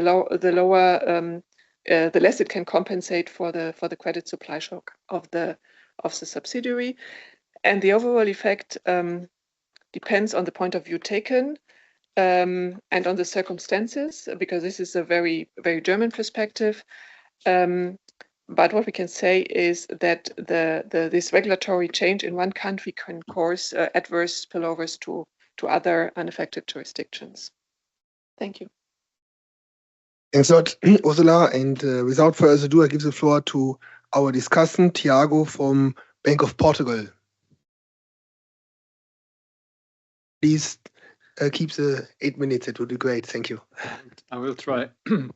Well, hello everyone. Thank you for the introduction and for the opportunity to be here to discuss this paper. I'm representing myself and not the Bank of Portugal or the Eurosystem, so whatever I'll say here doesn't necessarily represent what they have in mind.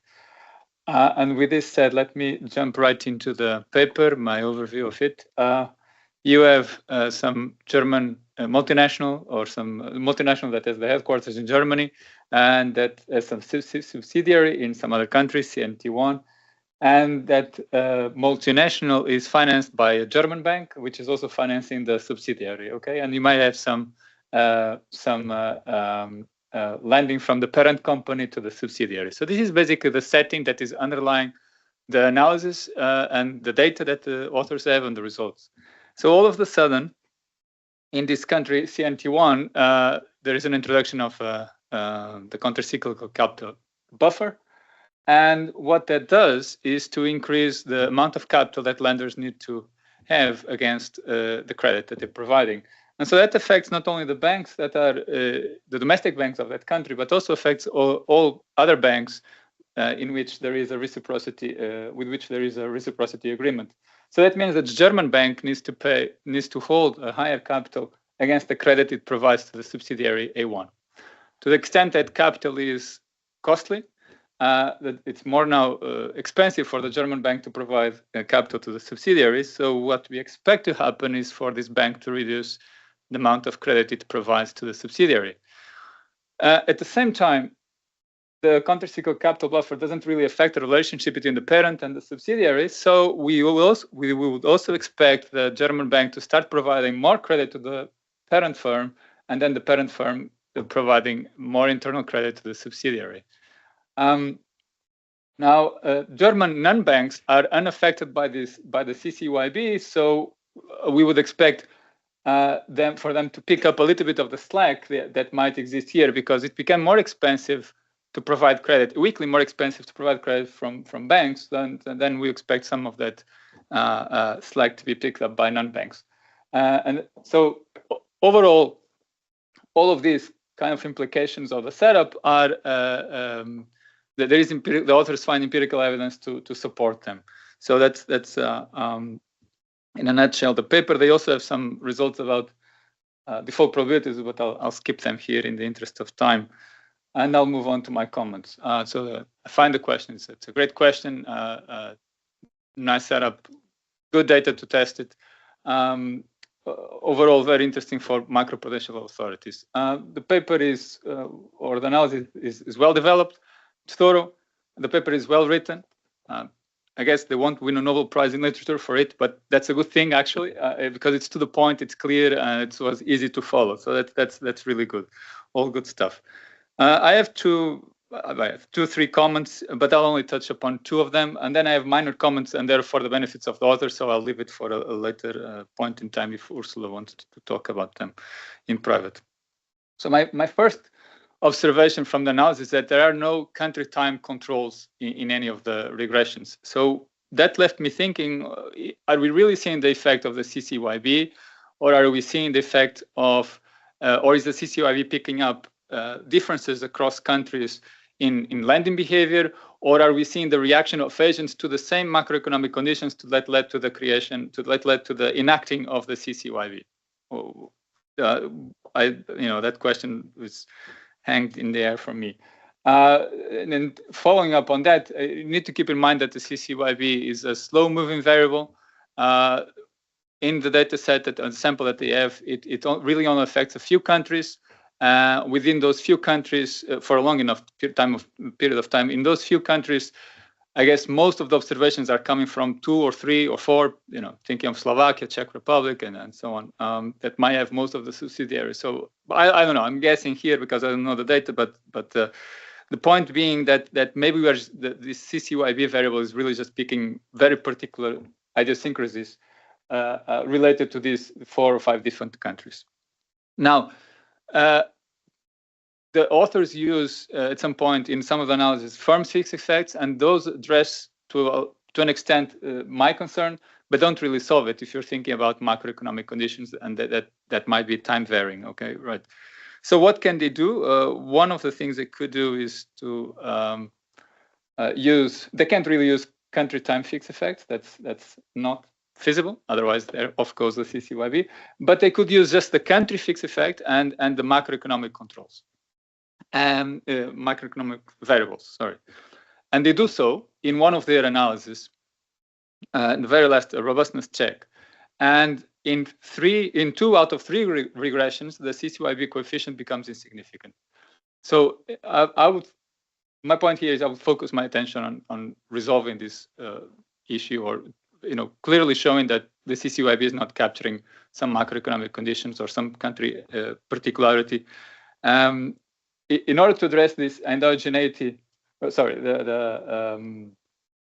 possibility that the CCYB is picking up or agents are reacting to the same macroeconomic conditions that are driving the CCYB, maybe you could also use some sort of CCYB shock, right, rather than the CCYB itself. My second comment is more of a question rather than a comment, which is how fast do agents react to the CCYB? And this comes from the observation that loans take time to be repaid, so lenders may take time to adjust to the enacting of the countercyclical capital buffer. And if it takes time for agents to react, then maybe the results are underestimating the effect of the countercyclical capital buffer. And related to this, I think it would be very nice to see in the paper an analysis that is more similar to this type of event study analysis, where you have just thinking graphically, you have a nice plot with time 0, which is the event time, and then 1, 2, 3, 4 quarters afterwards, -1, -2, 3, 4 quarters before the event, and you see have the treatment group and the control group, and they are going maybe in parallel before the event, and then they split. So if you could do that type of analysis, that would be nice. Of course, to do that in a more rigorous or systematic approach, then in the regressions you need to control for the time that has passed since then, and it would be nice to compare those results with the ones that you obtain with currently. Okay, as I said, I have a bunch of other comments, but I'll leave it for later discussion with Ursula. So to conclude, I think it's a very nice paper, thorough analysis. I was very happy to read, and I have high expectations for it. So, thank you. Yeah, thanks a lot, Tiago, also for keeping the time very well. So questions from the floor. I don't see something in the chat. You may want to raise the hand in Teams if you are virtually joined. Otherwise, any questions from the floor? Okay, if that's the case, then back to Ursula.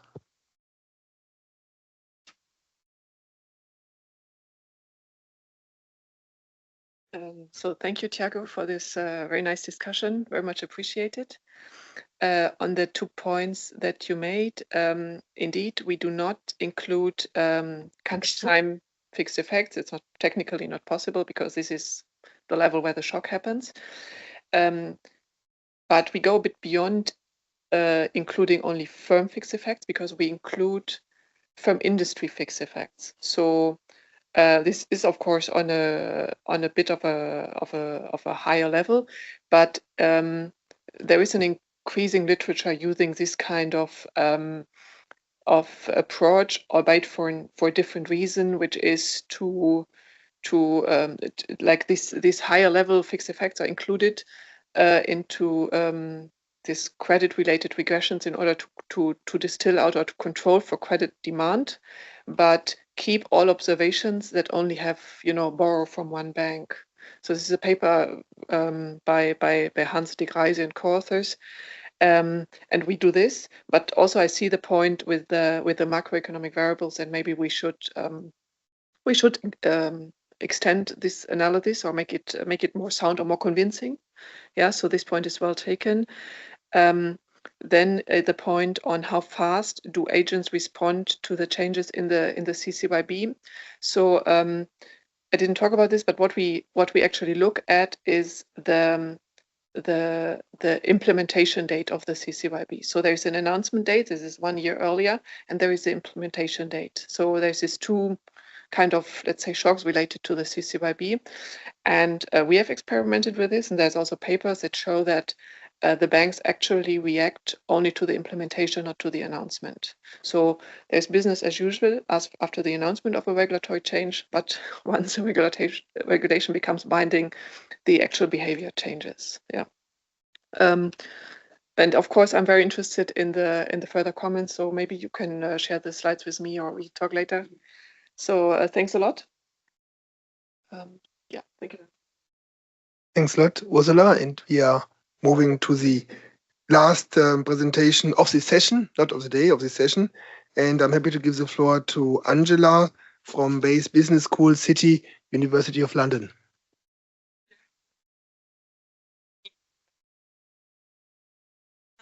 Having the paper on the program. I was also checking for the slides. Apologies for the voice. That's why the water is here. Hopefully we'll get through it. And also thanks to Giulio for agreeing to read the paper. I anticipate a lot of hands moving given the nationality. So this is a joint work with Barbara Casu. And also clarification is needed. So in the paper, I talk about shadow banks, and there's been a lot of discussion about what are shadow banks and different non-bank financial intermediaries. So in this paper, we're going to look at kind of the original, more narrow idea of what are shadow banks. So we are talking about entities that perform maturity and credit transformations. We're not depositor franchise, market-based, so we actually very responsive, rate-sensitive liabilities, no access to central bank funding, and so on. So what we think is interesting is that the literature has looked at shadow banking basically from 2 points of view. One that is more demand driven.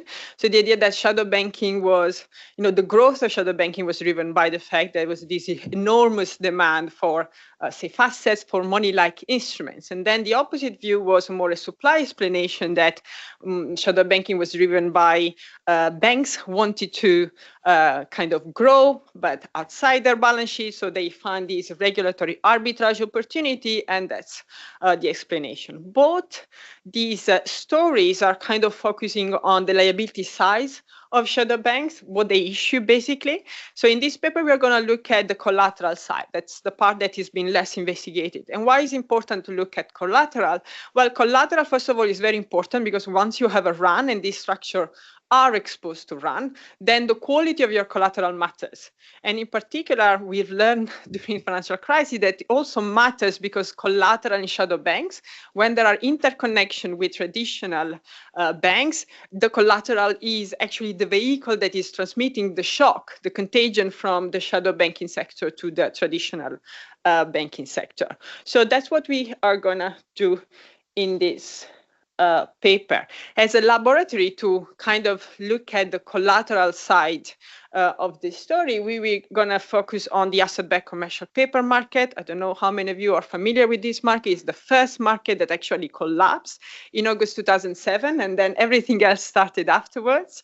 And then in August 2007, for the first time in the history of that market, we had that these kind of quite remote entities. Most of them were set up at offshore countries like Cayman Island.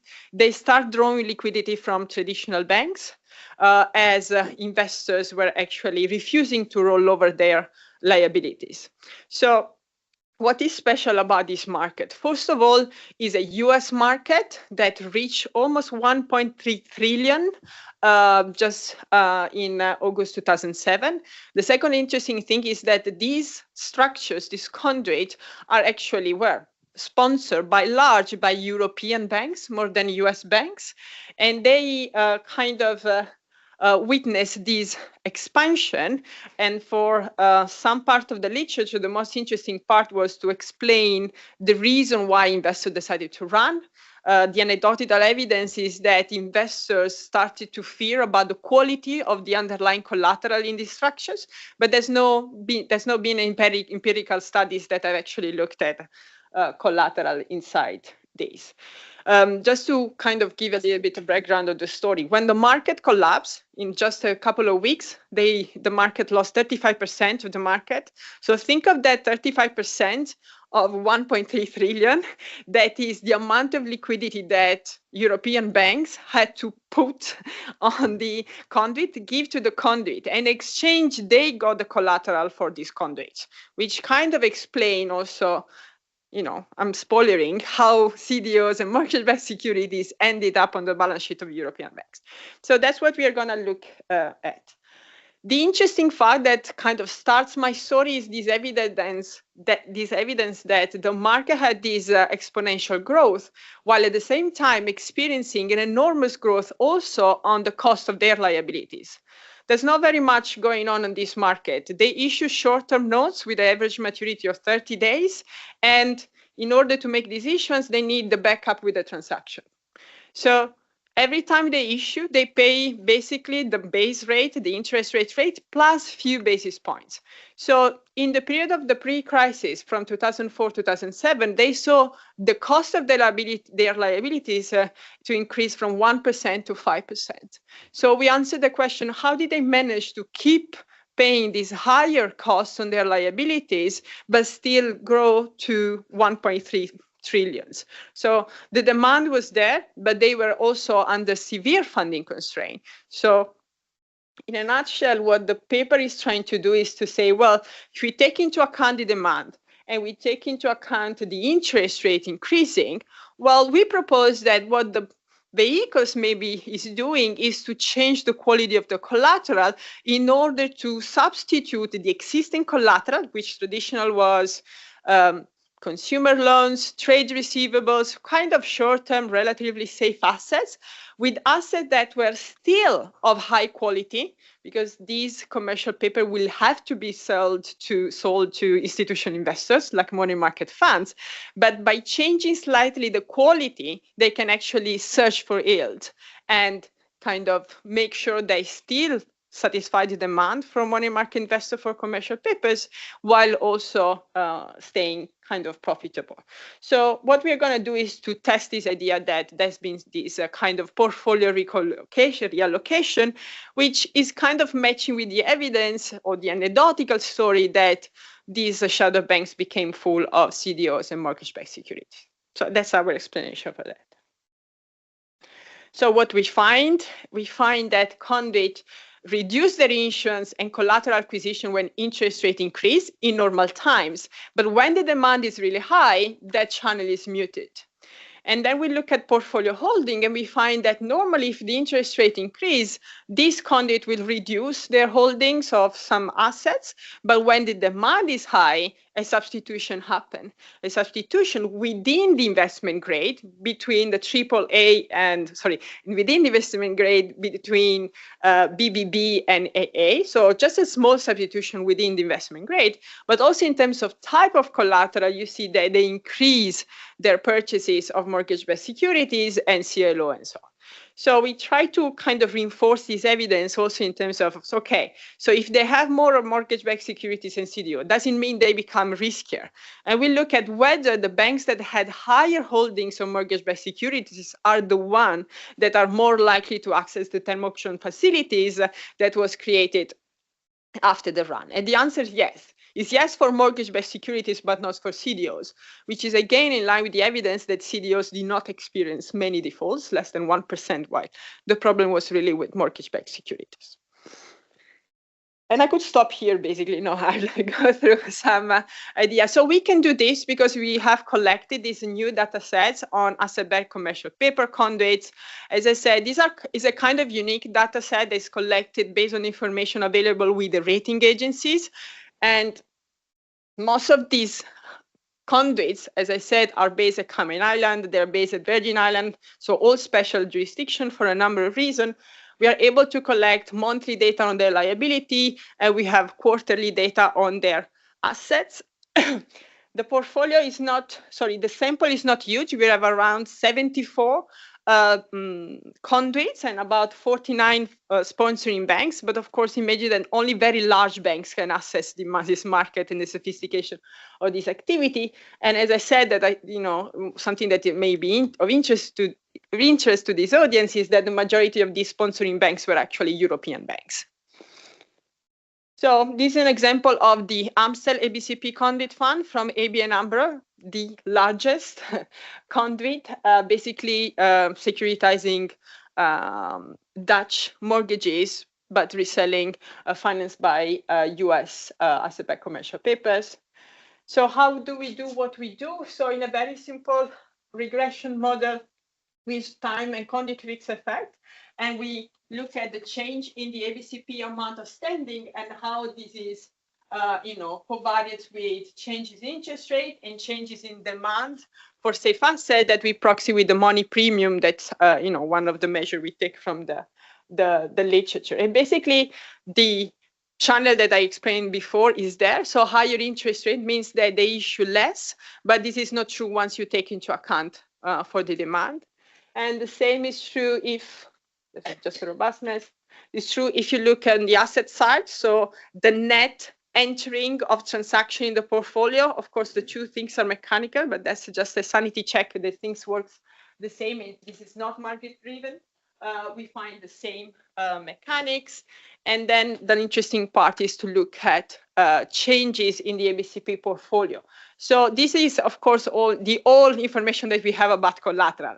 What's the rating of the collateral? What is the type? We would like to play with more, but that's the information we have. And you see that when there is an increase in interest rates, the AAA decrease because the overall amount issue decrease. What was interesting is that when you have this increase in demand and increase in interest rate, you have this substitution within the investment grade. In terms of type of collateral, of course, we don't have the exact yield that can tell us this is a search for yield. These data are not available, but you can think that if they prefer CDOs and mortgage to trade receivables and auto loans, clearly they're going for assets that are less liquid. They are most of the time more long-term. So overall, I think we think this is consistent with the search for yield. Don't think of those CDOs and mortgage-backed securities as asset with very low quality or junior tranche. They will still be of the higher level. Otherwise, the rating agency will not give them the high rating they need in order to be sold to money market funds. So this is the test I mentioned. So I want to show you. So we try with policy shocks instead of exchange rate. Let me go quickly to how do we prove this funding channel, which is the contribution of the paper.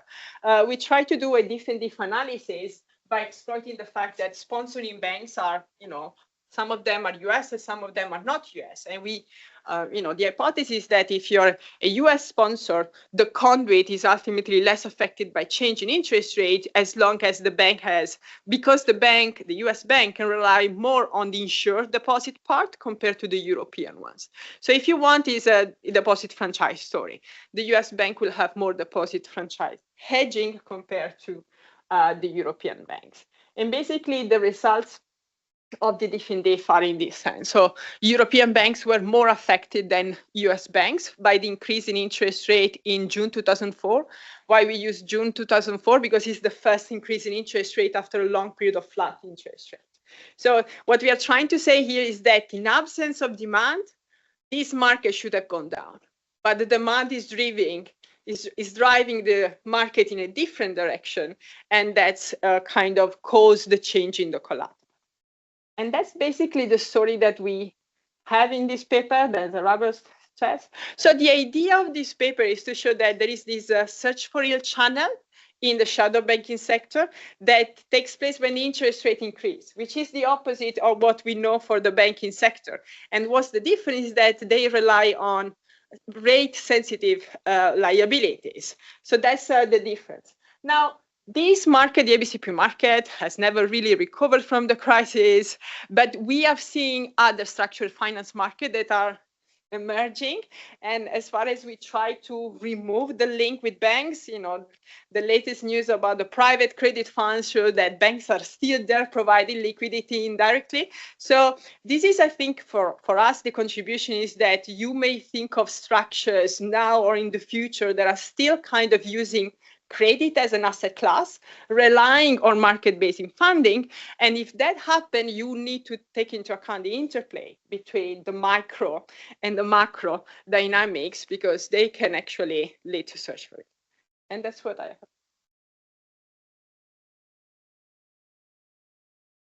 Thank you, Angela. And the discussant is Giulio from the EBA. Yes. Is it open?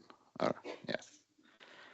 Okay. So thank you, Angela, for having granted me the possibility to read this paper, which I found really, really interesting, also because of my work here at the EBA, which is focused on securitization and covered bond. If you can go to the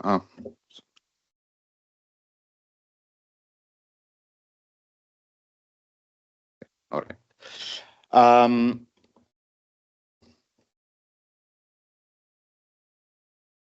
So as I said, thank you so much. Particularly, I find it very interesting the description of the mechanism which is underlying the ABCP instrument. So indeed, ABCP instrument, unlike securitization, is an instrument, is similar to securitization, but it's an instrument that it is constructed by an SPV, which is most of the time set out offshore in some fiscally benevolent countries, and then it buys collateral to then sell off short-term security.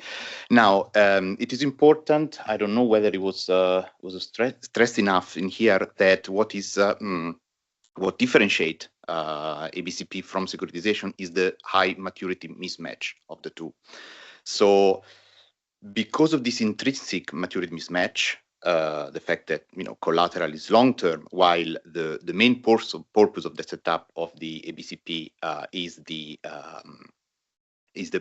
provision of liquidity to money market funds, which are de facto short-term investor, creates liquidity problem which are not entangled in standard securitization instrument.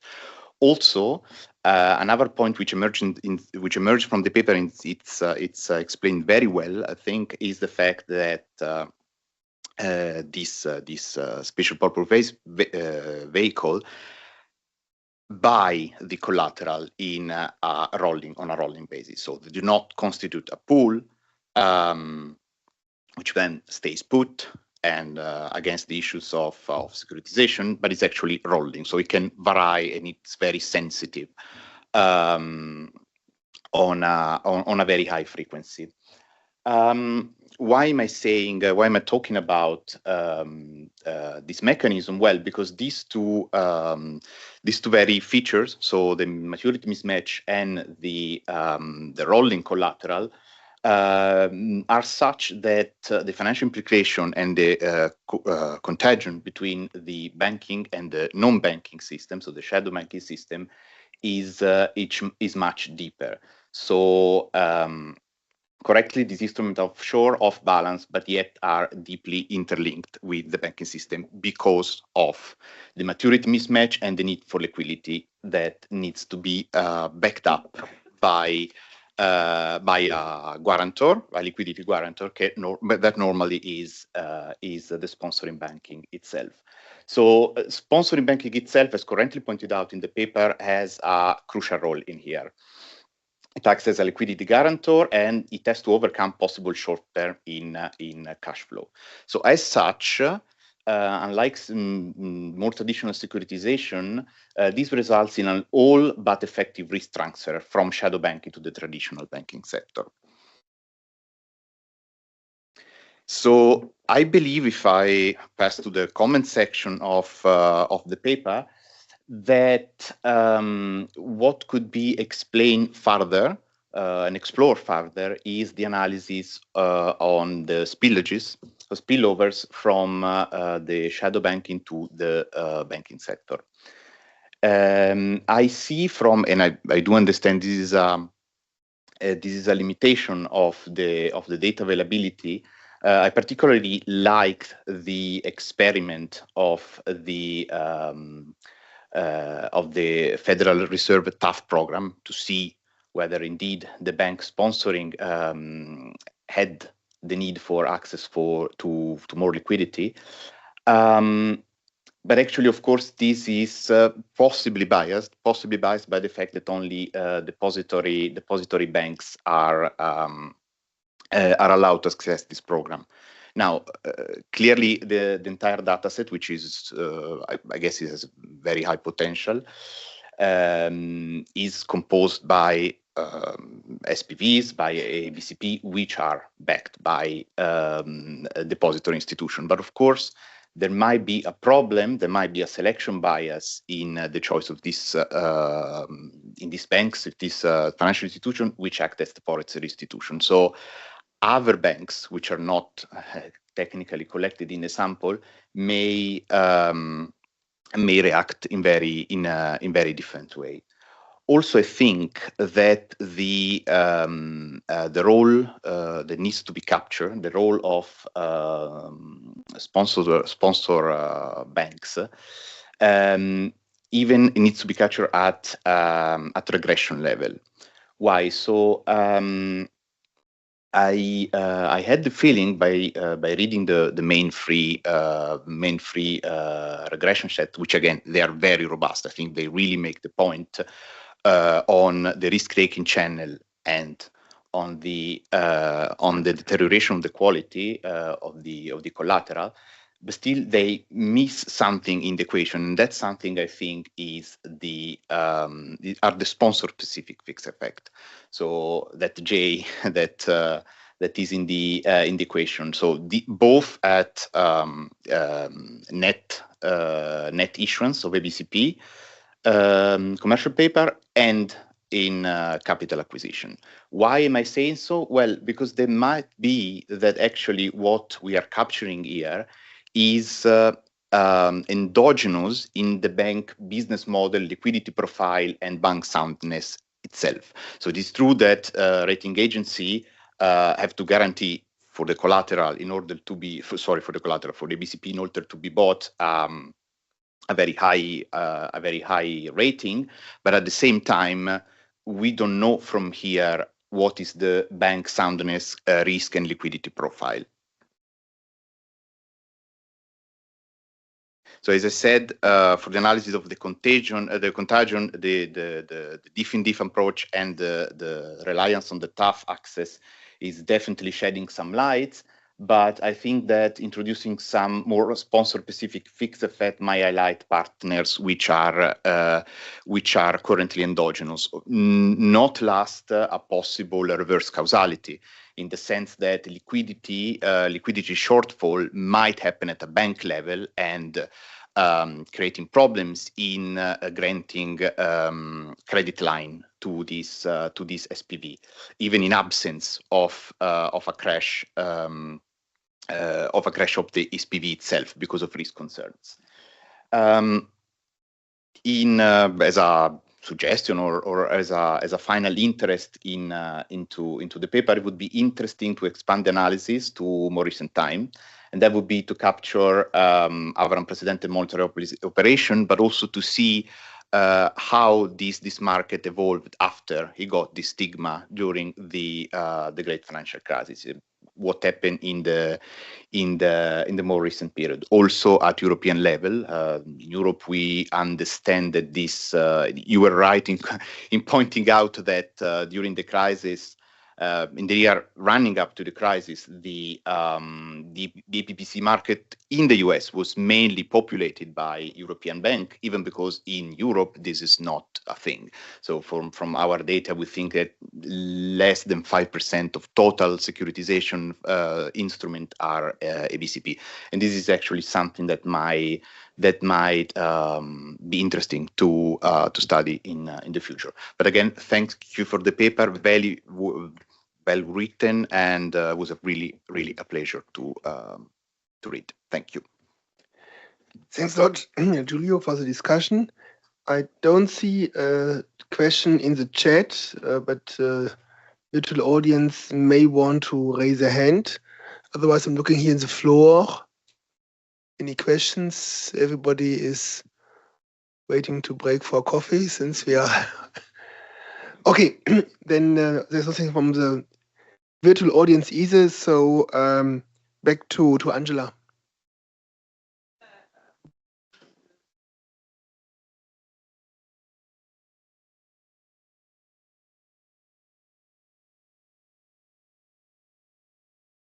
Sponsoring bank fixed effect. Basically, the majority of the conduits have, well, the majority of sponsoring bank have one conduit. So conduit fixed effect is capturing most of them. And so if you put sponsoring fixed effect, you will only keep those that have more than one conduit. So the sample is already small. So by using rating fixed effect, to the extent that the rating of the conduit is actually based on the rating of the bank, is also kind of capturing that. So that's this dimension of the sponsoring that I'm not really exploring, also because all these banks that will participate on this are all large, well capitalized. They're very similar to each other. They are like, and once you split that sample, that is 49 banks, there's not really much you can do. That's why I stay at that level, but that's, you know, that J should go then from the introduction. So yeah, it's very interesting what you said about the European market, and I think is because it's a demand story, right? So who is demanding asset-backed commercial paper is U.S. money market funds, and in the same period they are growing really fast. So it's kind of linked to the demand as well. But oh, so you mentioned what to do after the crisis. So I had in mind to collect data from, you know, before the run and then during the run and soon after. But the rating agency, that is Capital Q, basically the data disappear. So the information are not provided anymore after August 2007. So I stopped my sample at March because all the data reported after March 2007 will be reported amid the run. So I don't think they are as reliable as the previous one. And then they continue reporting them, but at later stage, but at more aggregate level. So you will not have this collateral detailed information. But yeah, so that would be interesting to see, you know, which structure survived, which sponsoring bank. But I would say that the majority of the banks that were involved in the SAB, they didn't survive the crisis. The banks, not the conduit. So so there's a link there as well, and that's. Yeah, thanks a lot, Angela. I think now it's time for the break until 3:10 in 10 minutes, but not without giving a hand to the presenters, discussants, and everybody who contributed to questions. EBA reforms have been effective or not. Thank you very much. Good afternoon, and thanks for handing it over to me. I would like to thank the organizer for this opportunity to present my joint work with Rafael Chesi and Luca Vasconcelos from FGB in São Paulo. So just a quick preview of the outline of the presentation. I will go straight on the motivation of our research, and after a quick preview of the findings, I will guide you through our empirical strategy and the data used in the paper, to then present more in detail the main findings and discuss the challenge that we face, so that I can conclude with some final thoughts. So what is the problem here? I guess we all know that the government's use of public funds to support tame and bail out banks in financial distress has faced significant criticism. This both the onset of the financial crisis, but even more recently. And the extensive literature in this field already highlight that investor expectation of future government intervention, especially for large institutions, those that are seen as too big to fail, create an implicit subsidy.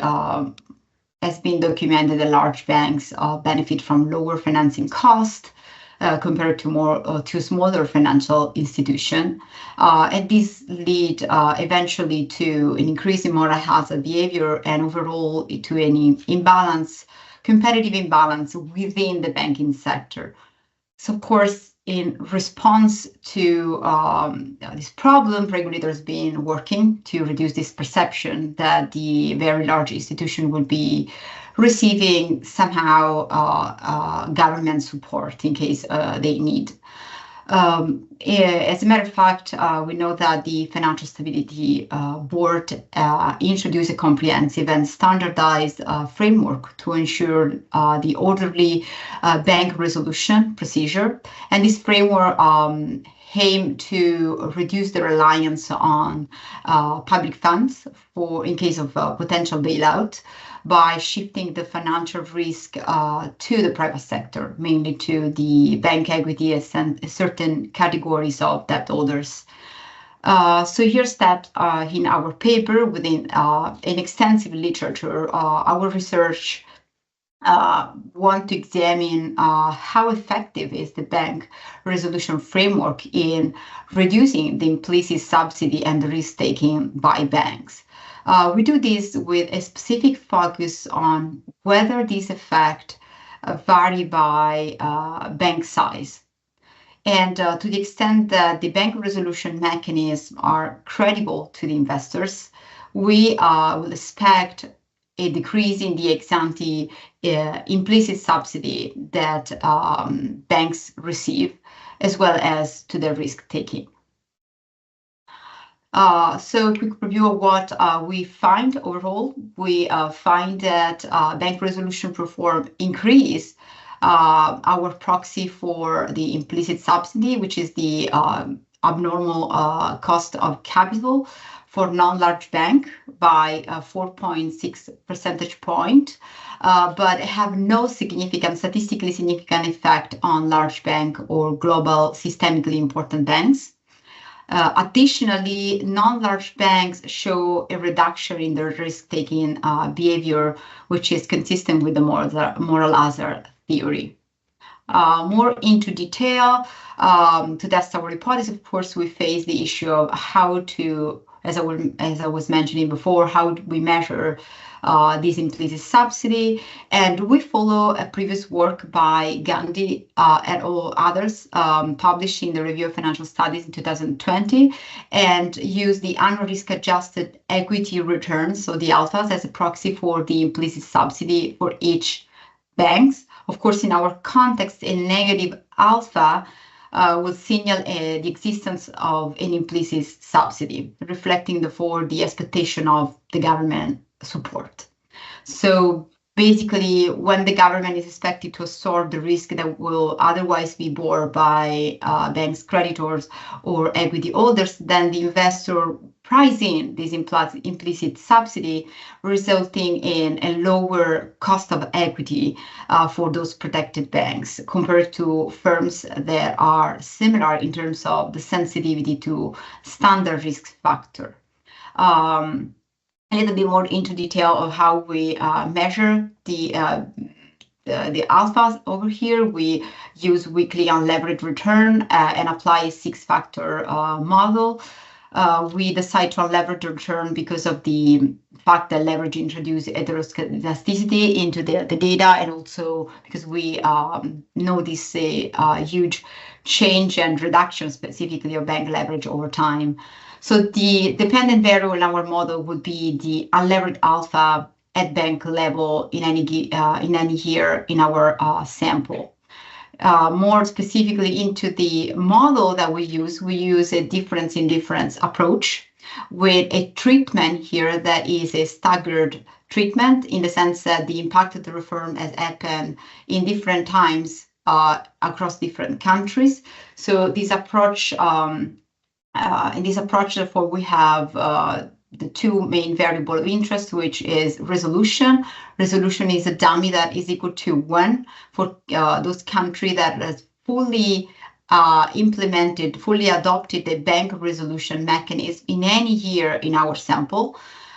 So this information comes straight from the Financial Stability Board website, and then a post dummy that is equal to 1 in the years after the fully adoption of the bank resolution framework for the country that are treated, basically, so that have adopted the resolution framework at one point in time. We use a set of bank cohort and year cohort fixed effect, and the focus is on the coefficient on the interaction terms. So we, of course, expect this coefficient to be positive, indicating that the resolution reform have a decreasing effect on the implicit subsidy. Little bit about the data. Our data cover 19 countries that are, and that goes, and the sample goes from 2022 to 2021. We include banks, more than 1,500 banks that are either quoted in the country that are within the jurisdiction of the Financial Stability Board. And in our sample, large banks are defined at first as the 5 largest bank in each country by total asset each year. But we, in the robustness section, we change the definition to, as we know that basically this is basically a challenge. So we try different definition to allow more country-specific approach, and the results hold. The main results I will show hold even with different definition. Here is a table that show which are the country that received the treatment at one point, and the country that have never received this treatment. A quick preview. I think this figure is very important. So this figure show the adoption of the bank resolution. What happened to the before and after the adoption of the bank resolution reform for both large bank and non-large bank. You see here that before those policies were adopted, both large and non-large banks show negative alphas, either levered and unlevered alpha, indicating basically that regardless of their sizes, banks receive some sort of subsidy. However, after the full adoption of the regulation, only non-large banks alphas turn to be positive, suggesting basically that investors no longer view those banks as implicitly protected. We can't say the same for large bank. Going to the baseline results. So here I'm showing the baseline table of the in the paper, and what we see are 2 panels. So in panel A, we use the stacked approach. In panel B, use the Callaway-Santana approach. Those are approaches required given the structure of the data, as I explained before. And in column 1, you see what happened, the effect of the adoption of the regulation over the full sample. So we do see a positive coefficient, so an increase into the alphas. So we do see the effect of the regulation, but this effect, if you check column 2 compared to column 3, when we split the sample in non-large versus large bank, is mainly coming out of the banks that are not labeled as being large. So one thing that we do on the paper is that, of course, we know that by using the drawback of using a dummy that accounts for the adoption or non-adoption is that you do not take into account the fact that the regulation was adopted in a granular way, so throughout time to a certain degree, so gradually. And what we do to address this concern is that we use the resolution reform index that is created by the Financial Stability Board itself, and the results by using this index instead of our dummy variable seem to be overall confirmed. So there is a substantial decrease of the implicit subsidy for non-large bank, but the effect for large bank it's non-existent, or in some specification it's very small. I think the fact that we're using this granular measure also allow us to take into account some of the problem that we might have with confounding effect happening at one specific point in time. One last thing I'd like to mention is the endogeneity issue. Of course, the adoption of the bank resolution in each country is likely to be non-exogenous. And what we do is we follow a paper by back, and we use an instrumental variable that is the past number of the number of past banking crises in a given country. And the logic of the instrument is that if the country has for a long time had bank crisis in the past, then the political cost of policies that do not aim to prevent new crises larger, so the likely is that country to adopt a resolution reform mechanism. When we use this instrumental approach, I have the results over here.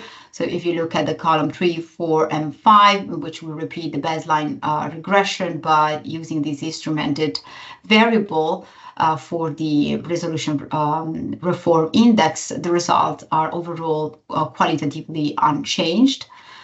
We run similar analysis using as a dependent variable the distance to default, which proxy for the risk-taking behavior.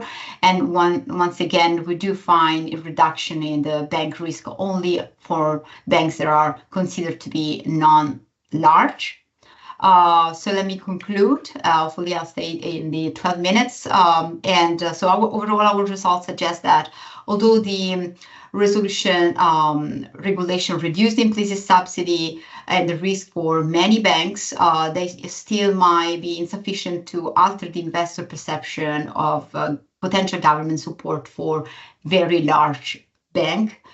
This could unintentionally increase the competitive distortion between large and non-large banks. So this still remain a challenge, I guess, particularly as the primary goal of the regulation here is to target those very large institutions. Thank you very much for attention, and I look forward for your comments and suggestions. Thank you. So I think we have Thibault from the EBA who will go through the discussion. Hello, good afternoon. My name is Thibault Cotepillion from the EBA. I'm a policy expert specialized in resolution planning and resolvability policy. Thank you for still being here this afternoon. That's nice. And thank you to all the researchers who wrote papers on regulation. I think us at EBA are kind of regulation nerds, and it's good to have other nerds looking at what we do. So thank you. Thank you as well, Emanuela, for looking into resolution. Very helpful. You did a really good job, but let me kind of go through how I understood the paper, and I think it will help see that, I haven't done really a quantitative analysis, but more looking at qualitative aspects, which is more my area. So the paper looks at, investigates the effect of the implementation of resolution reforms and the impact on implicit subsidy on banks. It measures the bank's governance implicit subsidy.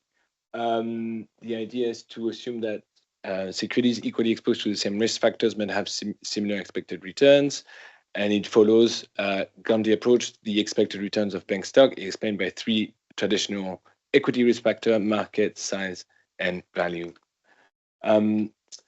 But an unobservable factor associated to an implicit governmental protection, which is correlated with the 3 factors. This paper adds 3 factors: profitability, investment, momentum, and uses unlevered return to address the heteroscedasticity in the data. Basically, the paper considers equity on the basis that even if the shareholders are not expected to be bailed out, they benefit from lower interest rates on deposits and long-term debt, which therefore benefits them, even if they end up losing their money in a failure.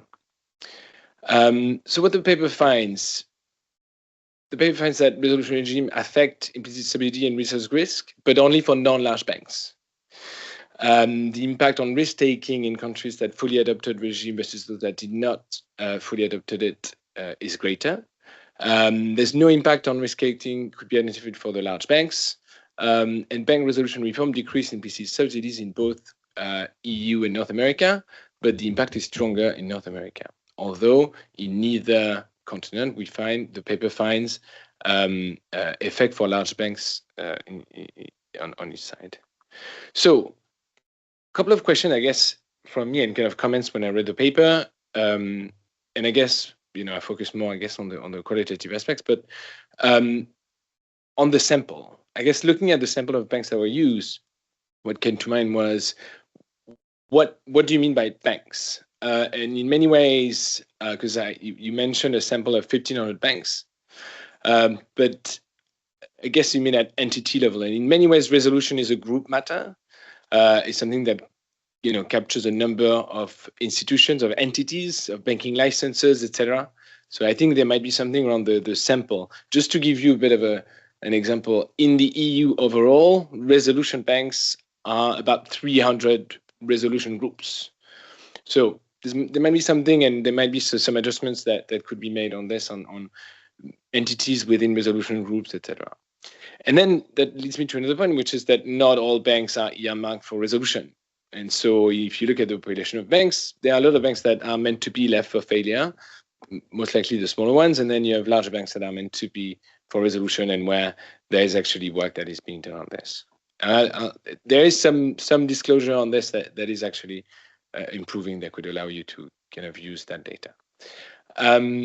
But that kind of led me to think about whether, if the objective of the paper is to identify whether these resolution reforms are credible, then there's a question as to whether looking at equity is the right measure. And let's just look at, what resolution does, or what the resolution regimes are trying to achieve, and what liquidation is trying to achieve. In resolution, the shareholders will be wiped out, and bail-inable debt will be converted into equity. But quite similarly to in a bailout, everyone else will be fairly safe. Depositors will be safe. Short-term debt will be safe. A large bulk of the senior debt holder will be safe. So there is the point of resolution is to provide some form of protection to the rest of balance sheet. In liquidation, the only one that would be kind of fully protected will be the covered depositors. And even if you're a covered depositors, you're risking some discontinuity of services. You're risking some aspects which make it a bit of a more risky balance sheet to be in. Just to clarify, the point of the objective of resolution, and you mentioned it in your introduction, is that if you look at the key attributes set out by the Financial Stability Board for a credible resolution regime, the objective is not to end too big to fail. The objective is to ensure that you don't need public money to maintain continuity of services, minimize economic impact, and avoid contagion.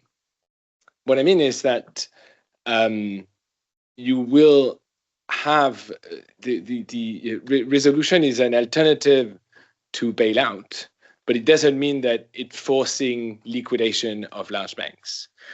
In the end, smaller banks will still go into liquidation, larger banks will still go into resolution, and these two are kind of different outcomes. Maybe if we wanted to look at whether these regimes are credible and whether these regimes are hitting the mark, maybe it could be good to look at the impact on bail-inable debt. So if you want to, in a resolution as opposed to bailout, that's where the difference is that in a bailout, everyone above equity holders will be safe. In resolution, the difference is that debt holders might be impacted, and senior debt holders, in particular, those that are easier to bail in, will be converted into equity. So if you want to see whether a regime is credible or not, you might want to look at whether there's a difference in pricing of this particular type of debt. And that would also help you clarify the population of banks. And then another point that I thought about, so it's true that FSB provides this kind of monitoring of which jurisdiction has implemented all the attributes of the resolution regime, but maybe having the law in place doesn't mean that your regime is credible. And I think it's particularly true for resolution in the sense that there's a number of things that you need to do to implement and make sure that the banks are able to comply and that they are progressing in complying with the regime on a longer term. This would require probably a lot more disclosure from the part of banks and authorities on the work that they're doing.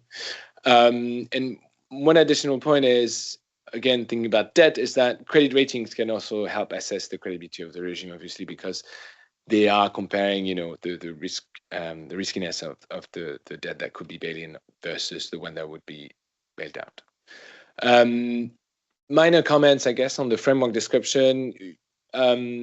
When you're talking about the US, you skipped over the Title I plans under the Dodd-Frank Act, which is also a form of resolution, or at least an alternative to bailout.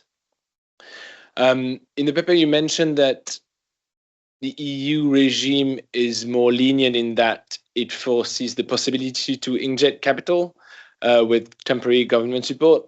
I wasn't so sure that this is the case. It's true that BRD does mention the possibility to inject capital, but in practice, I think the EU is quite more constraining in the sense that in the US, the only condition for injecting capital is political. In the EU-UK framework, you have quantitative thresholds that you need to meet, etc., in terms of losses.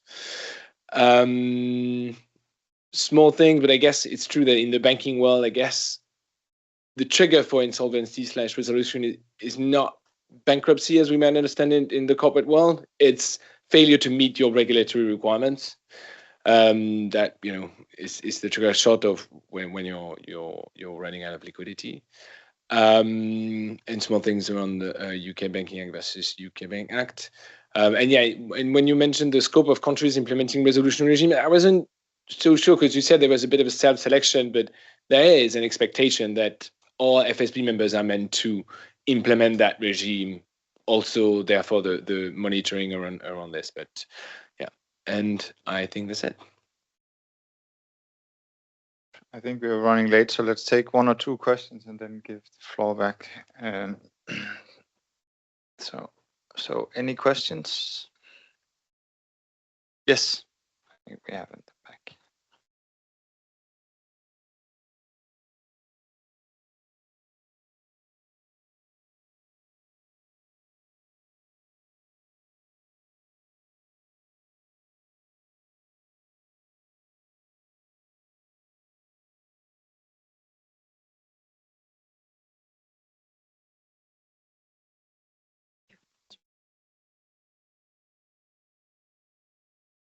Thanks. My name is Ursula Vogel from the ECB. Can you hear me?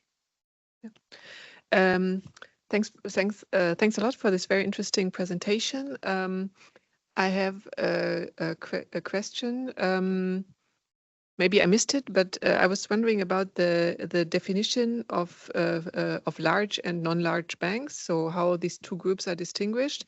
And then following on that, and this relates a bit to the last point of Thibault, if these banks are not distributed equally across countries, but are concentrated in some countries, so let's say the large banks are in certain countries and the non-large banks are in other countries, then the result could reflect differences in the stringency of the regulation or in the credibility of the regulator or the jurisdiction. So that's why I'm curious about this definition. Thank you.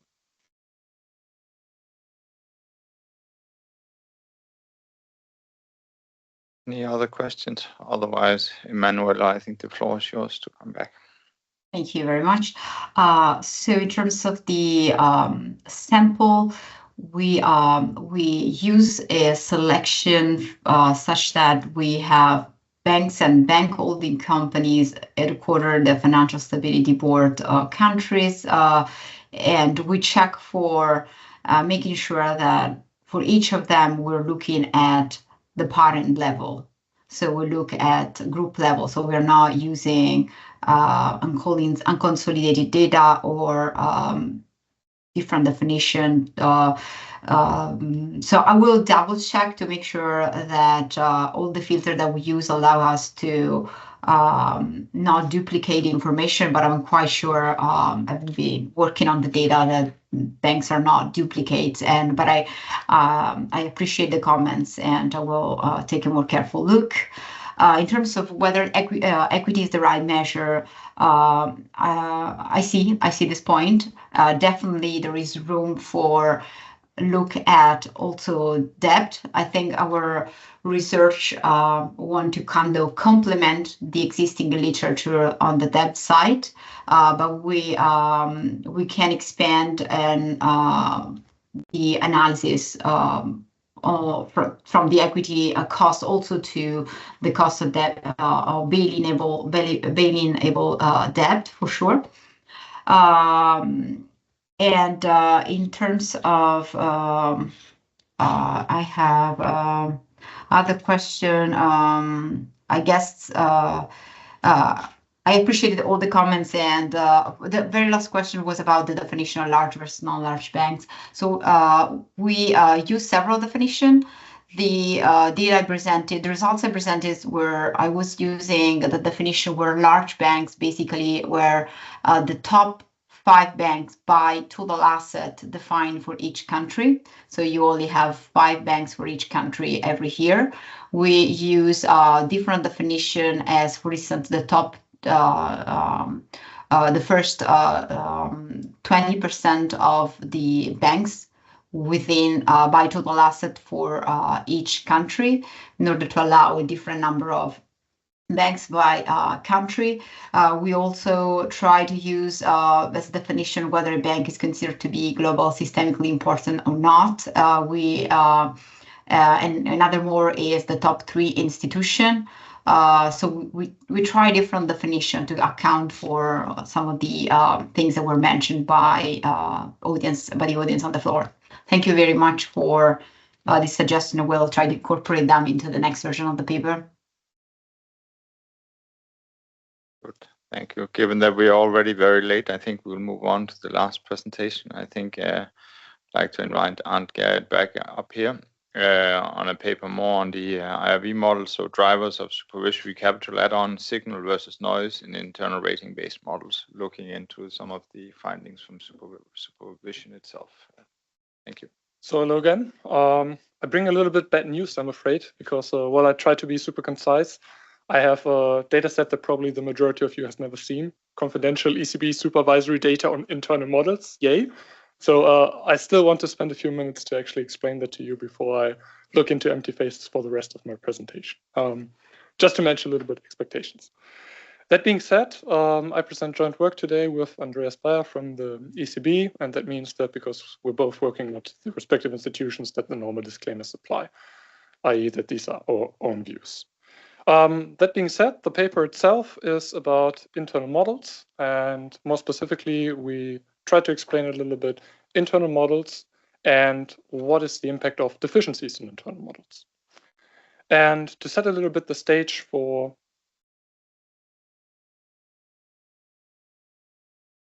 there we go. To set a little bit the stage for what's ahead of you, I just want to briefly show you what, in essence, the agenda is. So I'll motivate you a little bit the paper, what we're trying to do, why we're trying to do it. As I said, I want to explain a little bit the data that we use because I think they're new to the majority of you. I'll then show you the results, hopefully prove that they are robust, and also try to find a little bit the policy implications given the setting of the conference. So that being said, why do we actually look at internal models and think that this is an interesting topic? As I said, we looked at confidential ECB data, so we kind of have a little bit of self-selection in the sense that we look at the large banks in Europe. And when we look at those large banks, we can see, looking at the right-hand side, that those large banks, in essence, have credit risk on their books. Credit risk account for 84% of the total RWA that we see for these banks. And if you actually drill down on the credit risk, you see that the majority thereof is estimated with an internal model. So a standardized approach is not that prevalent in our sample. That means that if I combine the two facts, I actually see that internal models basically account for 3/4 of all RWA that we see in these large banks, meaning that they have a very outsized impact for RWA estimation and by extension thereof for the capital levels that we observe in these banks. And that kind of motivates a little bit the delicacy of this topic, because these models are maybe limited in number, but they can have a substantial impact on actually the capital ratios of these banks. And to illustrate this point a little bit, I brought some numbers to basically highlight the implications. And these are, by looking at the internal model inspections of the ECB, we found 264 cases where a limitation was imposed, meaning that the supervisor said that additional capital was required. And if we sum all of that up, we basically get a capital impact of 65 billion euro. That's quite substantial, even if you compare it across other things, such as sanctions that were imposed by the ECB. That looks a little bit tiny with the 60 million compared to that.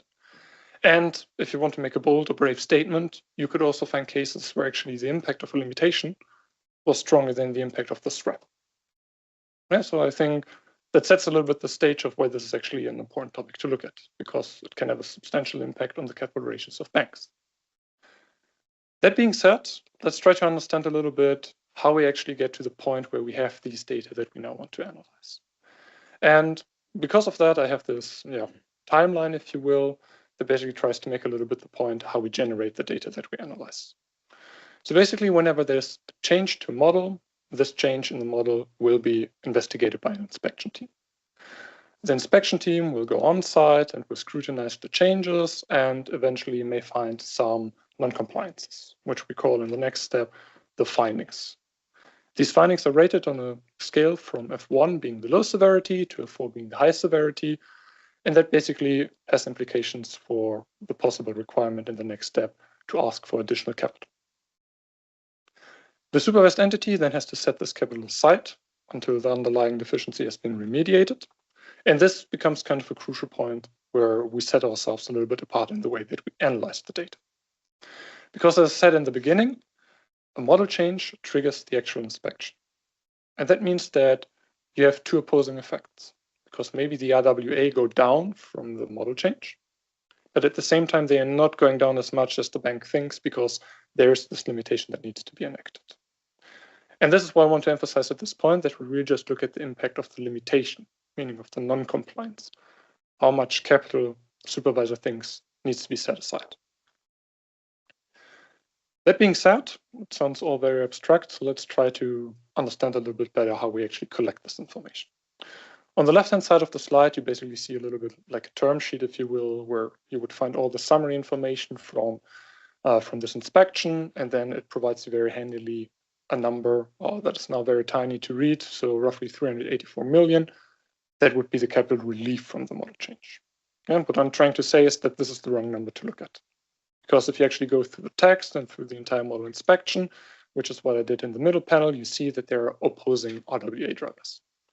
And in the highlighted yellow, the second part more particular, you can actually see that the bank initially applied for a relief of 720 million because they think that the changes to the IRB model will make it better, more accurate in estimating risks.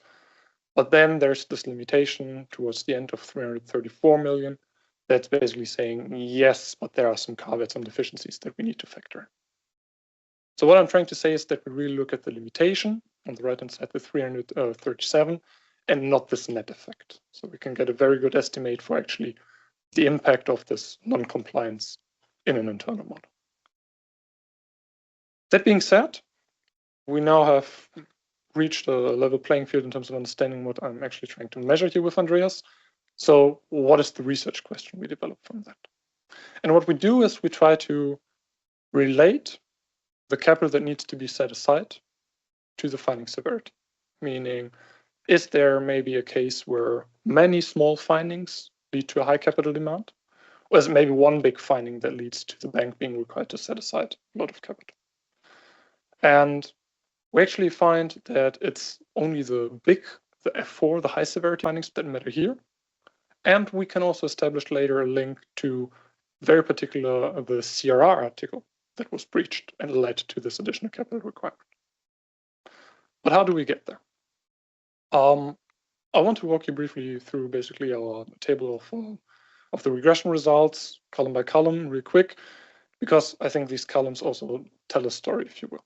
Yeah, so we start in the first column with basically establishing a little bit what we think is the core idea of the paper, and that is understanding how the finding severity, so the F1, the low severity, to the F4 high severity findings relate to the impact of the limitation, how much capital has to be set aside. And what we find here is that it's actually only the F4 findings, the high severity findings, that matter. We then extended in the second column because there may be an interaction here that you say, yes, maybe you can have many small findings, but you kind of need this one big finding as a kicker to make it relevant. Yeah, but what we find here is actually that it's still the F4s that matter. It's really the high severity findings. We then move on to the next column where we control a little bit for bank-specific characteristics. So we have profitability, we have bank size, we have capitalization, and we try to proxy for the business model by basically a metric for revenue diversification. And what we find here, and what would be our second story, is actually focusing on capital headroom and on cost of risk. So the positive coefficient for the capital headroom would actually signal that banks that are better capitalized would get larger limitations, larger penalties, if you will, from the supervisor, which could be read in a consistent way by the negative coefficient of the cost of risk, meaning that riskier banks get smaller limitations. However, we would say that this is only one way of reading the findings here, because another interpretation is actually a little bit, maybe counterintuitive. In order to have a good model, in quotation marks, you need to, in essence, observe the defaults, because only if you have defaults, you can calibrate a reliable model. And that puts us a little bit in the place where actually the risky banks that we may not so much like as a supervisor become the good banks because they have the defaults that allow us to calibrate a good, in quotation marks, model. Yeah, so there are some shades of gray in this interpretation. We then move on to the CRR prevalent variable, which I'll explain a little bit in more detail later, but in essence, we can pinpoint to some articles of the CRR. If they are infringed, you get a bigger limitation, meaning that you have to set aside more capital. And then last but not least, a common question was relating to the TRIM program, where basically the largest model across banks were scrutinized. And we find that this actually increased the level playing field, if you will, by also increasing the limitations that we got out of that. So that being said, let's have a closer look at these CRR articles I was mentioning earlier. The slide shows basically the buckets of the CRR articles, and it's probably too tiny to read it, so I've just highlighted the 4 most important ones. And those are the ones you also see on the right-hand side, meaning Article 144, 174, 79, and 188. They all look somewhat unrelated, if you're honest, on first glance, right? One is about the application to actually use IRB models to begin with. The other one is about the way that you can use these models, and then there's even something that's only for advanced IRB banks with the LGD. But actually, there's an underlying story here, because all of these buckets of CRR provisions relate to data quality. And I think this is also a nice spin to the boundaries of banking regulation, in the sense that, for example, Article 144 means that if your data quality is so poor that you're not allowed to get into IRB in the first place, that there are some limitations put in place here. Or the 174, that's about data vetting in essence. So if you cannot ensure the data quality while you are in IRB, that also has repercussions for you on the RWA estimation side. So there's this narrative that data quality actually matters for these models. And it's not only the narrative, we can also prove it by basically looking a little bit closer at the numbers. So on the left-hand side, you see basically this bucket of CRR prevalence, stack bars by finding severity. And to make the comparison a little bit easier to all the other ones we see in our sample, we've scaled it on the same axis. So meaning that the red tip on top of the CRR prevalent articles being larger than all others is already a strong indicator for what we saw earlier, that it's really the high severity findings that matter for the limitation, how much capital the bank has to set aside.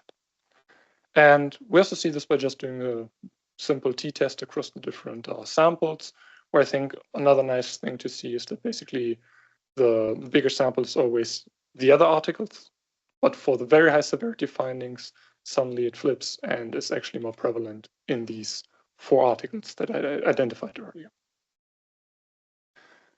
So that being said, we basically feel confident at this point that we can establish kind of a link between the finding severity and how much capital the bank will have to set aside because of that. And we can even more specifically say that what is the underlying driver, if you will, meaning that if you infringe a particular CRR article, it's likely that you need to set aside a lot of capital. That means that I now want to transition a little bit to the robustness checks that we did. And I'll highlight just one in the interest of time here, and that is a question about reverse causality. Because you could also make a case that the banks that are better capitalized are only better capitalized because they didn't get the scrutiny they actually deserve. Yeah, because they didn't get the limitation for the model yet. And we can actually check this in a very nice way, because the banks that enter our sample come predominantly without limitations. So we kind of have like this natural point in time where we can have the treatment effect and then the limitation gets enacted. And this is exactly what we've plotted here against the capital headroom in the orange. And basically, if you look at the time of the treatment, if you will, it stays more or less flat. Yeah, it's only becoming volatile towards the tails, but we would argue that this is not so much because of the actual treatment. The timely disconnect is too big. And in fact, you can see in the bars plotted behind the chart that this is probably just due to the lack of observations that it's becoming so volatile. Now, so we think generally that we can actually answer this as not being a concern, and would also say that it's intuitive in the sense that you only look at one model. Meaning that even if you find a big limitation for this model, you're not going to reprice suddenly all of the RWA for the bank. That being said, let me get to the point where I try to wrap it up and highlight 3 findings that we actually distilled from the paper. So one is basically under the buzzword of early warning. Yeah, we can say that if you infringe one of these articles from the CRR that I was mentioning earlier, there's a high risk that this will also entail a big capital impact from the model investigation. So that may help to actually focus scarce supervisory resources on important models, if you will. The other one is opening a little bit the discussion about risk sensitivity, because as I've tried to explain, you can also make a case that actually the risky banks, which may not sound so appealing from a supervisory perspective, are actually the good guys here, because they have the defaults, and only when you have the defaults you can really calibrate a good model. And then last but not least, maybe a little bit the question, do we really need to look so closely at these low severity findings? Because we can establish more or less clearly that they're not having a big impact in terms of capital later on. Yeah, and then maybe just one final remark here against the backdrop of the panel. So what is the question here for the boundaries for banking regulation? And I think the boundary here that we really illustrate is in essence about the data quality, right? The data quality was the driver behind the CRR articles that we identified, and the CRR articles in turn were the drivers of the capital impact. And you can have the fanciest banking regulation in the world, but that will only to a certain extent help you fix data quality issues. Yeah, so maybe that's the link here. And with that being said, thanks a lot for your attention and looking forward to the discussion. Thank you. And I will give the floor directly to Emilio. I think you are online, if I'm not mistaken. Yeah, I'm online. I hope you can see my slide. Yes, we see them perfectly. Okay, that's good. Perhaps you can maximize the screen. Is it okay? Yes, perfect. Thank you. That's perfect. Okay, many thanks to have an opportunity to discuss this paper. First of all, contribution, drivers of capital add-ons on banking supervision. I think the topic is important because we need to know how banking supervision is done, and so analysis like this is a relevant contribution. I want to say this frankly because because also the experience of a single supervisory mechanism is quite recent. So to understand how we are learning to do their job, I think is a really interesting point. They look at internal model inspection, 267 over 1,180 have induced the supervisor to impose higher risk-weighted asset for non-compliance. Okay, they have assessment report about the severity from F1 to F4, and they concentrate mostly on credit risk. Okay, and they look for determinants, analysis of determinants. So what determine the capital add-on? Main result. So I have singled out 4 main results, as already the author has clarified. Okay, the number of deficiencies is not relevant in a model, is not important to understand if or not there is a capital add-on, but the severity is the real issue. Okay, so considering only F4 observation are the real driver of decision to have a capital add-on. Then we see that some subset of non-compliances with the capital requirement regulation are the material drivers, and this is a very sharp result. I'm very satisfied with this result. Okay, so they single out clearly what are the main drivers, and then we see that inspection on TRIM led to more severe limitation. And they provide to this an interpretation in terms of single supervisory mechanism allows to address some leniency at the national level. So somehow to have a more homogeneous regulation. Then they try to understand whether or not we can detect from what we observe some early warnings that can be useful mostly for banks, okay, to understand where to pay attention in a way. So they, as a prescriptive, if you want, suggestion. Comments. I find the paper well done, well developed the analysis, but I'm not convinced fully in the way they try to sell. I use the word sell in a good way, okay, not in a nasty way, okay. So the idea that there is model risk is not can be a motivation. Yes, I fully agree, but I mean, I'm not so sure that the same problem the same difference between number, which is noise, and severity, which is signal, may come from other reason. Okay, so I'm not so sure that there is the authors try to say that the fact that severity is relevant and noise number is not relevant is a signal that there is model risk. I'm not so sure that this is a convincing result. Second point of attention is more technical on the analysis, econometric analysis. Statistical significance is not always very strong. Okay, so in some models we have 5%, in some others 1%, and this is I mean, I can understand. I'm not upset for this result, but just to catch the point. Third point, we find a quite not at least for me, for what I've done as research in this, strange results in terms of better capitalized banks appear to receive larger limitation. Well, there is a literature showing that riskier banks, so those that are at the limit in terms of market capitalization, are more risky, and mostly they are playing more than the others with their model. Okay, so they are manipulating the risk-weighted assets. So the result is a little bit not against, but is not fully aligned with this. And I think that this requires a further reflection, and this is my suggestion. Second, it is the early warning implication. I would say that are not surprising what they obtain, and somehow, because the data set I fully understand as this nature, are a little bit vague. Okay, so it's not so clear what is the reason, and maybe on these the authors are asking too much to the data set, I would say.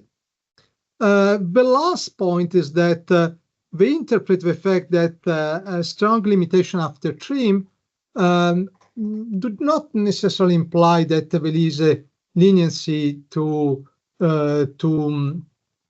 on the national level was resolved. They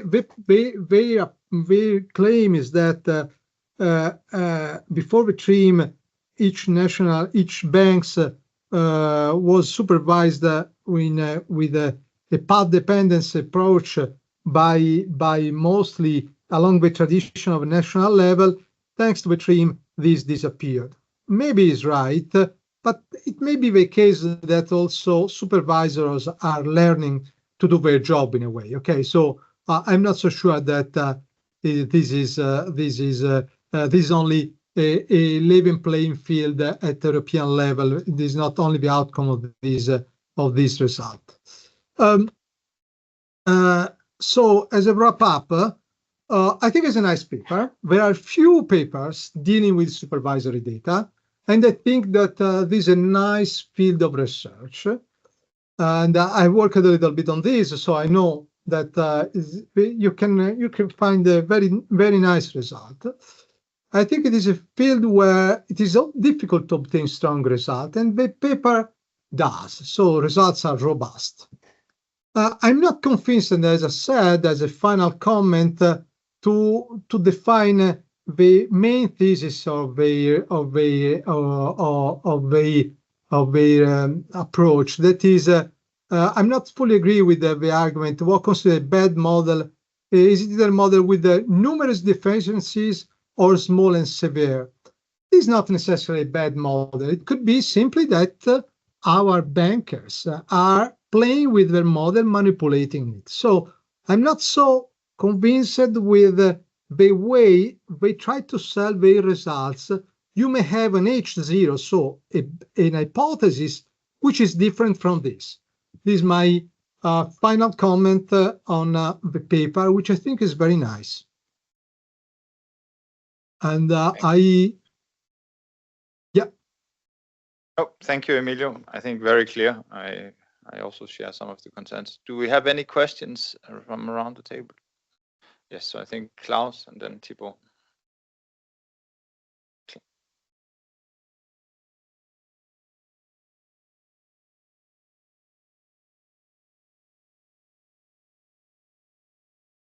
Yeah, thanks a lot for this nice presentation. It's not the first time I hear it, but I noticed something new, and that is when you mentioned that for this early warning, it comes down to a few paragraphs in CRR, and they are all related to data. Then I wonder if also the performance in terms of, let's say, BCBS 239 requirements, which is also available for a supervisor in different ways, SREP assessment, etc., is not also providing this, and if it might be useful to compare if this information is not then there already there, and if this really complements or one is earlier than the other, I don't know. Thank you. Thibaut?